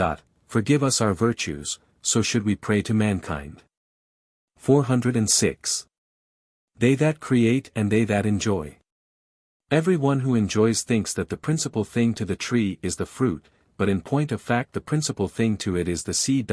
Herein lies the difference between them that create and them that enjoy. 407. The glory of all great men.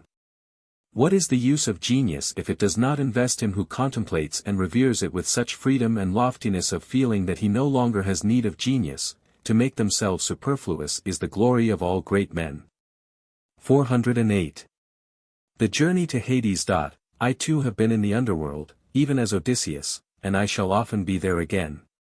Not sheep alone have I sacrificed, that I might be able to converse with a few dead souls, but not even my own blood have I spared. There were 4 pairs who responded to me in my sacrifice, Epicurus and Montaigne, Goethe and Spinoza, Plato and Rousseau, Pascal and Schopenhauer. With them I have to come to terms. When I have long wandered alone, I will let them prove me right or wrong, to them will I listen, if they prove each other right or wrong.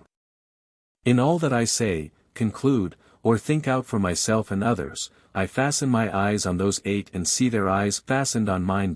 May the living forgive me if I look upon them at times as shadows, so pale and fretful, so restless and, alas, so eager for life.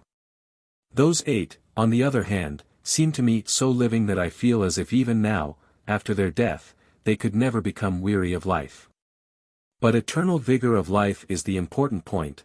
What matters, eternal life, or indeed life at all? Part 2. The Wanderer and His Shadow. The shadow. It is so long since I heard you speak that I should like to give you an opportunity of talking. The Wanderer. I hear a voice. Where? Whose? I almost fancied that I heard myself speaking, but with a voice yet weaker than my own. The shadow. After a pause, are you not glad to have an opportunity of speaking? The Wanderer. By God and everything else in which I disbelieve, it is my shadow that speaks. I hear it, but I do not believe it. The shadow. Let us assume that it exists, and think no more about it. In another hour all will be over. The Wanderer. That is just what I thought when in a forest near Pisa I saw first 2 and then 5 camels. The shadow. It is all the better if we are both equally forbearing towards each other when for once our reason is silent.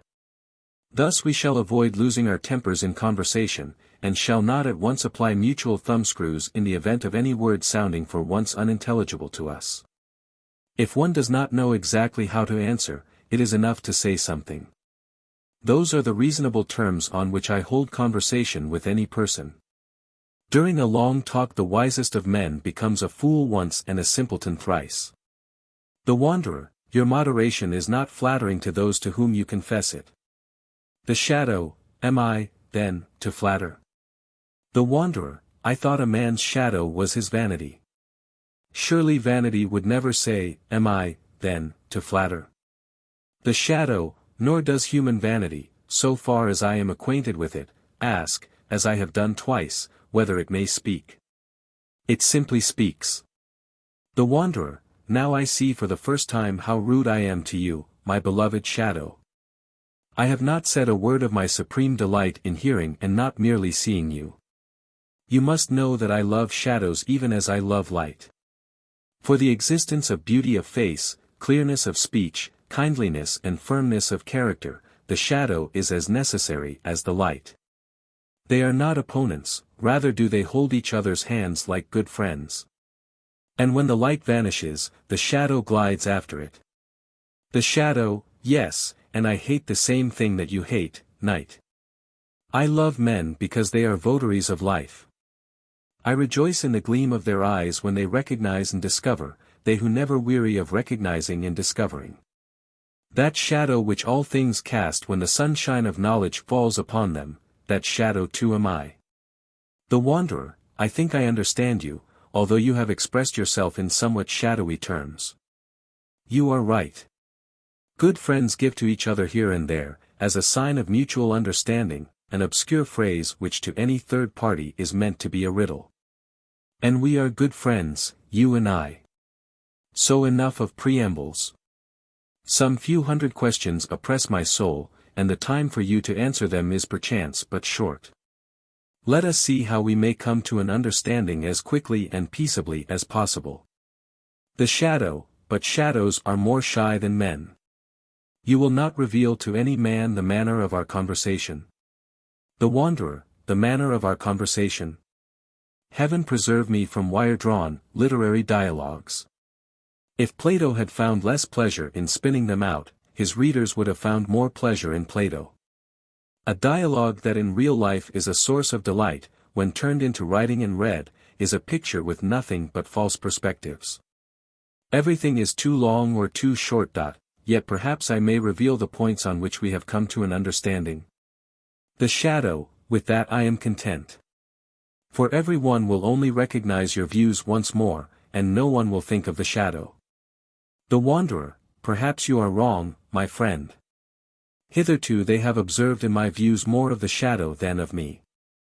The shadow. More of the shadow than of the light. Is that possible? The Wanderer. Be serious, dear fool. My very first question demands seriousness. 1. Of the tree of knowledge. Probability, but no truth.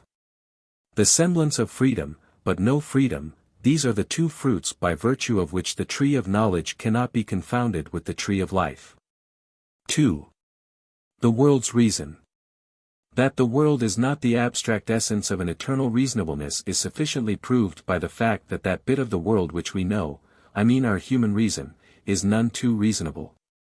And if this is not eternally and wholly wise and reasonable, the rest of the world will not be so either. Here the conclusion a minori ad majus, a part ad totum holds good, and that with decisive force. 3. In the beginning was.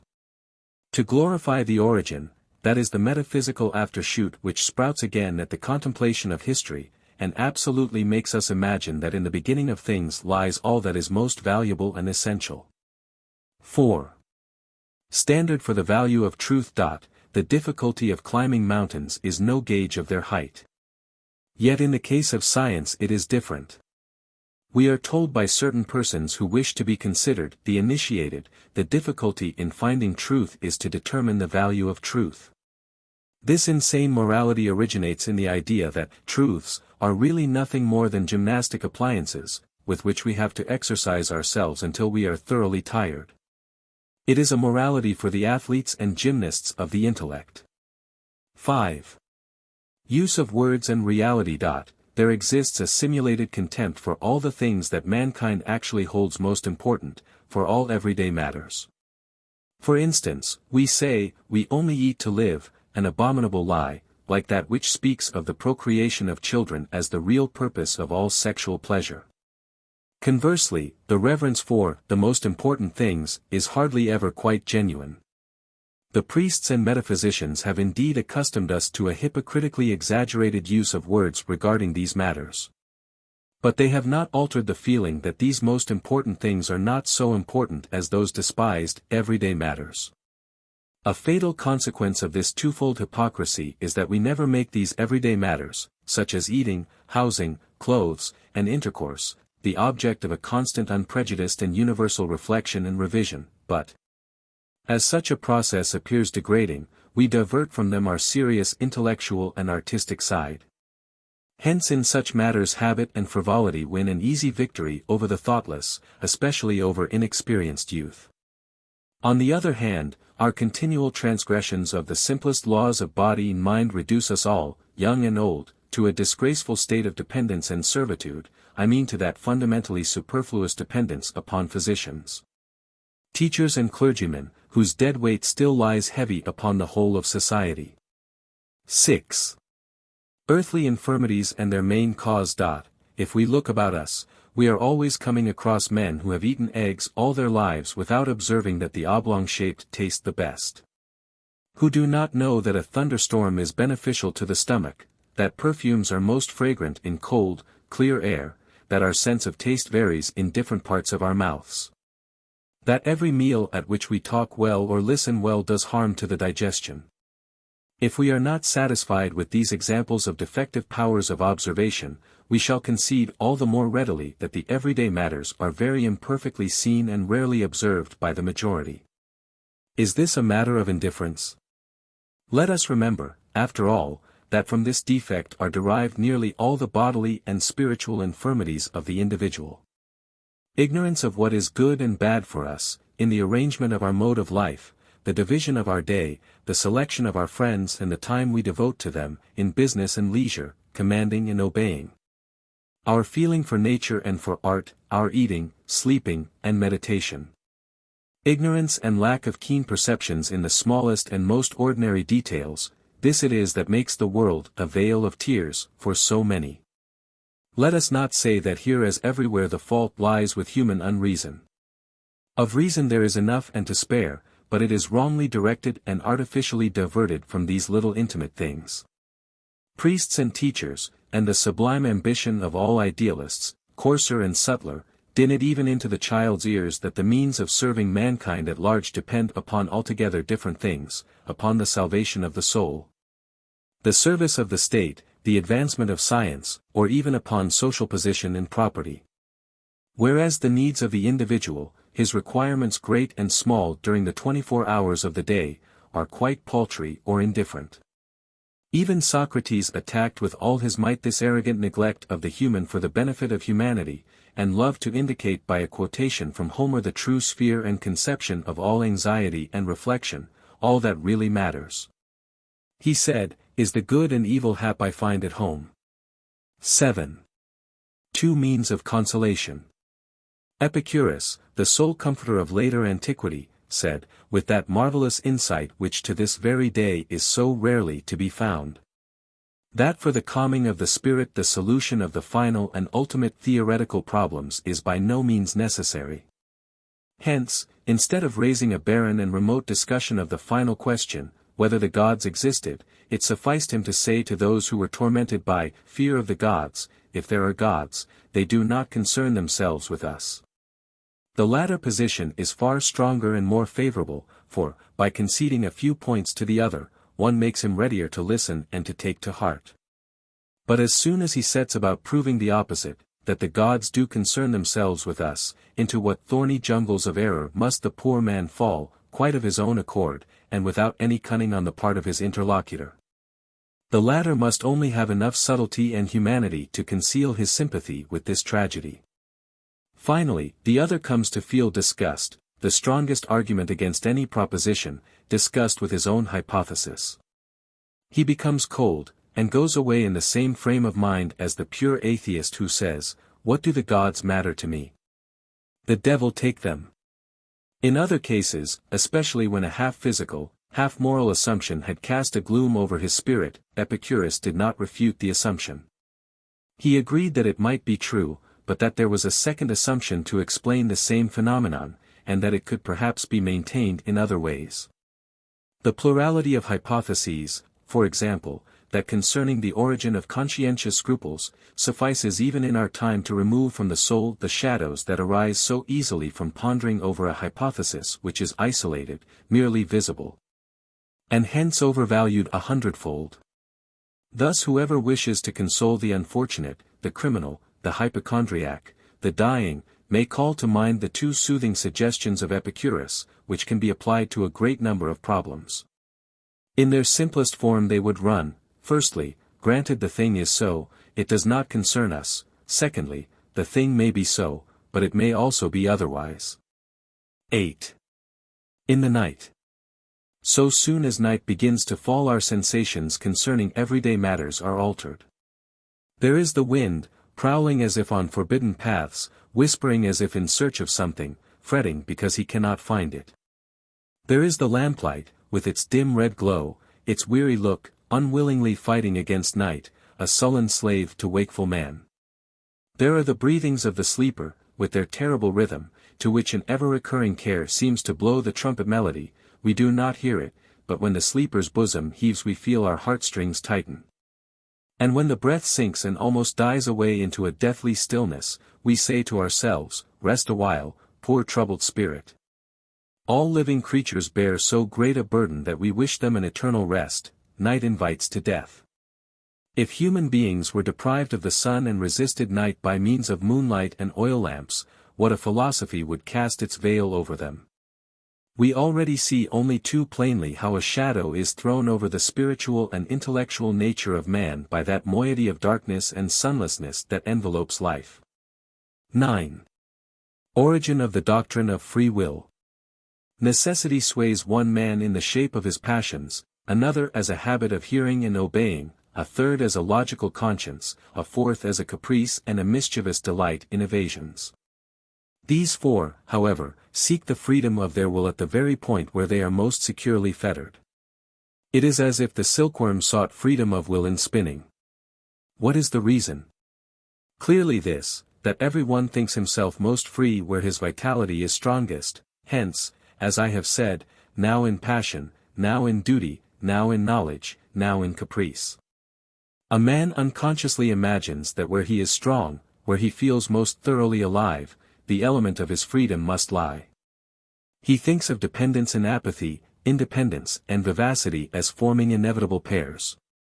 Thus an experience that a man has undergone in the social and political sphere is wrongly transferred to the ultimate metaphysical sphere. There the strong man is also the free man, there the vivid feeling of joy and sorrow, the high hopes, the keen desires, the powerful hates are the attributes of the ruling, independent natures. While the thrall and the slave live in a state of dazed oppression. The doctrine of free will is an invention of the ruling classes. 10. Absence of feeling of new chains. So long as we do not feel that we are in some way dependent, we consider ourselves independent, a false conclusion that shows how proud man is, how eager for dominion. For he hereby assumes that he would always be sure to observe and recognize dependence so soon as he suffered it, the preliminary hypothesis being that he generally lives in independence, and that, should he lose that independence for once in a way, he would immediately detect a contrary sensation. Suppose, however, the reverse to be true, that he is always living in a complex state of dependence, but thinks himself free where, through long habit, he no longer feels the weight of the chain. He only suffers from new chains, and free will really means nothing more than an absence of feeling of new chains. 11. Freedom of the will and the isolation of facts. Our ordinary inaccurate observation takes a group of phenomena as one and calls them a fact. Between this fact and another we imagine a vacuum, we isolate each fact. In reality, however, the sum of our actions and cognitions is no series of facts and intervening vacua, but a continuous stream. Now the belief in free will is incompatible with the idea of a continuous, uniform, undivided, indivisible flow. This belief presupposes that every single action is isolated and indivisible. It is an atomic theory as regards volition and cognition.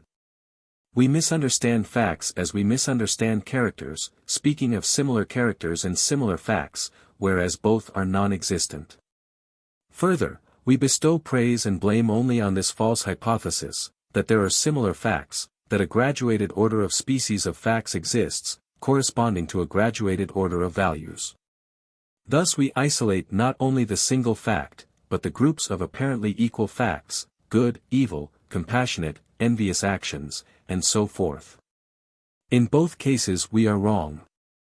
The word and the concept are the most obvious reason for our belief in this isolation of groups of actions. We do not merely thereby designate the things. The thought at the back of our minds is that by the word and the concept we can grasp the essence of the actions. We are still constantly led astray by words and actions, and are induced to think of things as simpler than they are, as separate, indivisible, existing in the absolute.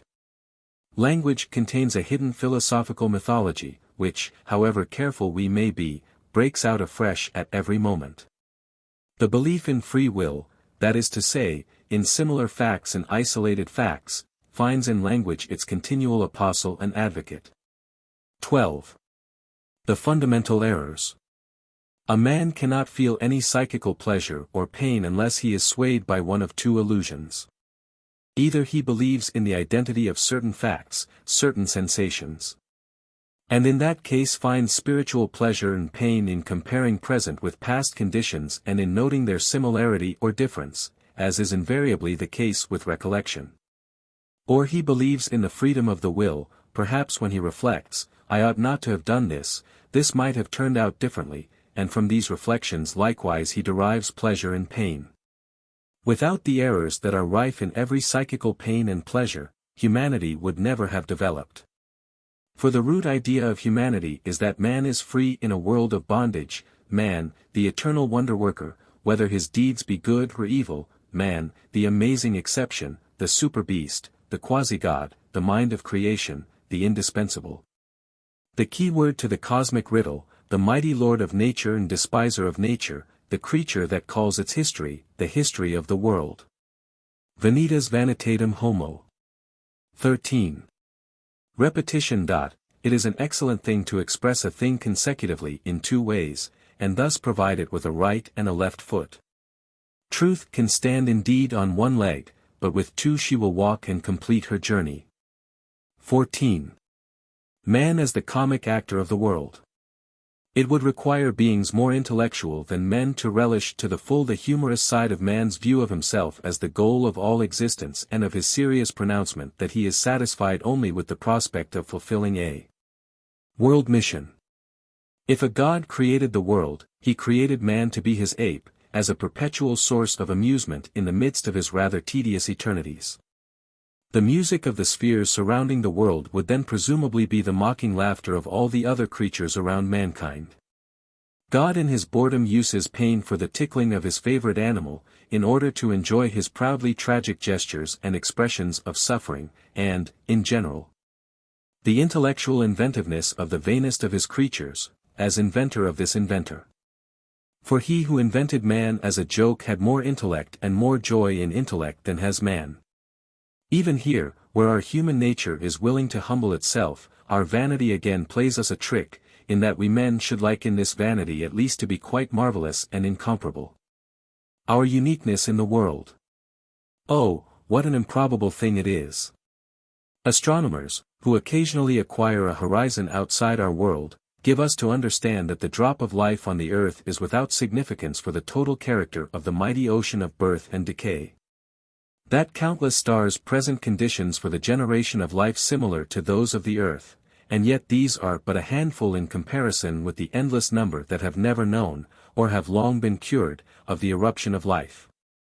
That life on each of these stars, measured by the period of its existence, has been but an instant, a flicker, with long, long intervals afterwards, and thus in no way the aim and final purpose of their existence.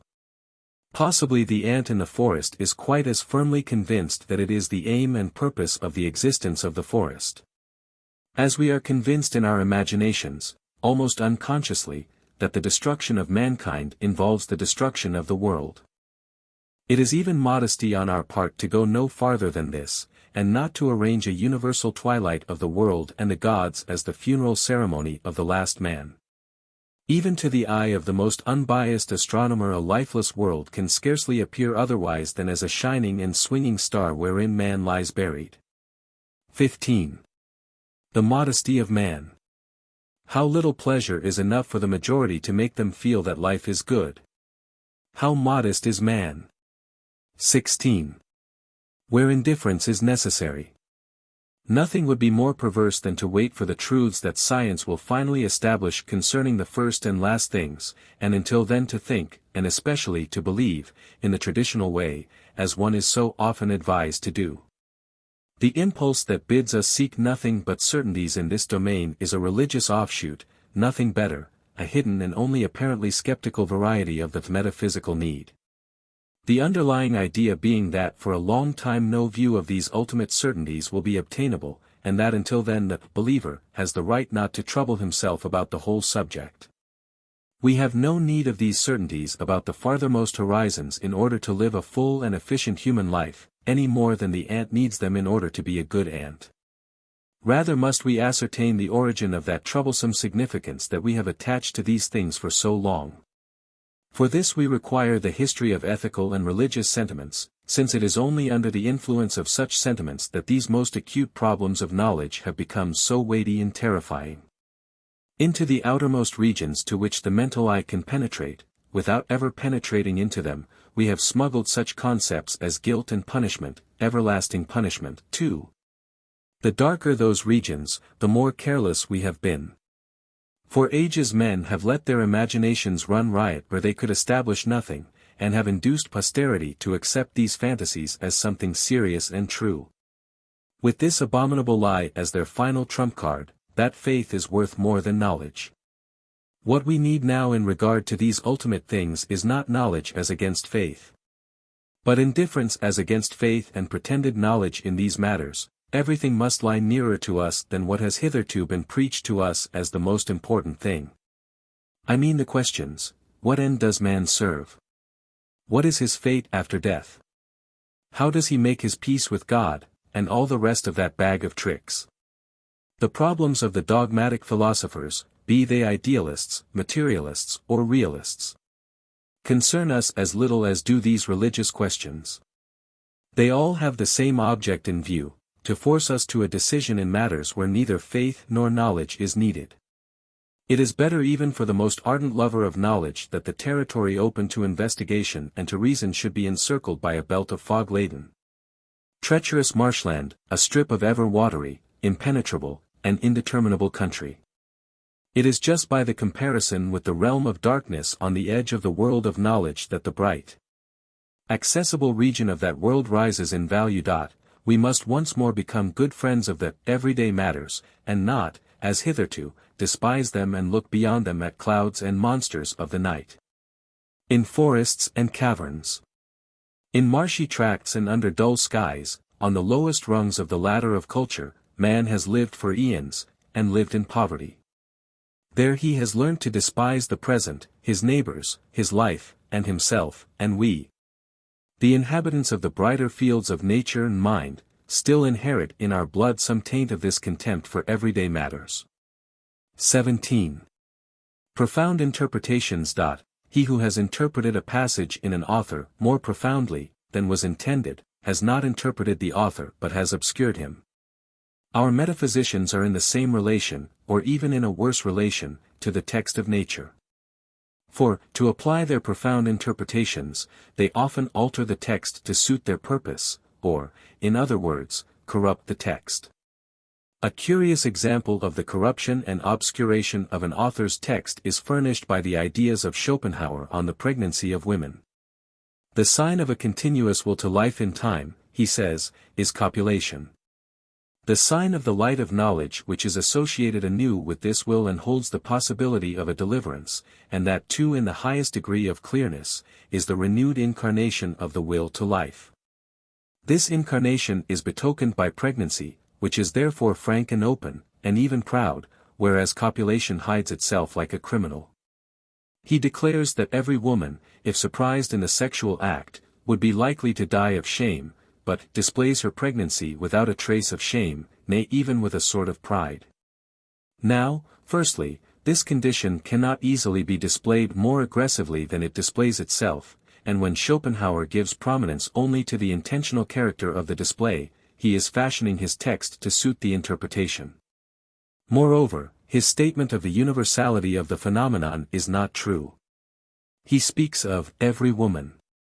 Many women, especially the younger, often appear painfully ashamed of their condition, even in the presence of their nearest kinsfolk. And when women of riper years, especially in the humbler classes, do actually appear proud of their condition, it is because they would give us to understand that they are still desirable to their husbands. That a neighbor on seeing them or a passing stranger should say or think, "Can it be possible?" That is an alms always acceptable to the vanity of women of low mental capacity. In the reverse instance, to conclude from Schopenhauer's proposition, the cleverest and most intelligent women would tend more than any to exult openly in their condition. For they have the best prospect of giving birth to an intellectual prodigy, in whom the will can once more negative itself for the universal good. Stupid women, on the other hand, would have every reason to hide their pregnancy more modestly than anything they hide. It cannot be said that this view corresponds to reality. Granted, however, that Schopenhauer was right on the general principle that women show more self-satisfaction when pregnant than at any other time, a better explanation than this lies to hand. One might imagine the clucking of a hen even before she lays an egg, saying, "Look! Look! I shall lay an egg! I shall lay an egg!" 18. The modern Diogenes. Before we look for man, we must have found the lantern. Will it have to be the cynic's lantern? 19. Immoralists. Moralists must now put up with being rated as immoralists, because they dissect morals. He, however, who would dissect must kill, but only in order that we may know more, judge better, live better, not in order that all the world may dissect. Unfortunately, men still think that every moralist in his every action must be a pattern for others to imitate. They confound him with the preacher of morality. The older moralists did not dissect enough and preached too often, whence that confusion and the unpleasant consequences for our latter-day moralists are derived. 20. A caution against confusion. There are moralists who treat the strong, noble, self-denying attitude of such beings as the heroes of Plutarch, or the pure, enlightened, warmth-giving state of soul peculiar to truly good men and women, as difficult scientific problems.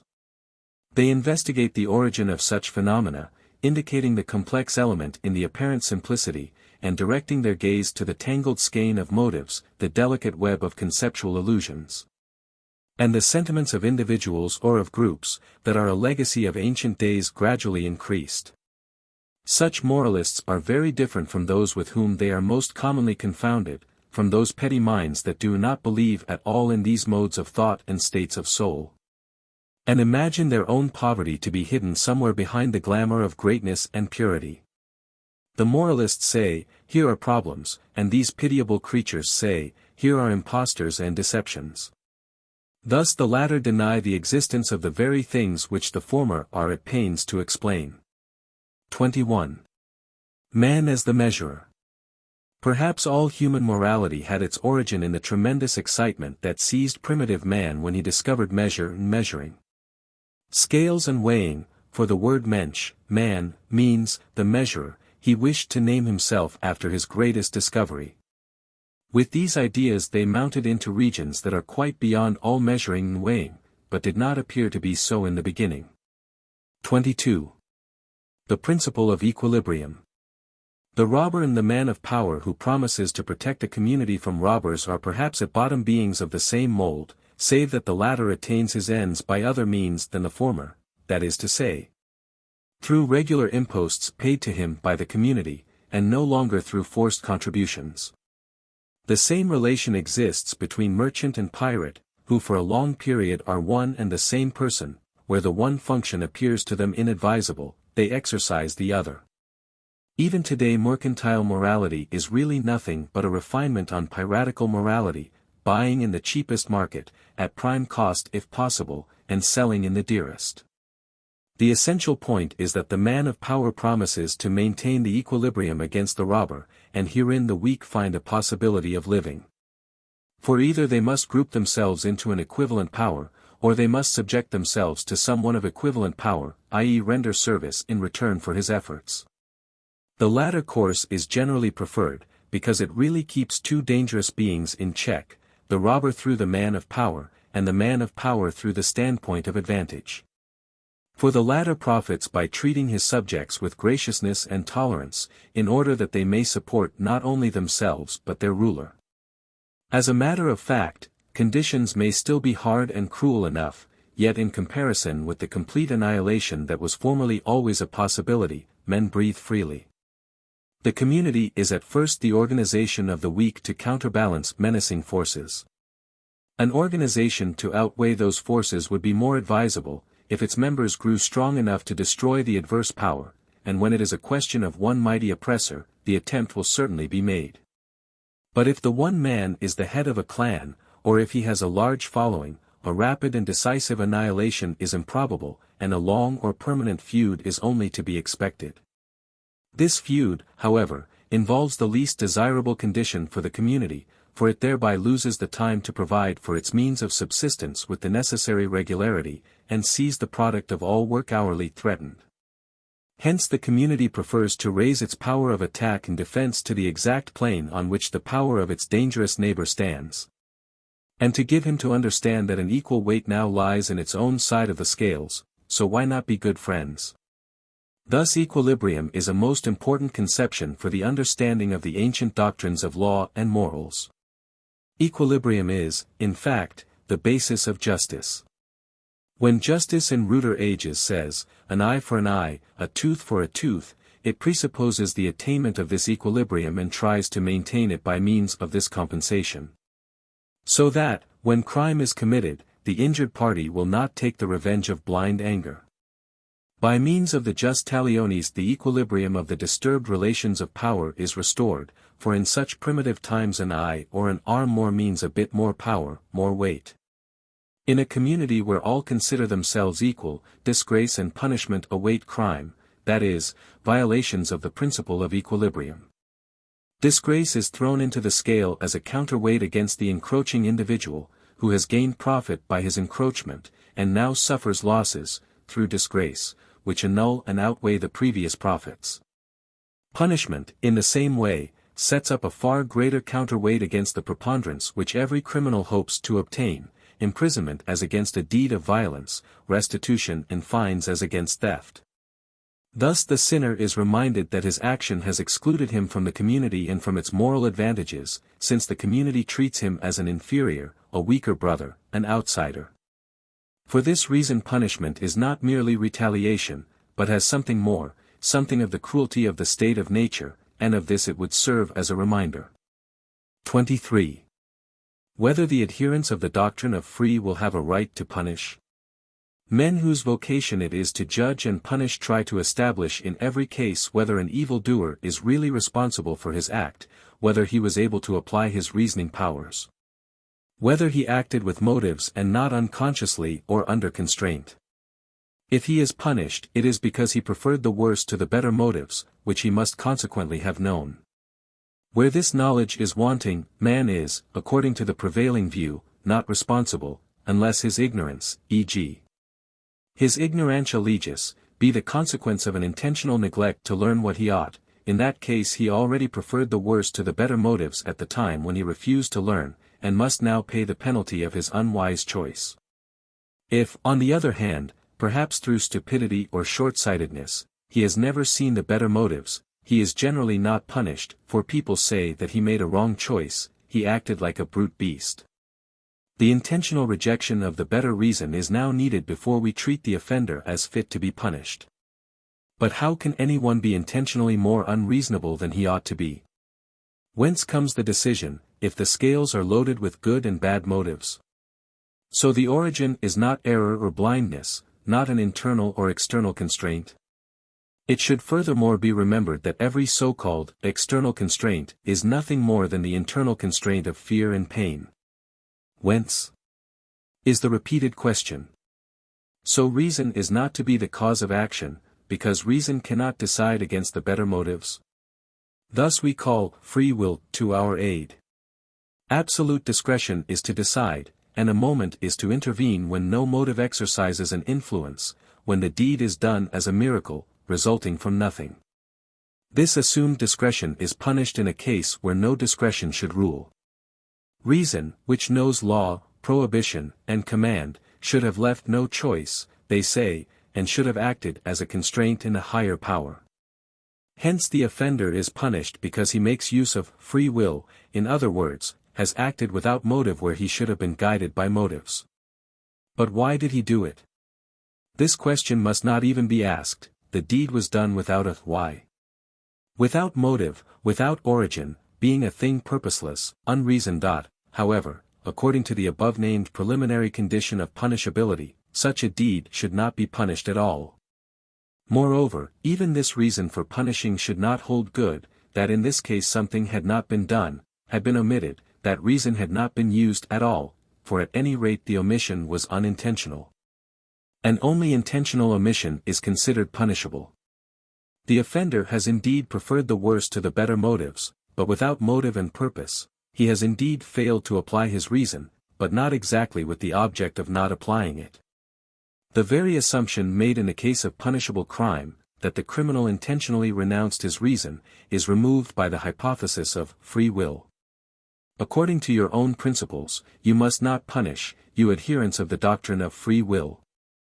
These principles are, however, nothing but a very marvelous conceptual mythology, and the hen that hatched them has brooded on her eggs far away from all reality. 24. Judging the criminal and his judge. The criminal, who knows the whole concatenation of circumstances, does not consider his act so far beyond the bounds of order and comprehension as does his judge. His punishment, however, is measured by the degree of astonishment that seizes the judge when he finds the crime incomprehensible.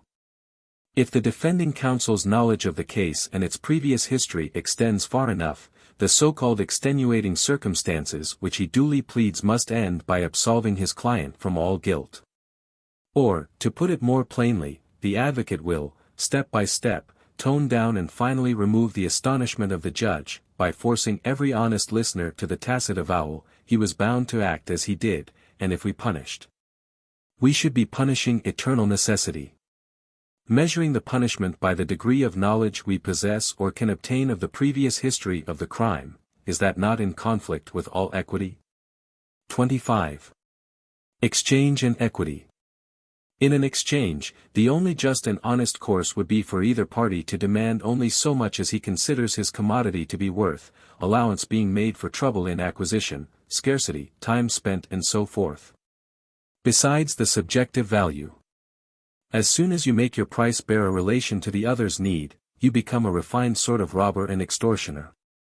If money is the sole medium of exchange, we must remember that a shilling is by no means the same thing in the hands of a rich heir, a farm laborer, a merchant, and a university student. It would be equitable for everyone to receive much or little for his money, according as he has done much or little to earn it. In practice, as we all know, the reverse is the case. In the world of high finance, the shilling of the idle rich man can buy more than that of the poor, industrious man. 26. Legal conditions as means. Law, where it rests upon contracts between equals, holds good so long as the power of the parties to the contract remains equal or similar. Wisdom created law to end all feuds and useless expenditure among men on an equal footing. Quite as definite an end is put to this waste, however, when one party has become decidedly weaker than the other. Subjection enters and law ceases, but the result is the same as that attained by law. For now it is the wisdom of the superior which advises to spare the inferior and not uselessly to squander his strength. Thus the position of the inferior is often more favorable than that of the equal. Hence legal conditions are temporary means counseled by wisdom, and not ends. 27. Explanation of malicious joy. Malicious joy arises when a man consciously finds himself in evil plight and feels anxiety or remorse or pain. The misfortune that overtakes B makes him equal to A, and A is reconciled and no longer envious. If A is prosperous, he still hoards up in his memory B's misfortune as a capital, so as to throw it in the scale as a counterweight when he himself suffers adversity. In this case too he feels malicious joy, Schadenfreude. The sentiment of equality thus applies its standard to the domain of luck and chance. Malicious joy is the commonest expression of victory and restoration of equality, even in a higher state of civilization. This emotion has only been in existence since the time when man learnt to look upon another as his equal, in other words, since the foundation of society. 28. The arbitrary element in the award of punishment. To most criminals punishment comes just as illegitimate children come to women.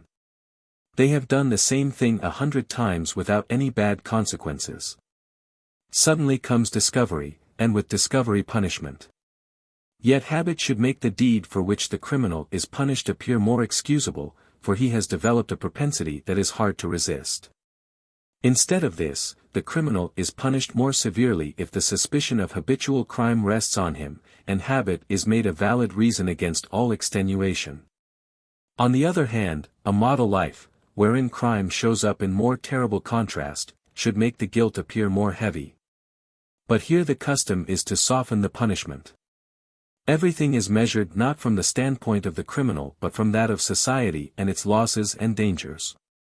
The previous utility of an individual is weighed against his one nefarious action, his previous criminality is added to that recently discovered, and punishment is thus meted out as highly as possible.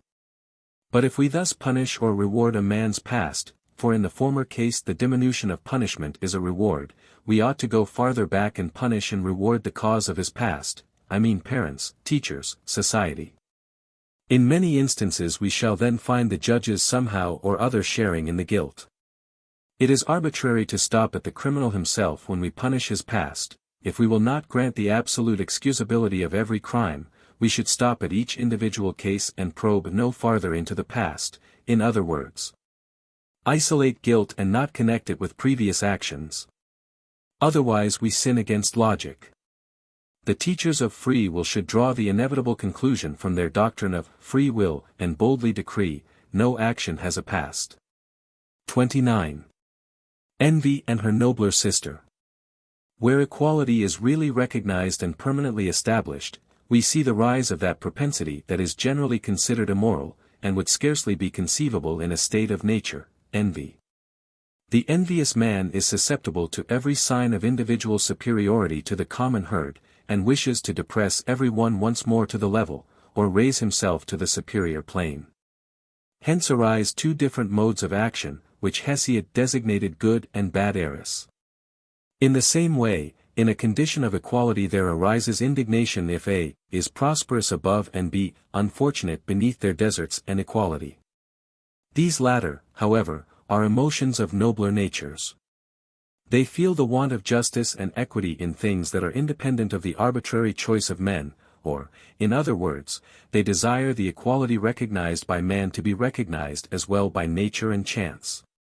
They are angry that men of equal merits should not have equal fortune. 30. The envy of the gods. The envy of the gods arises when a despised person sets himself on an equality with his superior, like Ajax, or is made equal with him by the favor of fortune, like Niobe, the too-favored mother. In the social class system this envy demands that no one shall have merits above his station, that his prosperity shall be on a level with his position, and especially that his self-consciousness shall not outgrow the limits of his rank. Often the victorious general, or the pupil who achieves a masterpiece, has experienced the envy of the gods. 31. Vanity as an antisocial aftergrowth. As men, for the sake of security, have made themselves equal in order to found communities, but as also this conception is imposed by a sort of constraint and is entirely opposed to the instincts of the individual, so the more universal security is guaranteed, the more do new offshoots of the old instinct for predominance appear. Such offshoots appear in the setting up of class distinctions, in the demand for professional dignities and privileges, and, generally speaking, in vanity, manners, dress, speech, and so forth. So soon as danger to the community is apparent, the majority, who were unable to assert their preponderance in a time of universal peace, once more bring about the condition of equality. And for the time being the absurd privileges and vanities disappear.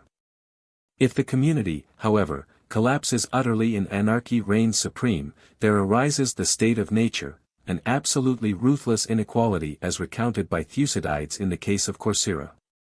Neither a natural justice nor a natural injustice exists. 32. Equity. Equity is a development of justice, and arises among such as do not come into conflict with the communal equality. This more subtle recognition of the principle of equilibrium is applied to cases where nothing is prescribed by law. Equity looks forwards and backwards, its maxim being, do unto others as you would that they should do unto you. Equum means, this principle is conformable to our equality. It tones down even our small differences to an appearance of equality, and expects us to be indulgent in cases where we are not compelled to pardon. 33. Elements of revenge. The word revenge is spoken so quickly that it almost seems as if it could not contain more than one conceptual and emotional root. Hence we are still at pains to find this root. Our economists, in the same way, have never wearied of scenting a similar unity in the word value, and of hunting after the primitive root idea of value. As if all words were not pockets, into which this or that or several things have been stuffed at once. So, revenge is now one thing, now another, and sometimes more composite. Let us first distinguish that defensive counterblow, which we strike, almost unconsciously, even at inanimate objects, such as machinery in motion, that have hurt us. The notion is to set a check to the object that has hurt us, by bringing the machine to a stop. Sometimes the force of this counterblow, in order to attain its object, will have to be strong enough to shatter the machine. If the machine be too strong to be disorganized by one man, the latter will all the same strike the most violent blow he can, as a sort of last attempt. We behave similarly towards persons who hurt us, at the immediate sensation of the hurt. If we like to call this an act of revenge, well and good, but we must remember that here self-preservation alone has set its cogwheels of reason in motion, and that after all we do not think of the doer of the injury but only of ourselves. We act without any idea of doing injury in return, only with a view to getting away safe and sound. it needs time to pass in thought from oneself to one's adversary and ask oneself at what point he is most vulnerable. This is done in the second variety of revenge, the preliminary idea of which is to consider the vulnerability and susceptibility of the other. The intention then is to give pain. On the other hand, the idea of securing himself against further injury is in this case so entirely outside the avenger's horizon, that he almost regularly brings about his own further injury and often foresees it in cold blood. If in the first sort of revenge it was the fear of a second blow that made the counterblow as strong as possible, in this case there is an almost complete indifference to what one's adversary will do. The strength of the counterblow is only determined by what he has already done to us. Then what has he done? What profit is it to us if he is now suffering, after we have suffered through him? This is a case of readjustment, whereas the first act of revenge only serves the purpose of self-preservation. It may be that through our adversary we have lost property, rank, friends, children. These losses are not recovered by revenge. The readjustment only concerns a subsidiary loss which is added to all the other losses. The revenge of readjustment does not preserve one from further injury, it does not make good the injury already suffered, except in one case. If our honor has suffered through our adversary, revenge can restore it. But in any case honor has suffered an injury if intentional harm has been done us, because our adversary proved thereby that he was not afraid of us. By revenge we prove that we are not afraid of him either, and herein lies the settlement, the readjustment. The intention of showing their complete lack of fear goes so far in some people that the dangers of revenge, loss of health or life or other losses, are in their eyes an indispensable condition of every vengeful act. Hence they practice the duel, although the law also offers them aid in obtaining satisfaction for what they have suffered. They are not satisfied with a safe means of recovering their honor, because this would not prove their fearlessness.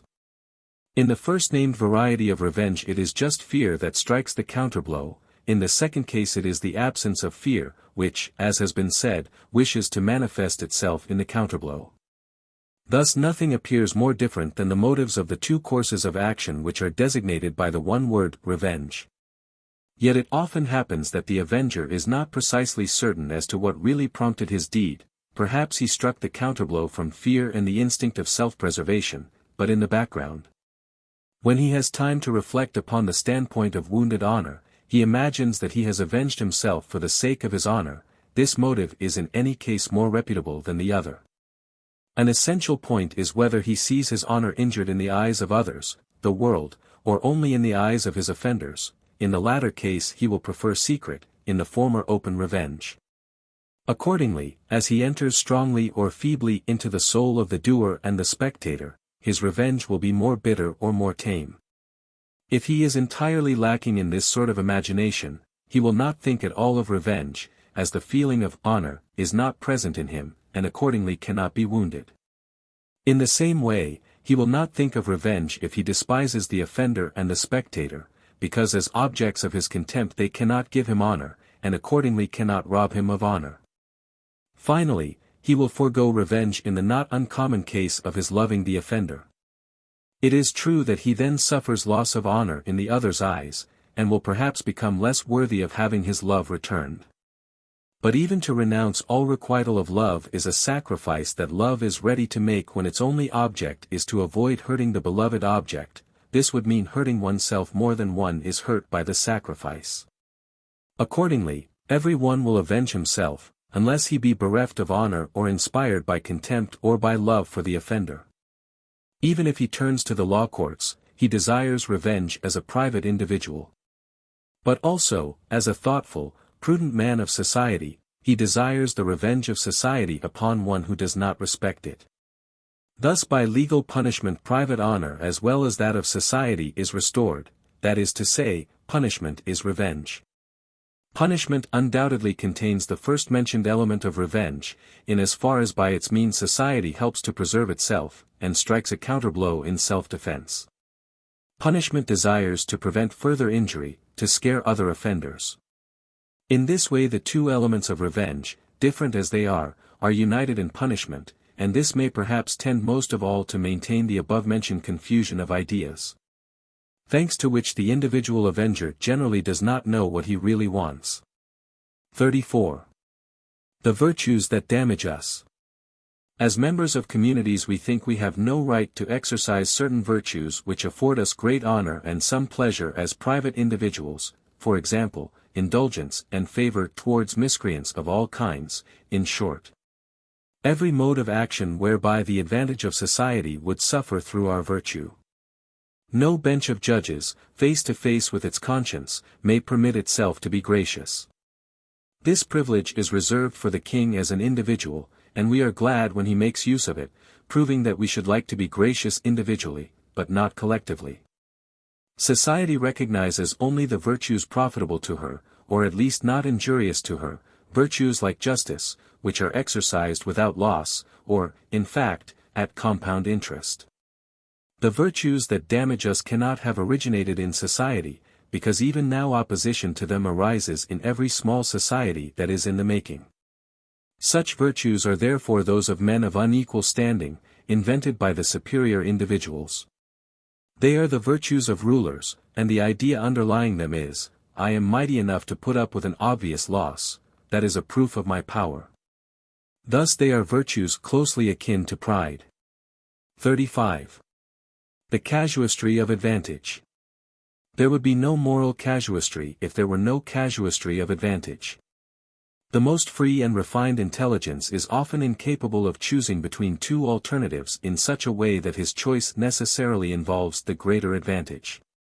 In such cases we choose because we must, and afterwards often feel a kind of emotional seasickness. 36.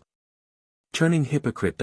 Every beggar turns hypocrite, like every one who makes his living out of indigence, be it personal or public.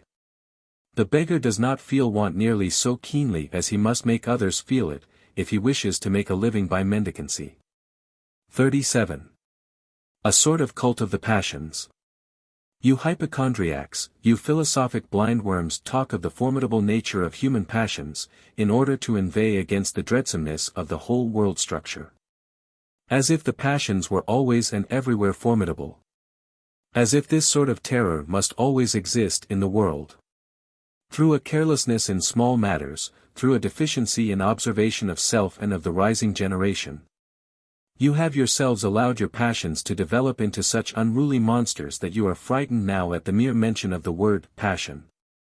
It rests with you and it rests with us to divest the passions of their formidable features and so to damn them that they do not become devastating floods. We must not exalt our errors into eternal fatalities. Rather shall we honestly endeavor to convert all the passions of humanity into sources of joy. 38. 38. The sting of conscience. The sting of conscience, like the gnawing of a dog at a stone, is mere foolishness. 39. Origin of rights. Rights may be traced to traditions, traditions to momentary agreements. At some time or other men were mutually content with the consequences of making an agreement, and, again, too indolent formally to renew it. Thus they went on living as if it had constantly been renewed, and gradually, when oblivion cast its veil over the origin, they thought they possessed a sacred, unalterable foundation on which every generation would be compelled to build. Tradition was now a constraint, even if it no more involved the profit originally derived from making the agreement. Here the weak have always found their strong fortress. They are inclined to immortalize the momentary agreement, the single act of favor shown towards them. 40. The significance of oblivion in moral sentiment. The same actions that in primitive society first aimed at the common advantage were later on performed from other motives, from fear or reverence of those who demanded and recommended them. Or from habit, because men had seen them done about them from childhood upwards, or from kindness, because the practicing of them caused delight in approving looks on all sides, or from vanity, because they were praised. Such actions, in which the fundamental motive, that of utility, has been forgotten, are then called moral, not, indeed, because they are done from those other motives, but because they are not done with a conscious purpose of utility. Whence the hatred of utility that suddenly manifests itself here, and by which all praiseworthy actions formally exclude all actions for the sake of utility. Clearly society, the rallying point of all morality and of all maxims in praise of moral action, has had to battle too long and too fiercely with the selfishness and obstinacy of the individual not to rate every motive morally higher than utility. Hence it looks as if morals had not sprung from utility, whereas in fact morals are originally the public utility, which had great difficulty in prevailing over the interests of the unit and securing a loftier reputation. 41. The heirs to the wealth of morality. Even in the domain of morals there is an inherited wealth, which is owned by the gentle, the good-tempered, the compassionate, the indulgent. They have inherited from their forefathers their gentle mode of action, but not common sense, the source of that mode of action. The pleasant thing about this wealth is that one must always bestow and communicate a portion of it, if its presence is to be felt at all. Thus this wealth unconsciously aims at bridging the gulf between the morally rich and the morally poor, and, what is its best and most remarkable feature, not for the sake of a future mean between rich and poor, but for the sake of a universal prosperity and superfluity. Such may be the prevailing view of inherited moral wealth, but it seems to me that this view is maintained more in majorum gloriam of morality than in honor of truth. Experience at least establishes a maxim which must serve, if not as a refutation, at any rate as an important check upon that generalization. Without the most exquisite intelligence, says experience, without the most refined capacity for choice and a strong propensity to observe the mean, the morally rich will become spendthrifts of morality. For by abandoning themselves without restraint to their compassionate, gentle, conciliatory, harmonizing instincts, they make all about them more careless, more covetous, and more sentimental. The children of these highly moral spendthrifts easily and, sad to relate, at best become pleasant but futile wasters. 42. The judge and extenuating circumstances. One should behave as a man of honor even towards the devil and pay his debts, said an old soldier, when the story of Faust had been related to him in rather fuller detail. Hell is the right place for Faust. You are terrible, you men. Cried his wife, how can that be? After all, his only fault was having no ink in his inkstand. It is indeed a sin to write with blood, but surely for that such a handsome man ought not to burn in hellfire. 43. Problem of the duty of truth. Duty is an imperious sentiment that forces us to action. We call it good, and consider it outside the pale of discussion. The origin, limits, and justification of duty we will not debate or allow to be debated. But the thinker considers everything in evolution and every evolution a subject for discussion, and is accordingly without duty so long as he is merely a thinker. As such, he would not recognize the duty of seeing and speaking the truth. He would not feel the sentiment at all. He asks, whence comes it and whither will it go? But even this questioning appears to him questionable. Surely, however, the consequence would be that the thinker's machinery would no longer work properly if he could really feel himself unencumbered by duty in the search for knowledge. It would appear, then, that for fuel the same element is necessary as must be investigated by means of the machine. Perhaps the formula will be, granted there were a duty of recognizing truth, what is then the truth in regard to every other kind of duty, but is not a hypothetical sense of duty a contradiction in terms? 44. Grades of morals. Morality is primarily a means of preserving the community and saving it from destruction. Next it is a means of maintaining the community on a certain plane and in a certain degree of benevolence. Its motives are fear and hope, and these in a more coarse, rough, and powerful form, the more the propensity towards the perverse, one-sided, and personal still persists. The most terrible means of intimidation must be brought into play so long as milder forms have no effect and that twofold species of preservation cannot be attained. The strongest intimidation, by the way, is the invention of a hereafter with a hell everlasting. For this purpose we must have racks and torturers of the soul. Further grades of morality, and accordingly means to the end referred to, are the commandments of a God, as in the Mosaic Law.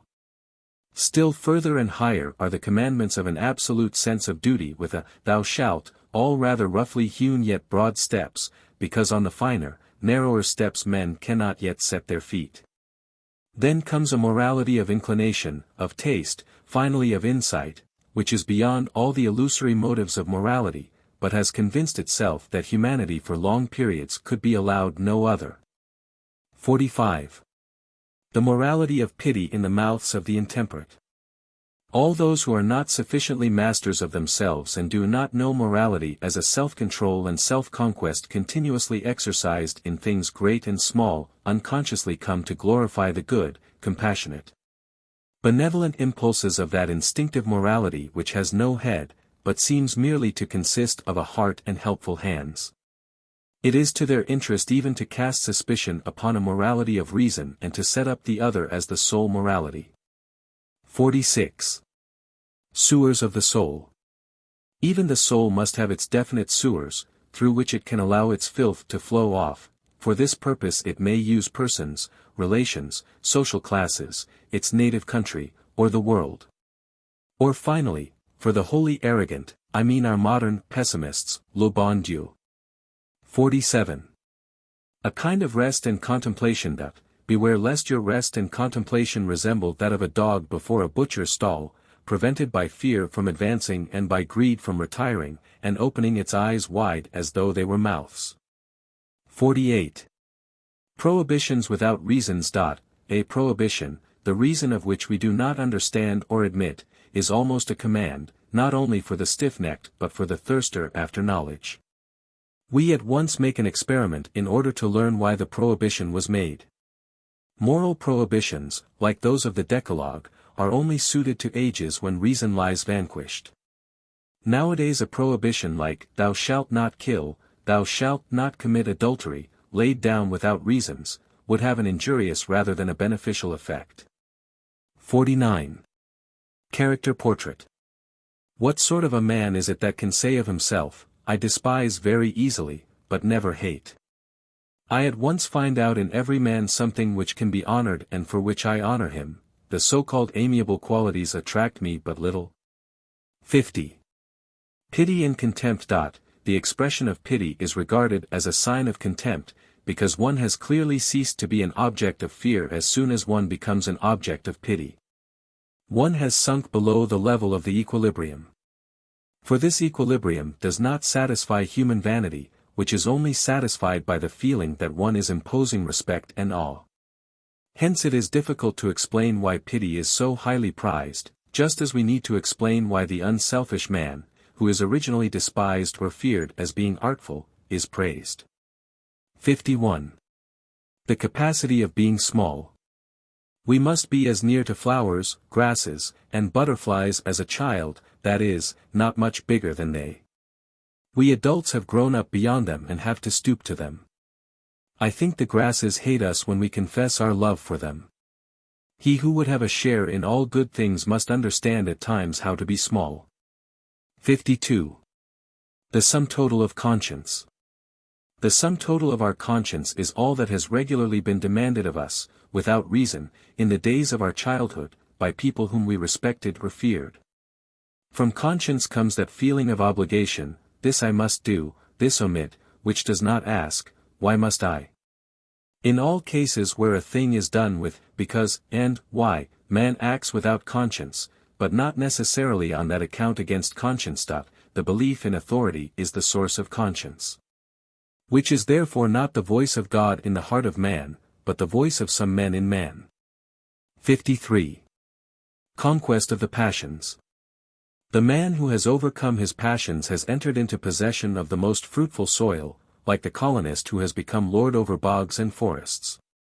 To sow the seed of spiritual good works on the soil of the vanquished passions is the next and most urgent task. The conquest itself is a means, not an end. If it be not so regarded, all kind of weeds and devil's crop quickly spring up upon the fertile soil that has been cleared, and soon the growth is all wilder and more luxuriant than before. 54. Skill in service. All so-called practical men have skill in service, whether it be serving others or themselves. This is what makes them practical. Robinson owned a servant even better than Friday, his name was Crusoe. 55. Danger in speech to intellectual freedom. Every word is a preconceived judgment. 56. Intellect and boredom. The proverb, "The Hungarian is far too lazy to feel bored," gives food for thought. Only the highest and most active animals are capable of being bored. The boredom of God on the seventh day of creation would be a subject for a great poet. 57. Intercourse with animals. The origin of our morality may still be observed in our relations with animals. Where advantage or the reverse do not come into play, we have a feeling of complete irresponsibility. For example, we kill or wound insects or let them live, and as a rule think no more about it. We are so clumsy that even our gracious acts towards flowers and small animals are almost always murderous. This does not in the least detract from our pleasure in them. Today is the festival of the small animals, the most sultry day of the year. There is a swarming and crawling around us, and we, without intention, but also without reflection, crush here and there a little fly or winged beetle. If animals do us harm, we strive to annihilate them in every possible way. The means are often cruel enough, even without our really intending them to be so. It is the cruelty of thoughtlessness. If they are useful, we turn them to advantage, until a more refined wisdom teaches us that certain animals amply reward a different mode of treatment, that of tending and breeding. Here responsibility first arises. Torturing is avoided in the case of the domestic animal. One man is indignant if another is cruel to his cow, quite in accordance with the primitive communal morality, which sees the commonwealth in danger whenever an individual does wrong. He who perceives any transgression in the community fears indirect harm to himself. Thus we fear in this case for the quality of meat, agriculture, and means of communication if we see the domestic animals ill-treated. Moreover, he who is harsh to animals awakens a suspicion that he is also harsh to men who are weak, inferior, and incapable of revenge. He is held to be ignoble and deficient in the finer form of pride. Thus arises a foundation of moral judgments and sentiments, but the greatest contribution is made by superstition. Many animals incite men by glances, tones, and gestures to transfer themselves into them in imagination, and some religions teach us, under certain circumstances, to see in animals the dwelling place of human and divine souls, whence they recommend a nobler caution or even a reverential awe in intercourse with animals. Even after the disappearance of this superstition, the sentiments awakened by it continue to exercise their influence, to ripen and to blossom. Christianity, as is well known, has shown itself in this respect a poor and retrograde religion. 58. New actors. Among human beings there is no greater banality than death.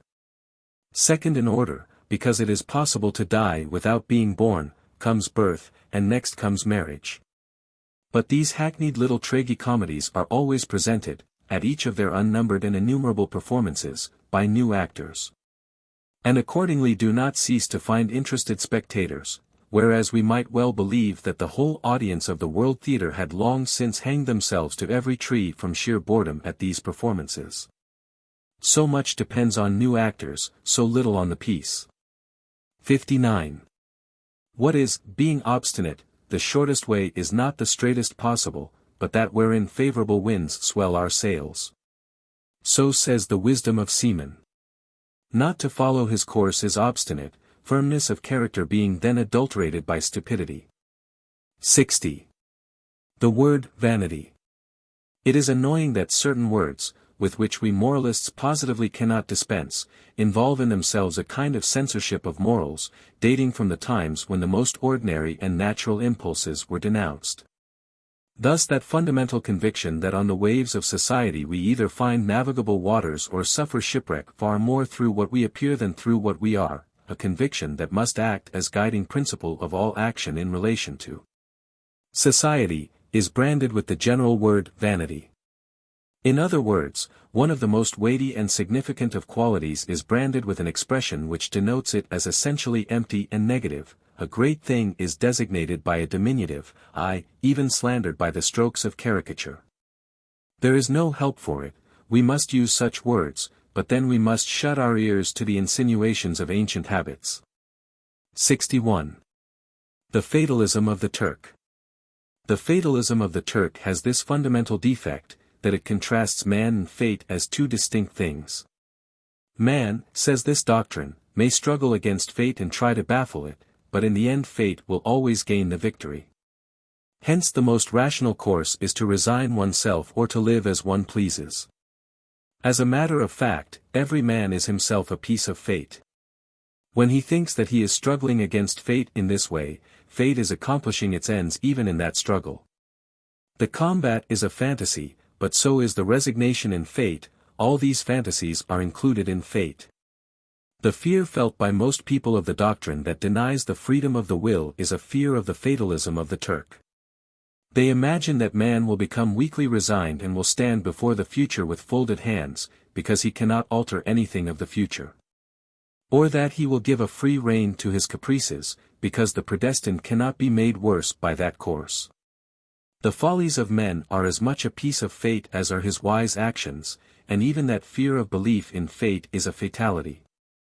You yourself, you poor timid creature, are that indomitable Moira, which rules even the gods. Whatever may happen, you are a curse or a blessing, and in any case the fetters wherein the strongest lies bound. In you the whole future of the human world is predestined, and it is no use for you to be frightened of yourself. 62. The advocate of the devil doth, only by our own suffering do we become wise, only by others' suffering do we become good, so runs that strange philosophy which derives all morality from pity and all intellectuality from the isolation of the individual. Herein this philosophy is the unconscious pleader for all human deterioration. For pity needs suffering, and isolation contempt of others. 63. The moral character masks. In ages when the character masks of different classes are definitely fixed, like the classes themselves, moralists will be seduced into holding the moral character masks, too, as absolute, and in delineating them accordingly. Thus Molière is intelligible as the contemporary of the society of Louis XIV, in our society of transitions and intermediate stages he would seem an inspired pedant. 64. The most noble virtue. In the first era of the higher humanity courage is accounted the most noble virtue, in the next justice, in the third temperance, in the fourth wisdom. In which era do we live? In which do you live? 65. A necessary preliminary. A man who will not become master of his irritability, his venomous and vengeful feelings, and his lust, and attempts to become master in anything else, is as stupid as the farmer who lays out his field beside a torrent without guarding against that torrent. 66. What is truth, Schwarzert, Melanchthon? We often preach our faith when we have lost it, and leave not a stone unturned to find it, and then we often do not preach worst. Luther, brother, you are really speaking like an angel today. Schwarzert, but that is the idea of your enemies, and they apply it to you. Luther, then it would be a lie from the devil's hindquarters. 67. The habit of contrasts. Superficial, inexact observation sees contrasts everywhere in nature, for instance, hot and cold, where there are no contrasts, only differences of degree. This bad habit has induced us to try to understand and interpret even the inner nature, the intellectual and moral world, in accordance with such contrasts. An infinite amount of cruelty, arrogance, harshness, estrangement, and coldness has entered into human emotion, because men imagined they saw contrasts where there were only transitions. 68. Can we forgive? How can we forgive them at all, if they know not what they do? We have nothing to forgive. But does a man ever fully know what he is doing? And if this point at least remains always debatable, men never have anything to forgive each other, and indulgence is for the reasonable man an impossible thing. Finally, if the evildoers had really known what they did, we should still only have a right to forgive if we had a right to accuse and to punish. But we have not that right. 69. Habitual shame. Why do we feel shame when some virtue or merit is attributed to us which, as the saying goes, we have not deserved? Because we appear to have intruded upon a territory to which we do not belong, from which we should be excluded, as from a holy place or holy of holies, which ought not to be trodden by our foot. Through the errors of others we have, nevertheless, penetrated to it, and we are now swayed partly by fear, partly by reverence, partly by surprise. We do not know whether we ought to fly or to enjoy the blissful moment with all its gracious advantages. In all shame there is a mystery, which seems desecrated or in danger of desecration through us. All favor begets shame.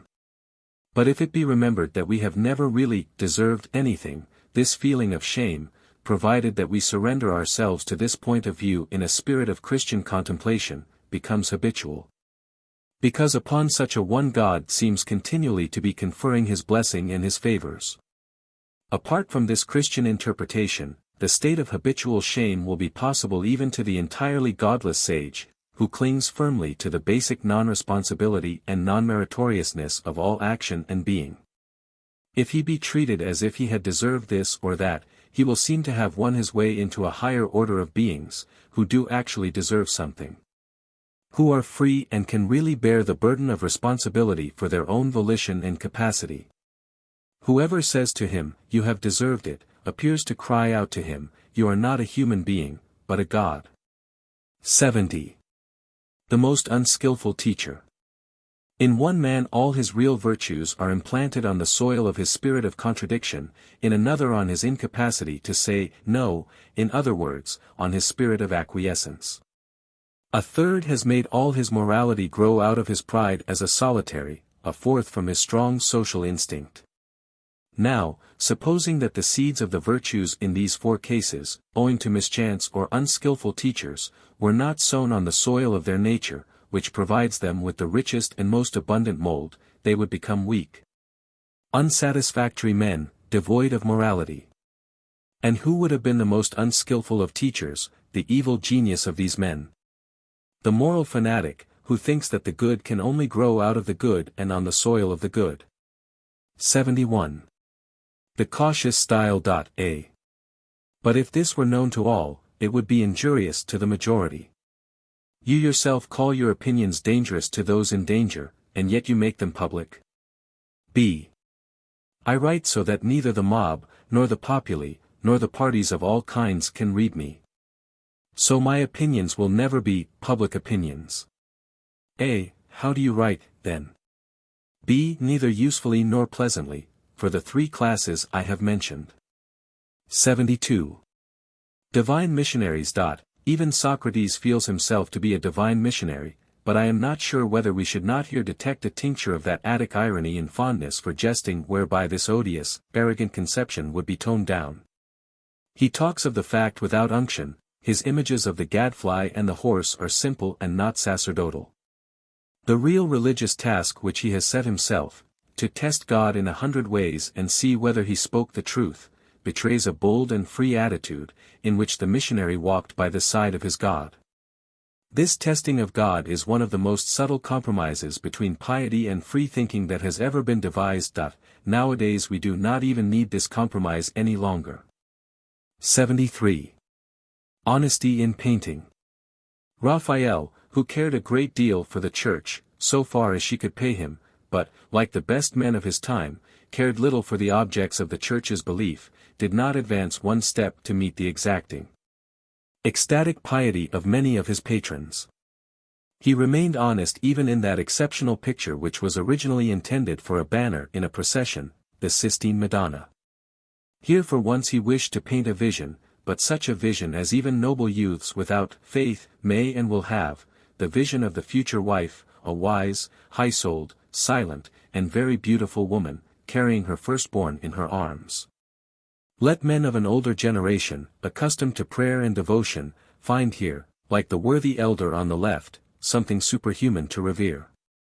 We younger men, so Raphael seems to call to us, are occupied with the beautiful maiden on the right, who says to the spectator of the picture, with her challenging and by no means devout look, the mother and her child, is not that a pleasant, inviting sight?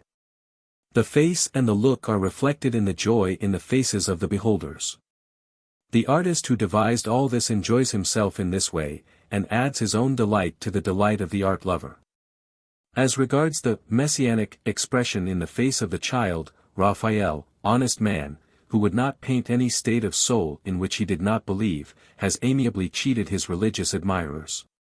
He painted that freak of nature which is very often found, the man's eye in the child's face, and that, too, the eye of a brave, helpful man who sees distress. This eye should be accompanied by a beard. The fact that a beard is wanting, and that two different ages are seen in one countenance, is the pleasing paradox which believers have interpreted in accordance with their faith in miracles. The artist could only expect as much from their art of exposition and interpretation. 74. Prayer. On two hypotheses alone is there any sense in prayer, that not quite extinct custom of olden times. It would have to be possible either to fix or alter the will of the Godhead, and the devotee would have to know best himself what he needs and should really desire. Both hypotheses, axiomatic and traditional in all other religions, are denied by Christianity. If Christianity nevertheless maintained prayer side by side with its belief in the all-wise and all-provident divine reason, a belief that makes prayer really senseless and even blasphemous. It showed here once more its admirable wisdom of the serpent. For an outspoken command, "Thou shalt not pray," would have led Christians by way of boredom to the denial of Christianity. In the Christian ora et labora, ora plays the role of pleasure. Without ora, what could those unlucky saints who renounced labora have done?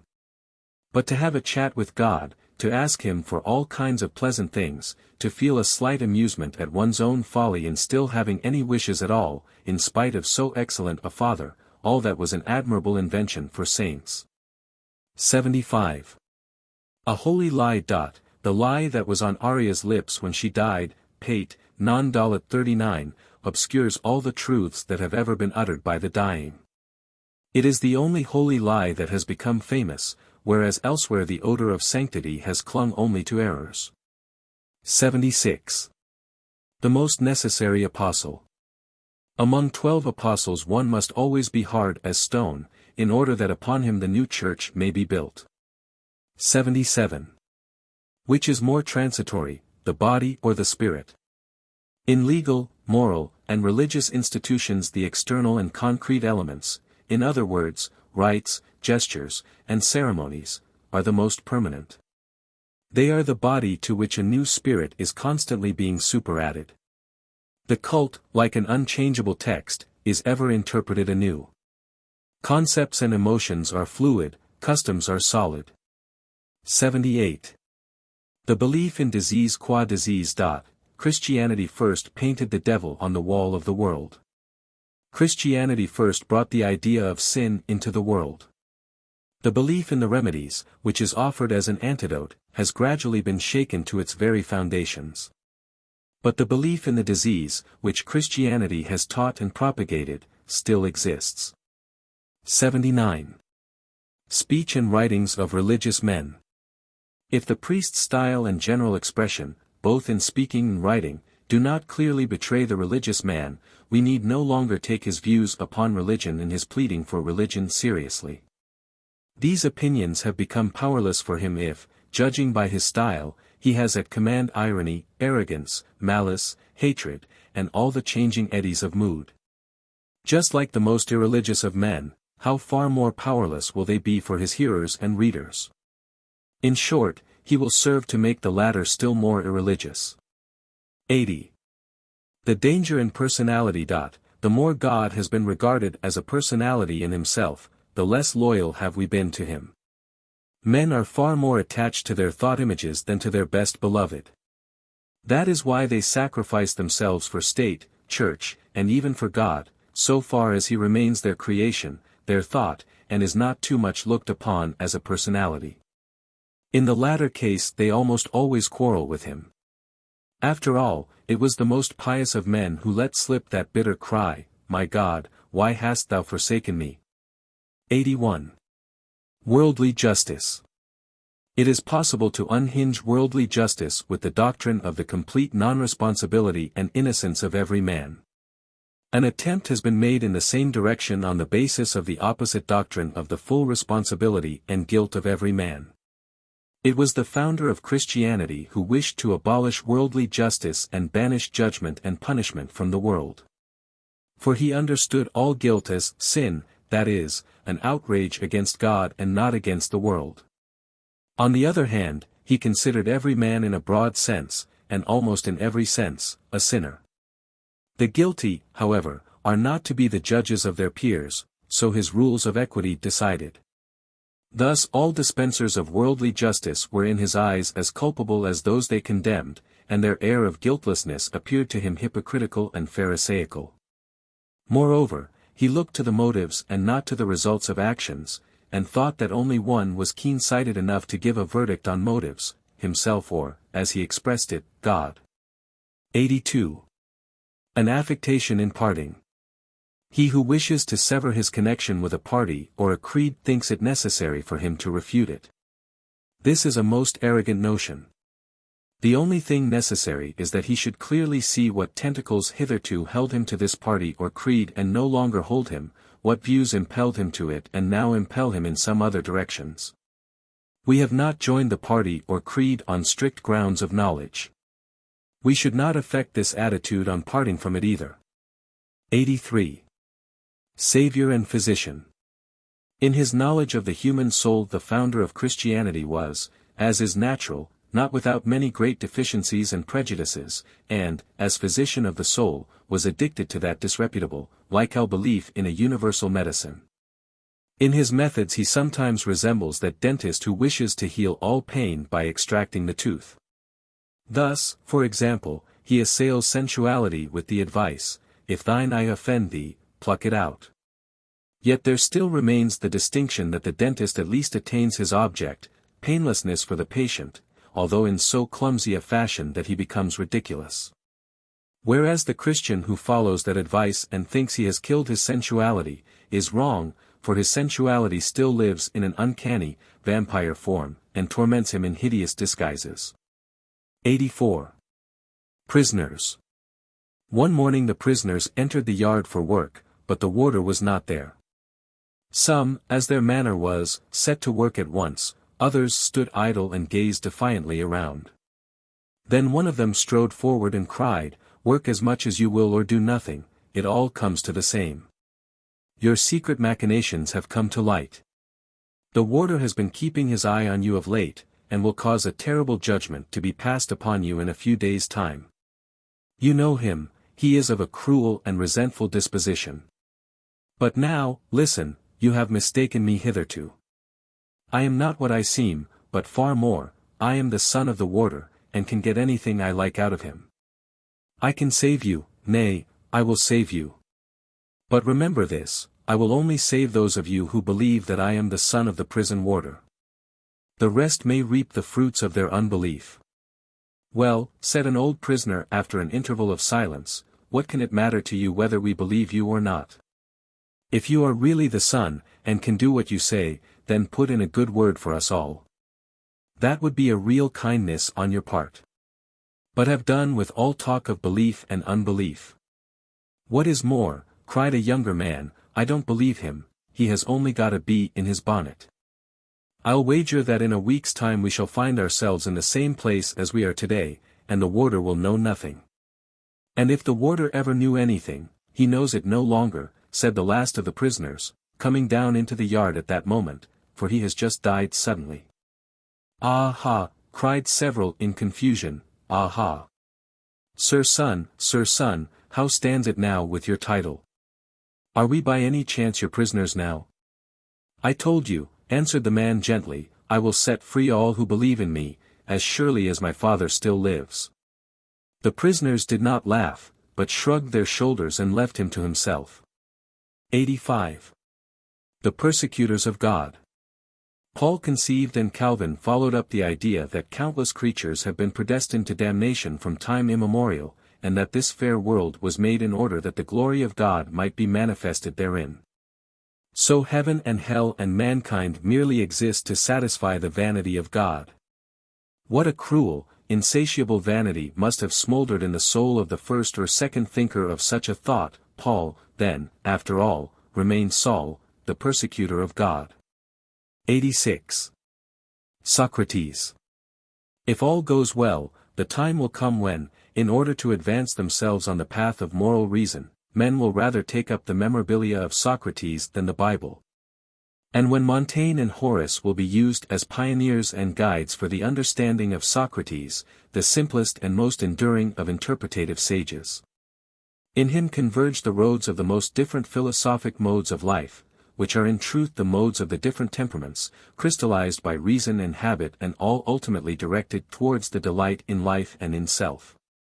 The apparent conclusion is that the most peculiar thing about Socrates was his share in all the temperaments. Socrates excels the founder of Christianity by virtue of his merry style of seriousness and by that wisdom of sheer roguish pranks which constitutes the best state of soul in a man. Moreover, he had a superior intelligence. 87. Learning to write well. The age of good speaking is over, because the age of city-state culture is over. The limit allowed by Aristotle to the great city, in which the town crier must be able to make himself heard by the whole assembled community, troubles us as little as do any city communities. Us who even wish to be understood beyond the boundaries of nations. Therefore every one who is of a good European turn of mind must learn to write well, and to write better and better. He cannot help himself, he must learn that, even if he was born in Germany, where bad writing is looked upon as a national privilege. Better writing means better thinking, always to discover matter more worthy of communication. To be able to communicate it properly, to be translatable into the tongues of neighboring nations, to make oneself comprehensible to foreigners who learn our language. To work with the view of making all that is good common property, and of giving free access everywhere to the free. Finally, to pave the way for that still remote state of things, when the great task shall come for good Europeans, guidance and guardianship of the universal world culture. Whoever preaches the opposite doctrine of not troubling about good writing and good reading, both virtues grow together and decline together, is really showing the peoples a way of becoming more and more national. He is intensifying the malady of this century, and is a foe to good Europeans, a foe to free spirits. 88. The theory of the best style. The theory of the best style may at one time be the theory of finding the expression by which we transfer every mood of ours to the reader and the listener. At another, it may be the theory of finding expressions for the more desirable human moods, the communication and transference of which one desires most, for the mood of a man moved from the depth of his heart, intellectually cheerful, bright, and sincere, who has conquered his passions. This will be the theory of the best style, a theory that corresponds to the good man. 89. Paying attention to movement. The movement of the sentences shows whether the author be tired. Individual expressions may nevertheless be still strong and good, because they were invented earlier and for their own sake, when the thought first flashed across the author's mind. This is frequently the case with Goethe, who too often dictated when he was tired. 90. Already, and still. German prose is still very young. Goethe declares that Wieland is its father. B. So young and already so ugly. C. But, so far as I am aware, Bishop Ulfilas already wrote German prose, which must therefore be 1500 years old. B. So old and still so ugly. 91. Original German. German prose, which is really not fashioned on any pattern and must be considered an original creation of German taste, should give the eager advocate of a future original German culture an indication of how real German dress, German society, German furniture, German meals would look without the imitation of models. Someone who had long reflected on these vistas finally cried in great horror, but, heaven help us, perhaps we already have that original culture, only we don't like to talk about it. 92. Forbidden books. One should never read anything written by those arrogant wiseacres and puzzle brains who have the detestable vice of logical paradox. They apply logical formulae just where everything is really improvised at random and built in the air. Therefore, with them means, you idiot of a reader, this, therefore, does not exist for you, but only for me. The answer to this is, you idiot of a writer, then why do you write? 93. Displaying one's wit. Everyone who wishes to display his wit thereby proclaims that he has also a plentiful lack of wit. That vice which clever Frenchmen have of adding a touch of disdain to their best ideas arises from a desire to be considered richer than they really are. They wish to be carelessly generous, as if weary of continual spending from overfull treasuries. 94. French and German literature. The misfortune of the French and German literature of the last 100 years is that the Germans ran away too early from the French school, and the French, later on, went too early to the German school. 95. Our prose. None of the present-day cultured nations has so bad a prose as the German. When clever, blasé Frenchmen say, there is no German prose, we ought really not to be angry, for this criticism is more polite than we deserve. If we look for reasons, we come at last to the strange phenomenon that the German knows only improvised prose and has no conception of any other. He simply cannot understand the Italian, who says that prose is as much harder than poetry as the representation of naked beauty is harder to the sculptor than that of draped beauty. Verse, images, rhythm, and rhyme need honest effort, that even the German realizes, and he is not inclined to set a very high value on extempore poetry. But the notion of working at a page of prose as at a statue sounds to him like a tale from fairyland. 96. The grand style comes into being when the beautiful wins a victory over the monstrous. 97. Dodging. We do not realize, in the case of distinguished minds, wherein lies the excellence of their expression, their turn of phrase, until we can say what word every mediocre writer would inevitably have hit upon in expressing the same idea. All great artists, in steering their car, show themselves prone to dodge and leave the track, but never to fall over. 98. Something like bread. Bread neutralizes and takes out the taste of other food, and is therefore necessary to every long meal. In all works of art there must be something like bread, in order that they may produce diverse effects. If these effects followed one another without occasional pauses and intervals, they would soon make us weary and provoke disgust. In fact, a long meal of art would then be impossible. 99. Jean-Paul knew a great deal, but had no science. Understood all manner of tricks of art, but had no art, found almost everything enjoyable, but had no taste, possessed feeling and seriousness, but in dispensing them poured over them a nauseous sauce of tears. Had even wit, but, unfortunately for his ardent desire for it, far too little, whence he drives the reader to despair by his very lack of wit. In short, he was the bright, rank-smelling weed that shot up overnight in the fair pleasaunces of Schiller and Goethe. He was a good, comfortable man, and yet a destiny in a dressing-gown. 40. 100. Palate for opposites. In order to enjoy a work of the past as its contemporaries enjoyed it, one must have a palate for the prevailing taste of the age which it attacked. 101. Spirits of wine authors. Many writers are neither spirit nor wine, but spirits of wine. They can flare up, and then they give warmth. 102. The interpretative sense. The sense of taste, as the true interpretative sense, often talks the other senses over to its point of view and imposes upon them its laws and customs. At table one can receive disclosures about the most subtle secrets of the arts. It suffices to observe what tastes good and when and after what and how long it tastes good. 103. Lessing. Lessing had a genuine French talent, and, as writer, went most assiduously to the French school. He knows well how to arrange and display his wares in his shop window. Without this true art his thoughts, like the objects of them, would have remained rather in the dark, nor would the general loss be great. His art, however, has taught many, especially the last generation of German scholars, and has given enjoyment to a countless number. It is true his disciples had no need to learn from him, as they often did, his unpleasant tone with its mingling of petulance and candor. Opinion is now unanimous on Lessing as lyric poet, and will some day be unanimous on Lessing as dramatic poet. 104. Undesirable readers. How an author is vexed by those stolid, awkward readers who always fall at every place where they stumble, and always hurt themselves when they fall. 105. Poet's thoughts. Real thoughts of real poets always go about with a veil on, like Egyptian women, only the deep eye of thought looks out freely through the veiled. Poets' thoughts are as a rule not of such value as is supposed.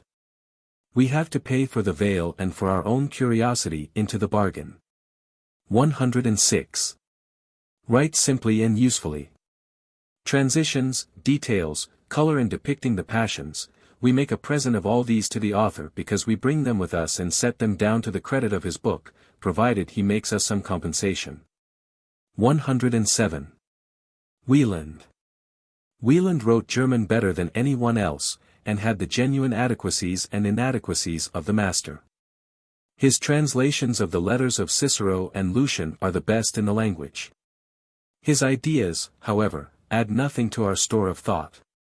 We can endure his cheerful moralities as little as his cheerful immoralities, for both are very closely connected.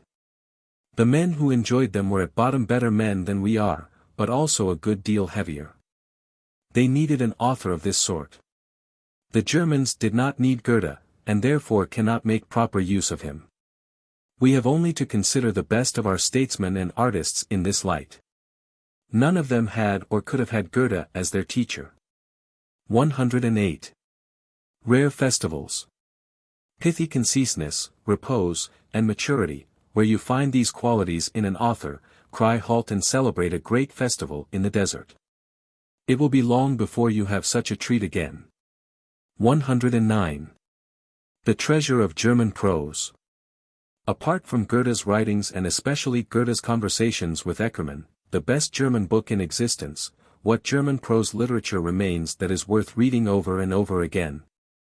Lichtenberg's Aphorisms, the first book of Jung Stilling's Story of My Life, Adalbert Stifter's St. Martin's Summer and Gottfried Keller's People of Seldwyla, and there, for the time being, it comes to an end. 110. Literary and colloquial style. The art of writing demands, first and foremost, substitutions for the means of expression which speech alone possesses, in other words, for gestures, accent, intonation, and look. Hence literary style is quite different from colloquial style, and far more difficult, because it has to make itself as intelligible as the latter with fewer accessories. Demosthenes delivered his speeches differently from what we read. He worked them up for reading purposes. Cicero's speeches ought to be Demosthenized with the same object, for at present they contain more of the Roman forum than we can endure. 111. Caution in quotation. Young authors do not know that a good expression or idea only looks well among its peers, that an excellent quotation may spoil whole pages, nay the whole book. For it seems to cry warningly to the reader, mark you, I am the precious stone, and round about me is lead, pale, worthless lead. Every word, every idea only desires to live in its own company, that is the moral of a choice style. 112. How should errors be enunciated? We may dispute whether it be more injurious for errors to be enunciated badly or as well as the best truths. It is certain that in the former case they are doubly harmful to the brain and are less easily removed from it. But, on the other hand, they are not so certain of effect as in the latter case. They are, in fact, less contagious. 113. Limiting and widening. Homer limited and diminished the horizon of his subject, but allowed individual scenes to expand and blossom out. Later, the tragedians are constantly renewing this process. Each takes his material in ever smaller and smaller fragments than his predecessor did, but each attains a greater wealth of blooms within the narrow hedges of these sequestered garden enclosures. 114. Literature and morality mutually explanatory. We can show from Greek literature by what forces the Greek spirit developed, how it entered upon different channels, and where it became enfeebled. All this also depicts to us how Greek morality proceeded, and how all morality will proceed, how it was at first a constraint and displayed cruelty, then became gradually milder. How a pleasure in certain actions, in certain forms and conventions arose, and from this again a propensity for solitary exercise, for solitary possession, how the track becomes crowded and overcrowded with competitors. How satiety enters in, new objects of struggle and ambition are sought, and forgotten aims are awakened to life. How the drama is repeated, and the spectators become altogether weary of looking on, because the whole gamut seems to have been run through, and then comes a stoppage, an expiration, and the rivulets are lost in the sand. The end, or at any rate an end, has come. 115. What landscapes give permanent delight? Such and such a landscape has features eminently suited for painting, but I cannot find the formula for it, it remains beyond my grasp as a whole. I notice that all landscapes which please me permanently have a simple geometrical scheme of lines underneath all their complexity. Without such a mathematical substratum no scenery becomes artistically pleasing. Perhaps this rule may be applied symbolically to human beings. 116. Reading aloud. The ability to read aloud involves of necessity the ability to declaim.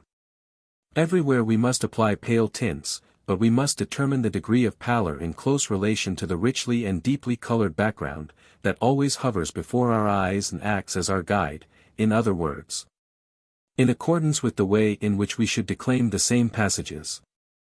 That is why we must be able to declaim. 117. The dramatic sense. He who has not the four subtler senses of art tries to understand everything with the fifth sense, which is the coarsest of all, the dramatic sense. 118. Herder. Herder fails to be all that he made people think he was and himself wished to think he was. He was no great thinker or discoverer, no newly fertile soil with the unexhausted strength of a virgin forest. But he possessed in the highest degree the power of scenting the future. He saw and picked the first fruits of the seasons earlier than all others, and they then believed that he had made them grow. Between darkness and light, youth and age, his mind was like a hunter on the watch, looking everywhere for transitions, depressions, convulsions, the outward and visible signs of internal growth.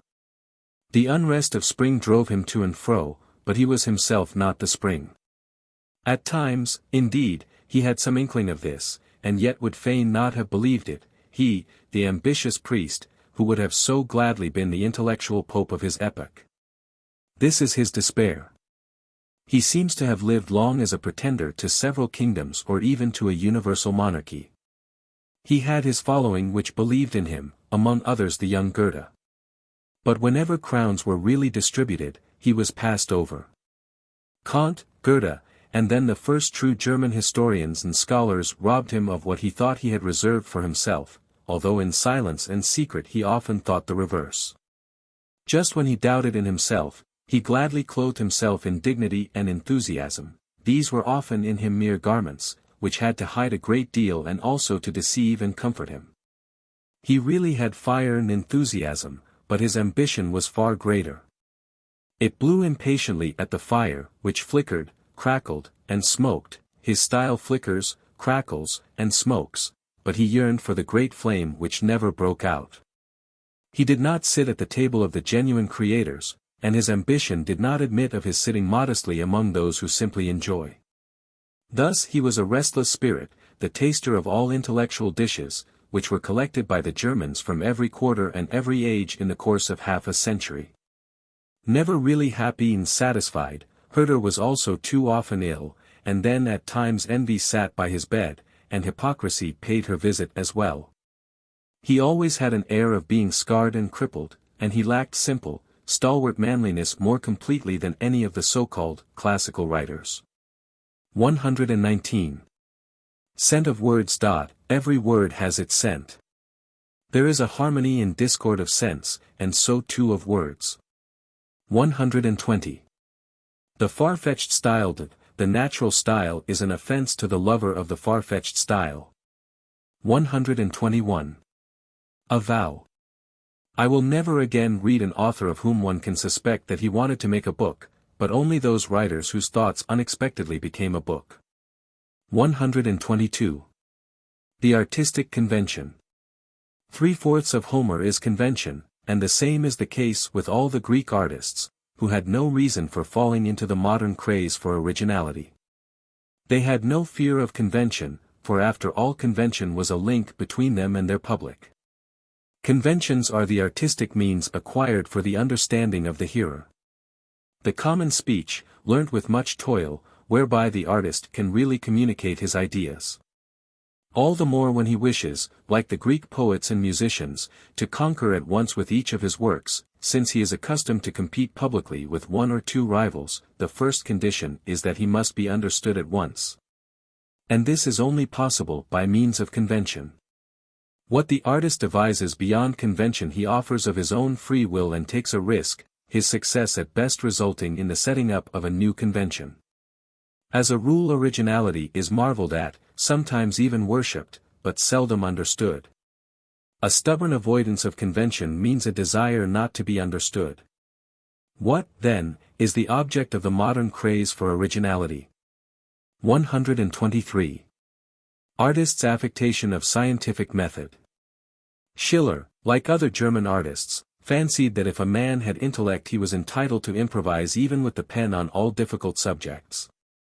So there we see his prose essays, in every way a model of how not to attack scientific questions of aesthetics and ethics, and a danger for young readers who, in their admiration for Schiller the poet, have not the courage to think meanly of Schiller the thinker and author. The temptation to traverse for once the forbidden paths, and to have his say in science as well, is easy and pardonable in the artist. For even the ablest artist from time to time finds his handicraft and his workshop unendurable. This temptation is so strong that it makes the artist show all the world what no one wishes to see, that his little chamber of thought is cramped and untidy. Why not, indeed? He does not live there. He proceeds to show that the storeroom of his knowledge is partly empty, partly filled with lumber. Why not, indeed? This condition does not really become the artist's child badly. In particular, the artist shows that for the very easiest exercises of scientific method, which are accessible even to beginners, his joints are too stiff and untrained. Even of that he need not really be ashamed. On the other hand, he often develops no mean art in imitating all the mistakes, vices, and base pedantries that are practiced in the scientific community, in the belief that these belong to the appearance of the thing, if not to the thing itself. This is the very point that is so amusing in artists' writing, that the artist involuntarily acts as his vocation demands, he parodies the scientific and inartistic natures. Toward science he should show no attitude but that of parody, in so far as he is an artist and only an artist. 124. The Faust idea. A little sempstress is seduced and plunged into despair, a great scholar of all the four faculties is the evildoer. That cannot have happened in the ordinary course, surely? No, certainly not. Without the aid of the devil incarnate, the great scholar would never have achieved the deed. Is this really destined to be the greatest German, tragic idea, as one hears it said among Germans, but for Goethe even this idea was too terrible. His kind heart could not avoid placing the little sempstress, the good soul that forgot itself but once, near to the saints, after her involuntary death. Even the great scholar, the good man, with the dark impulse, is brought into heaven in the nick of time, by a trick which is played upon the devil at the decisive moment. In heaven the lovers find themselves again. Goethe once said that his nature was too conciliatory for really tragic subjects. 125. Are there German classics? Saint Beuve observes somewhere that the word classic does not suit the genius of certain literatures. For instance, nobody could talk seriously of German classics. What do our German publishers, who are about to add 50 more to the 50 German classics we are told to accept, say to that? Does it not almost seem as if one need only have been dead for the last 30 years, and lie a lawful prey to the public, 41 in order to hear suddenly and unexpectedly the trumpet of resurrection as a classic? And this in an age and a nation where at least 5 out of the 6 great fathers of its literature are undoubtedly antiquated or becoming antiquated, without there being any need for the age or the nation to be ashamed of this. For those writers have given way before the strength of our time, let that be considered in all fairness. Goethe, as I have indicated, I do not include. He belongs to a higher species than national literatures, hence life, revival, and decay do not enter into the reckoning in his relations with his countrymen. He lived and now lives but for the few. For the majority he is nothing but a flourish of vanity which is trumpeted from time to time across the border into foreign ears. Goethe, not merely a great and good man, but a culture, is in German history an interlude without a sequel. Who, for instance, would be able to point to any trace of Goethe's influence in German politics of the last 70 years, whereas the influence, certainly of Schiller, and perhaps of Lessing, can be traced in the political world? But what of those 5 others? Klopstock, in a most honorable way, became out of date even in his own lifetime, and so completely that the meditative book of his later years, The Republic of Learning, has never been taken seriously from that day to this. Herder's misfortune was that his writings were always either new or antiquated. Thus for stronger and more subtle minds, like Lichtenberg, even Herder's masterpiece, his ideas for the history of mankind, was in a way antiquated at the very moment of its appearance. Wieland, who lived to the full and made others live likewise, was clever enough to anticipate by death the waning of his influence. Lessing, perhaps, still lives today, but among a young and ever younger band of scholars. Schiller has fallen from the hands of young men into those of boys, of all German boys. It is a well-known sign of obsolescence when a book descends to people of less and less mature age. Well, what is it that has thrust these 5 into the background, so that well-educated men of affairs no longer read them? A better taste, a riper knowledge, a higher reverence for the real and the true, in other words, the very virtues which these 5, and 10 or 20 others of lesser repute, first replanted in Germany, and which now, like a mighty forest, cast over their graves not only the shadow of awe, but something of the shadow of oblivion. But classical writers are not planters of intellectual and literary virtues.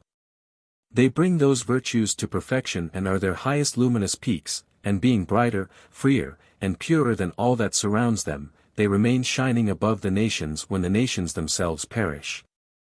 There may come an elevated stage of humanity, in which the Europe of the peoples is a dark, forgotten thing, but Europe lives on in 30 books, very old but never antiquated, in the classics. 126. Interesting, but not beautiful.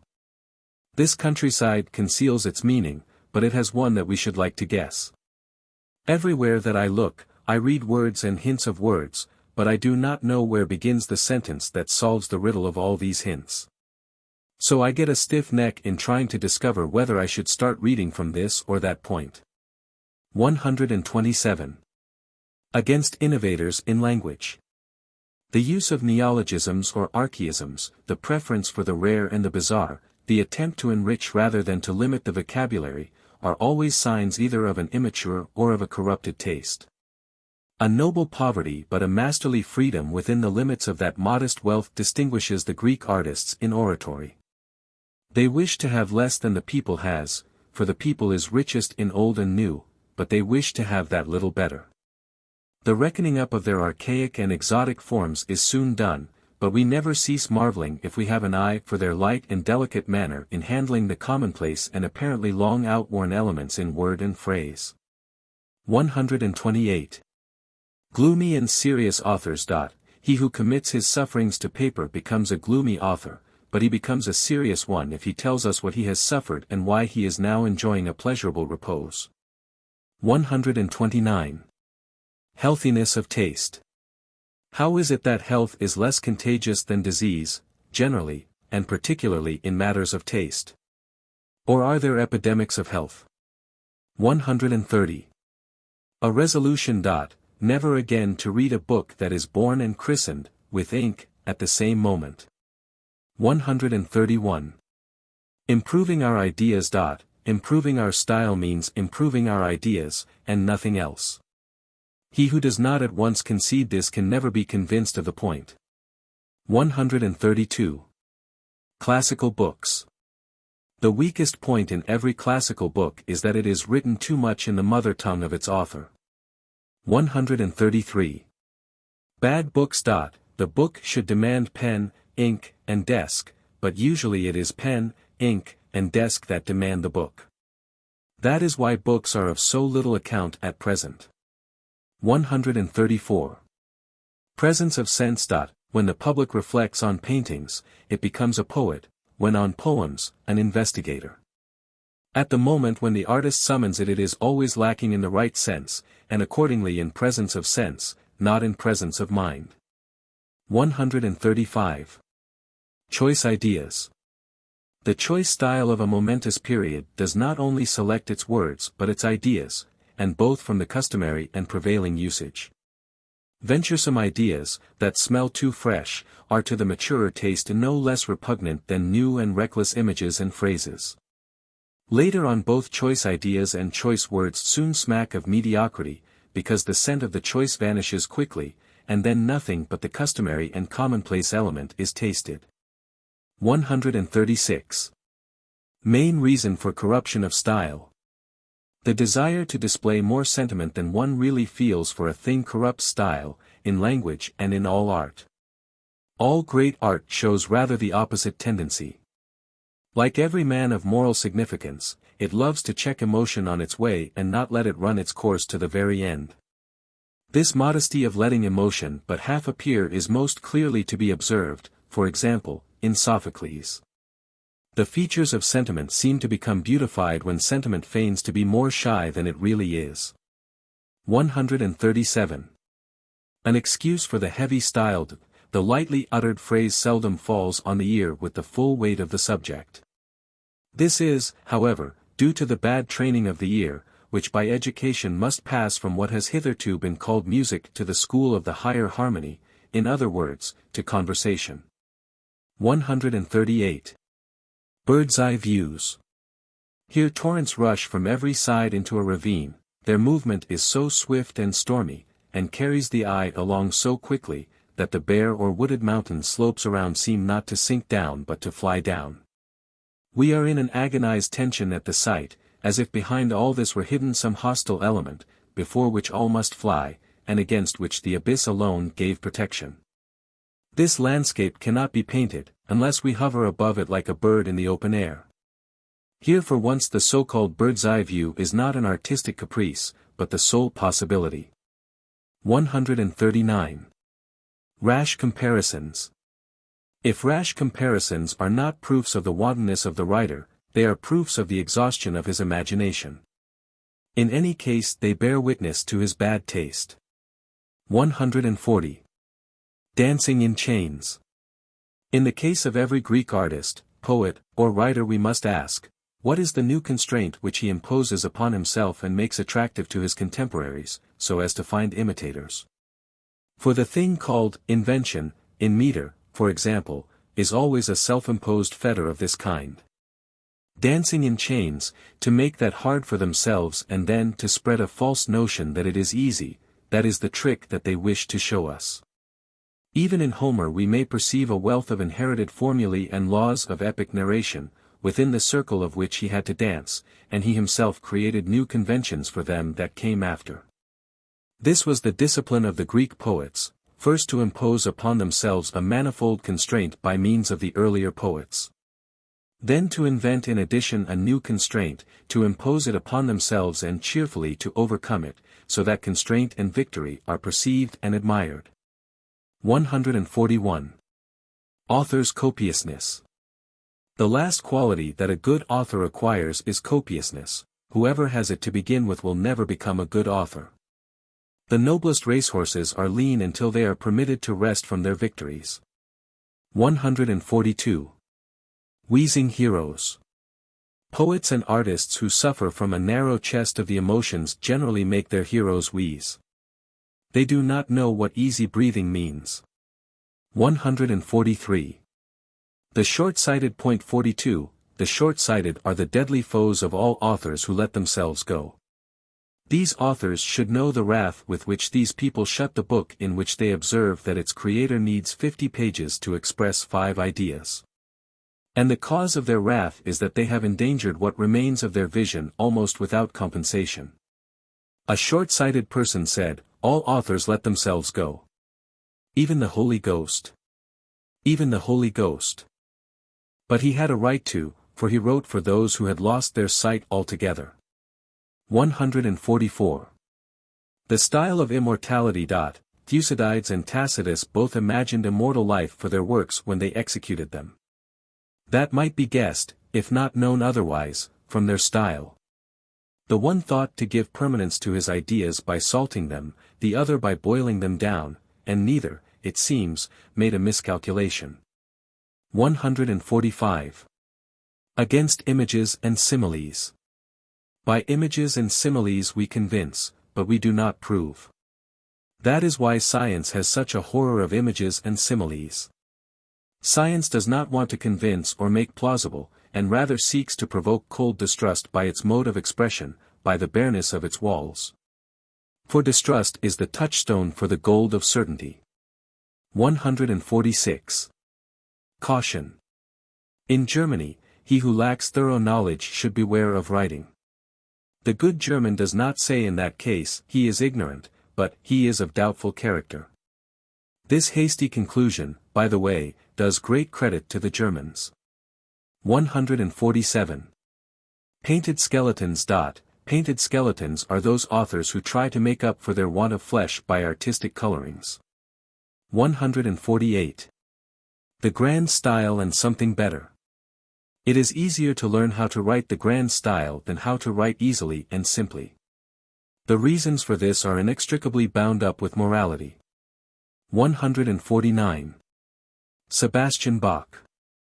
In so far as we do not hear Bach's music as perfect and experienced connoisseurs of counterpoint and all the varieties of the fugal style, and accordingly must dispense with real artistic enjoyment. We shall feel in listening to his music, in Goethe's magnificent phrase, as if we were present at God's creation of the world.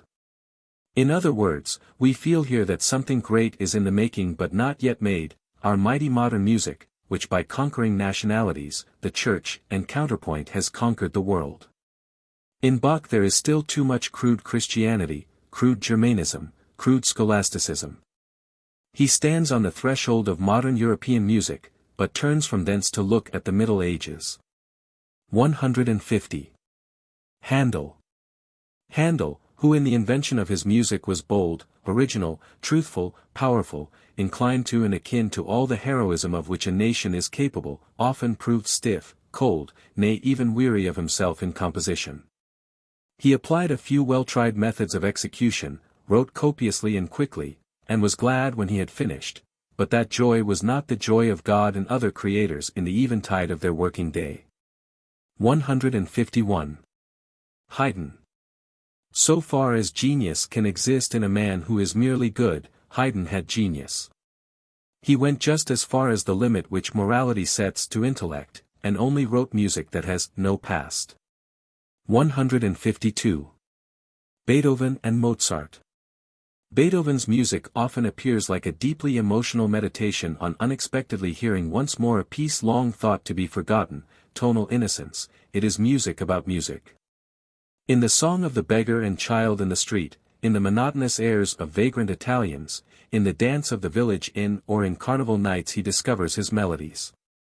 He stores them together like a bee, snatching here and there some notes or a short phrase. To him these are hallowed memories of the better world, like the ideas of Plato. Mozart stands in quite a different relation to his melodies. He finds his inspiration not in hearing music but in gazing at life, at the most stirring life of southern lands. He was always dreaming of Italy, when he was not there. 153. Recitative. Formerly recitative was dry, but now we live in the age of moist recitative. It has fallen into the water, and the waves carry it whithersoever they list. 154. Cheerful music. If for a long time we have heard no music, it then goes like a heavy southern wine all too quickly into the blood and leaves behind it a soul dazed with narcotics, half awake, longing for sleep. This is particularly the case with cheerful music, which inspires in us bitterness and pain, satiety and homesickness together, and forces us to sip again and again as at a sweetened draught of poison. The hall of gay, noisy merriment then seems to grow narrow, the light to lose its brightness and become browner. At last we feel as if this music were penetrating to a prison where a poor wretch cannot sleep for homesickness. 155. Franz Schubert. Franz Schubert, inferior as an artist to the other great musicians, had nevertheless the largest share of inherited musical wealth.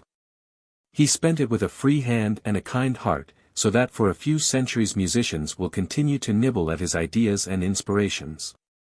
In his works we find a store of unused inventions. The greatness of others will lie in making use of those inventions. If Beethoven may be called the ideal listener for a troubadour, Schubert has a right to be called the ideal troubadour. 156. Modern musical execution. Great tragic or dramatic execution of music acquires its character by imitating the gesture of the great sinner, such as Christianity conceives and desires him, the slow-stepping, passionately brooding man, distracted by the agonies of conscience. Now flying in terror, now clutching with delight, now standing still in despair, and all the other marks of great sinfulness. Only on the Christian assumption that all men are great sinners and do nothing but sin could we justify the application of this style of execution to all music.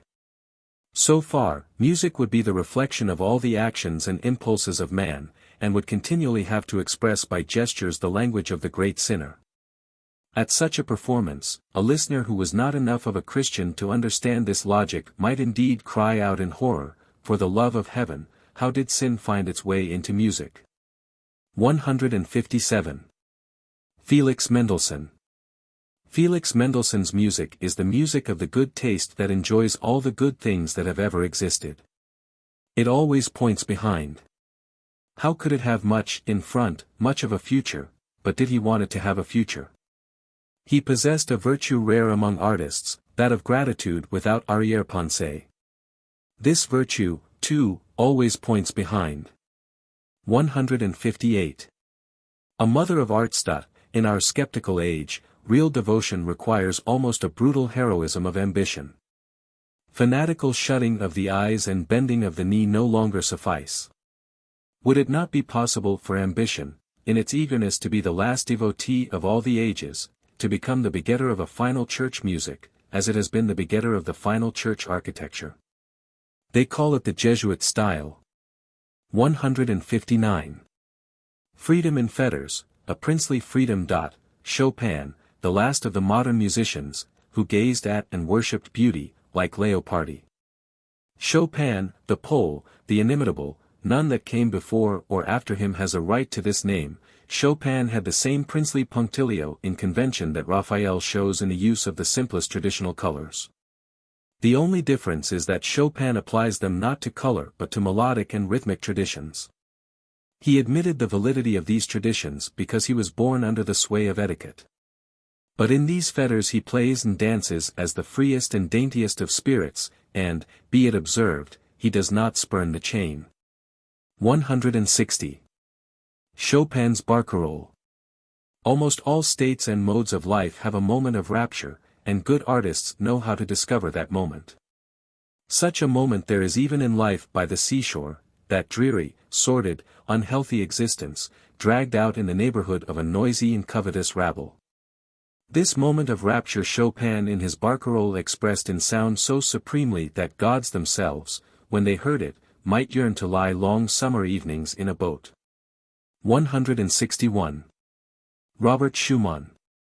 The stripling, as the romantic songsters of Germany and France of the first 3 decades of this century imagined him, this stripling was completely translated into song and melody by Robert Schumann, the eternal youth. So long as he felt himself in full possession of his powers. There are indeed moments when his music reminds one of the eternal old maid. 162. Dramatic singers. Why does this beggar sing? Probably he does not know how to wail. Then he does right. But our dramatic singers, who wail because they do not know how to sing, are they also in the right? 163. Dramatic music. For him who does not see what is happening on the stage, dramatic music is a monstrosity, just as the running commentary to a lost text is a monstrosity. Such music requires us to have ears where our eyes are. This, however, is doing violence to Euterpe, who, poor muse, wants to have her eyes and ears where the other muses have theirs. 164. Victory and reasonableness. Unfortunately, in the aesthetic wars, which artists provoke by their works and apologias for their works, just as is the case in real war, it is might and not reason that decides. All the world now assumes as a historical fact that, in his dispute with Piccini, Gluck was in the right. At any rate, he was victorious, and had might on his side. 165. Of the principle of musical execution. Do the modern musical performers really believe that the supreme law of their art is to give every piece as much high relief as is possible, and to make it speak at all costs a dramatic language? Is not this principle, when applied for example to Mozart, a veritable sin against the spirit, the gay, sunny, airy, delicate spirit, of Mozart, whose seriousness was of a kindly and not awe-inspiring order? Whose pictures do not try to leap from the wall and drive away the beholder in panic?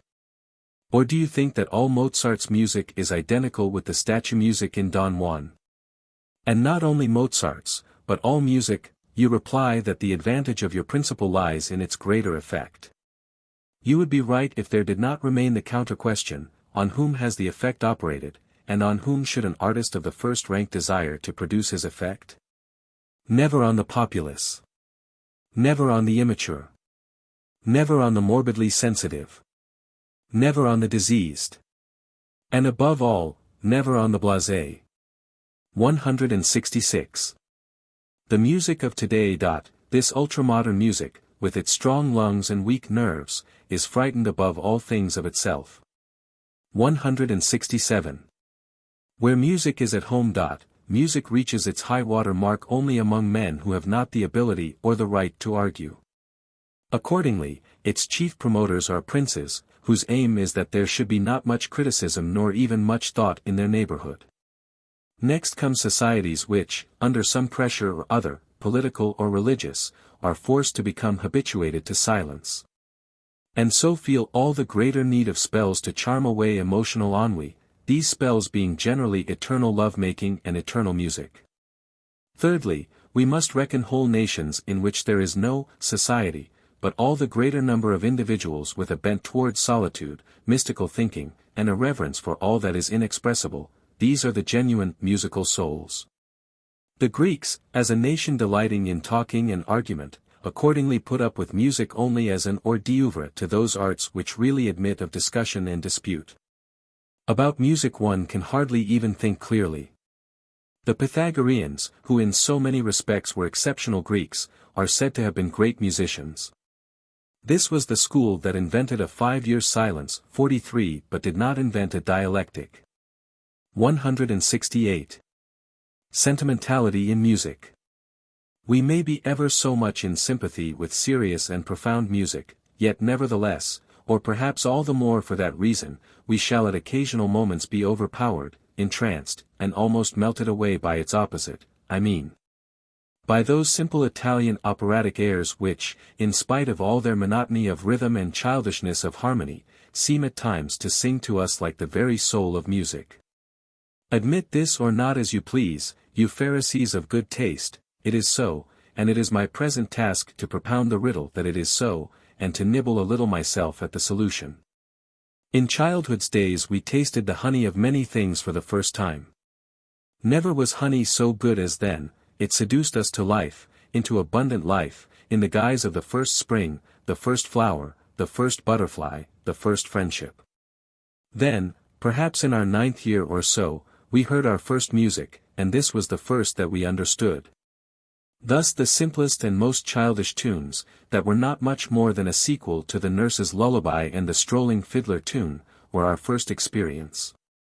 For even the most trifling revelations of art need preparation and study. There is no immediate effect of art, whatever charming fables the philosophers may tell. Our sensation on hearing these Italian airs is associated with those first musical raptures, the strongest of our lives. The bliss of childhood and its flight, the feeling that our most precious possession can never be brought back, all this moves the chords of the soul more strongly than the most serious and profound music can move them.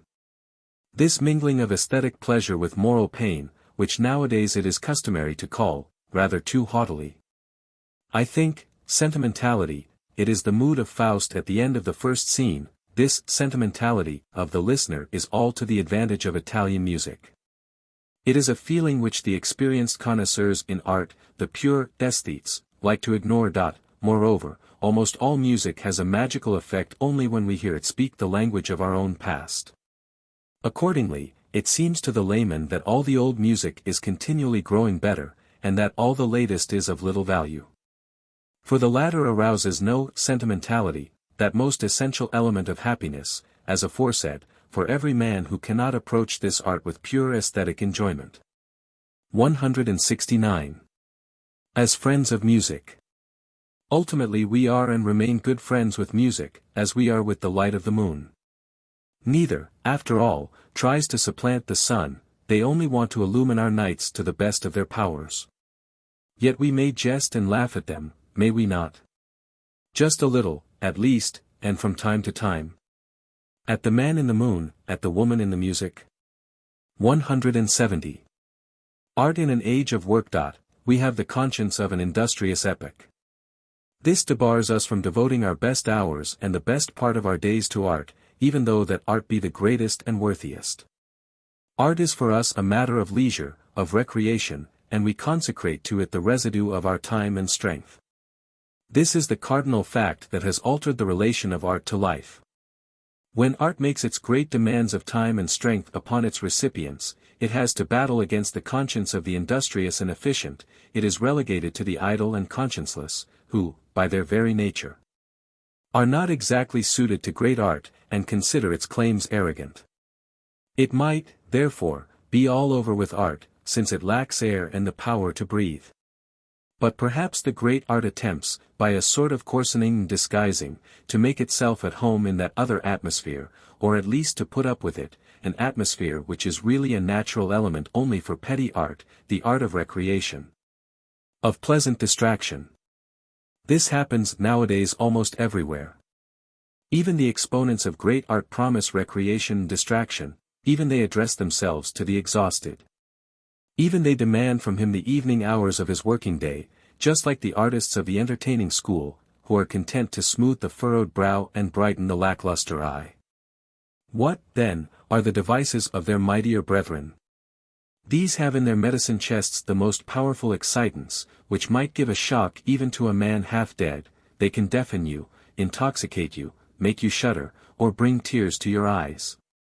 By this means they overpower the exhausted man and stimulate him for one night to an overlively condition, to an ecstasy of terror and delight. This great art, as it now lives in opera, tragedy, and music, have we a right to be angry with it, because of its perilous fascination, as we should be angry with a cunning courtesan? Certainly not. It would far rather live in the pure element of morning calm, and would far rather make its appeal to the fresh, expectant, vigorous morning soul of the beholder or listener. Let us be thankful that it prefers living thus to vanishing altogether. But let us also confess that an era that once more introduces free and complete high days and holidays into life will have no use for our great art. 171. The employees of science and the others. Really efficient and successful men of science might be collectively called the employees. If in youth their acumen is sufficiently practiced, their memory is full, and hand and eye have acquired sureness, they are appointed by an older fellow craftsman to a scientific position where their qualities may prove useful. Later on, when they have themselves gained an eye for the gaps and defects in their science, they place themselves in whatever position they are needed. These persons all exist for the sake of science. But there are rarer spirits, spirits that seldom succeed or fully mature, for whose sake science exists, at least, in their view. They are often unpleasant, conceited, or cross-grained men, but almost always prodigies to a certain extent. They are neither employees nor employers, they make use of what those others have worked out and established, with a certain princely carelessness and with little and rare praise, just as if the others belonged to a lower order of beings. Yet they possess the same qualities as their fellow workers, and that sometimes in a less developed form. Moreover, they have a peculiar limitation, from which the others are free. This makes it impossible to put them into a place and to see in them useful tools. They can only live in their own air and on their own soil. This limitation suggests to them what elements of a science are theirs, in other words, what they can carry home into their house and atmosphere. They think that they are always collecting their scattered property. If they are prevented from building at their own nest, they perish like shelterless birds. The loss of freedom causes them to wilt away. If they show, like their colleagues, a fondness for certain regions of science, it is always only regions where the fruits and seeds necessary to them can thrive. What do they care whether science, taken as a whole, has untilled or badly tilled regions? They lack all impersonal interest in a scientific problem. As they are themselves personal through and through, all their knowledge and ideas are remolded into a person, into a living complexity, with its parts interdependent, overlapping, jointly nurtured, and with a peculiar atmosphere and scent as a whole. Such natures, with their system of personal knowledge, produce the illusion that a science, or even the whole of philosophy, is finished and has reached its goal. The life in their system works this magic, which at times has been fatal to science and deceptive to the really efficient workers above described, and at other times, when drought and exhaustion prevailed, has acted as a kind of restorative. As if it were the air of a cool, refreshing resting place. These men are usually called philosophers. 172. Recognition of talent. As I went through the village of S, a boy began to crack his whip with all his might. He had made great progress in this art, and he knew it. I threw him a look of recognition. In reality it hurt me cruelly. We do the same in our recognition of many of the talents. We do good to them when they hurt us. 173. Laughing and smiling. The more joyful and assured the mind becomes, the more man loses the habit of loud laughter. In compensation, there is an intellectual smile continually bubbling up in him, a sign of his astonishment at the innumerable concealed delights of a good existence. 174. The talk of invalids. Just as in spiritual grief we tear our hair, strike our foreheads, lacerate our cheeks or even, like Oedipus, gouge our eyes out, so against violent physical pain we call to our aid a bitter, violent emotion. Through the recollection of slanderous and malignant people, through the denigration of our future, through the sword pricks and acts of malice which we mentally direct against the absent. And at times it is true that one devil drives out another, but then we have the other. Hence a different sort of talk, tending to alleviate pain, should be recommended invalids, reflections upon the kindnesses and courtesies that can be performed towards friend and foe. 175. Mediocrity as a mask. Mediocrity is the happiest mask which the superior mind can wear, because it does not lead the great majority, that is, the mediocre, to think that there is any disguise. Yet the superior mind assumes the mask just for their sake, so as not to irritate them, nay, often from a feeling of pity and kindness. 176. The patient. The pine tree seems to listen, the fir tree to wait, and both without impatience. They do not give a thought to the petty human being below who is consumed by his impatience and his curiosity. 177. The best joker. My favorite joke is the one that takes the place of a heavy and rather hesitating idea, and that at once beckons with its finger and winks its eye. 178.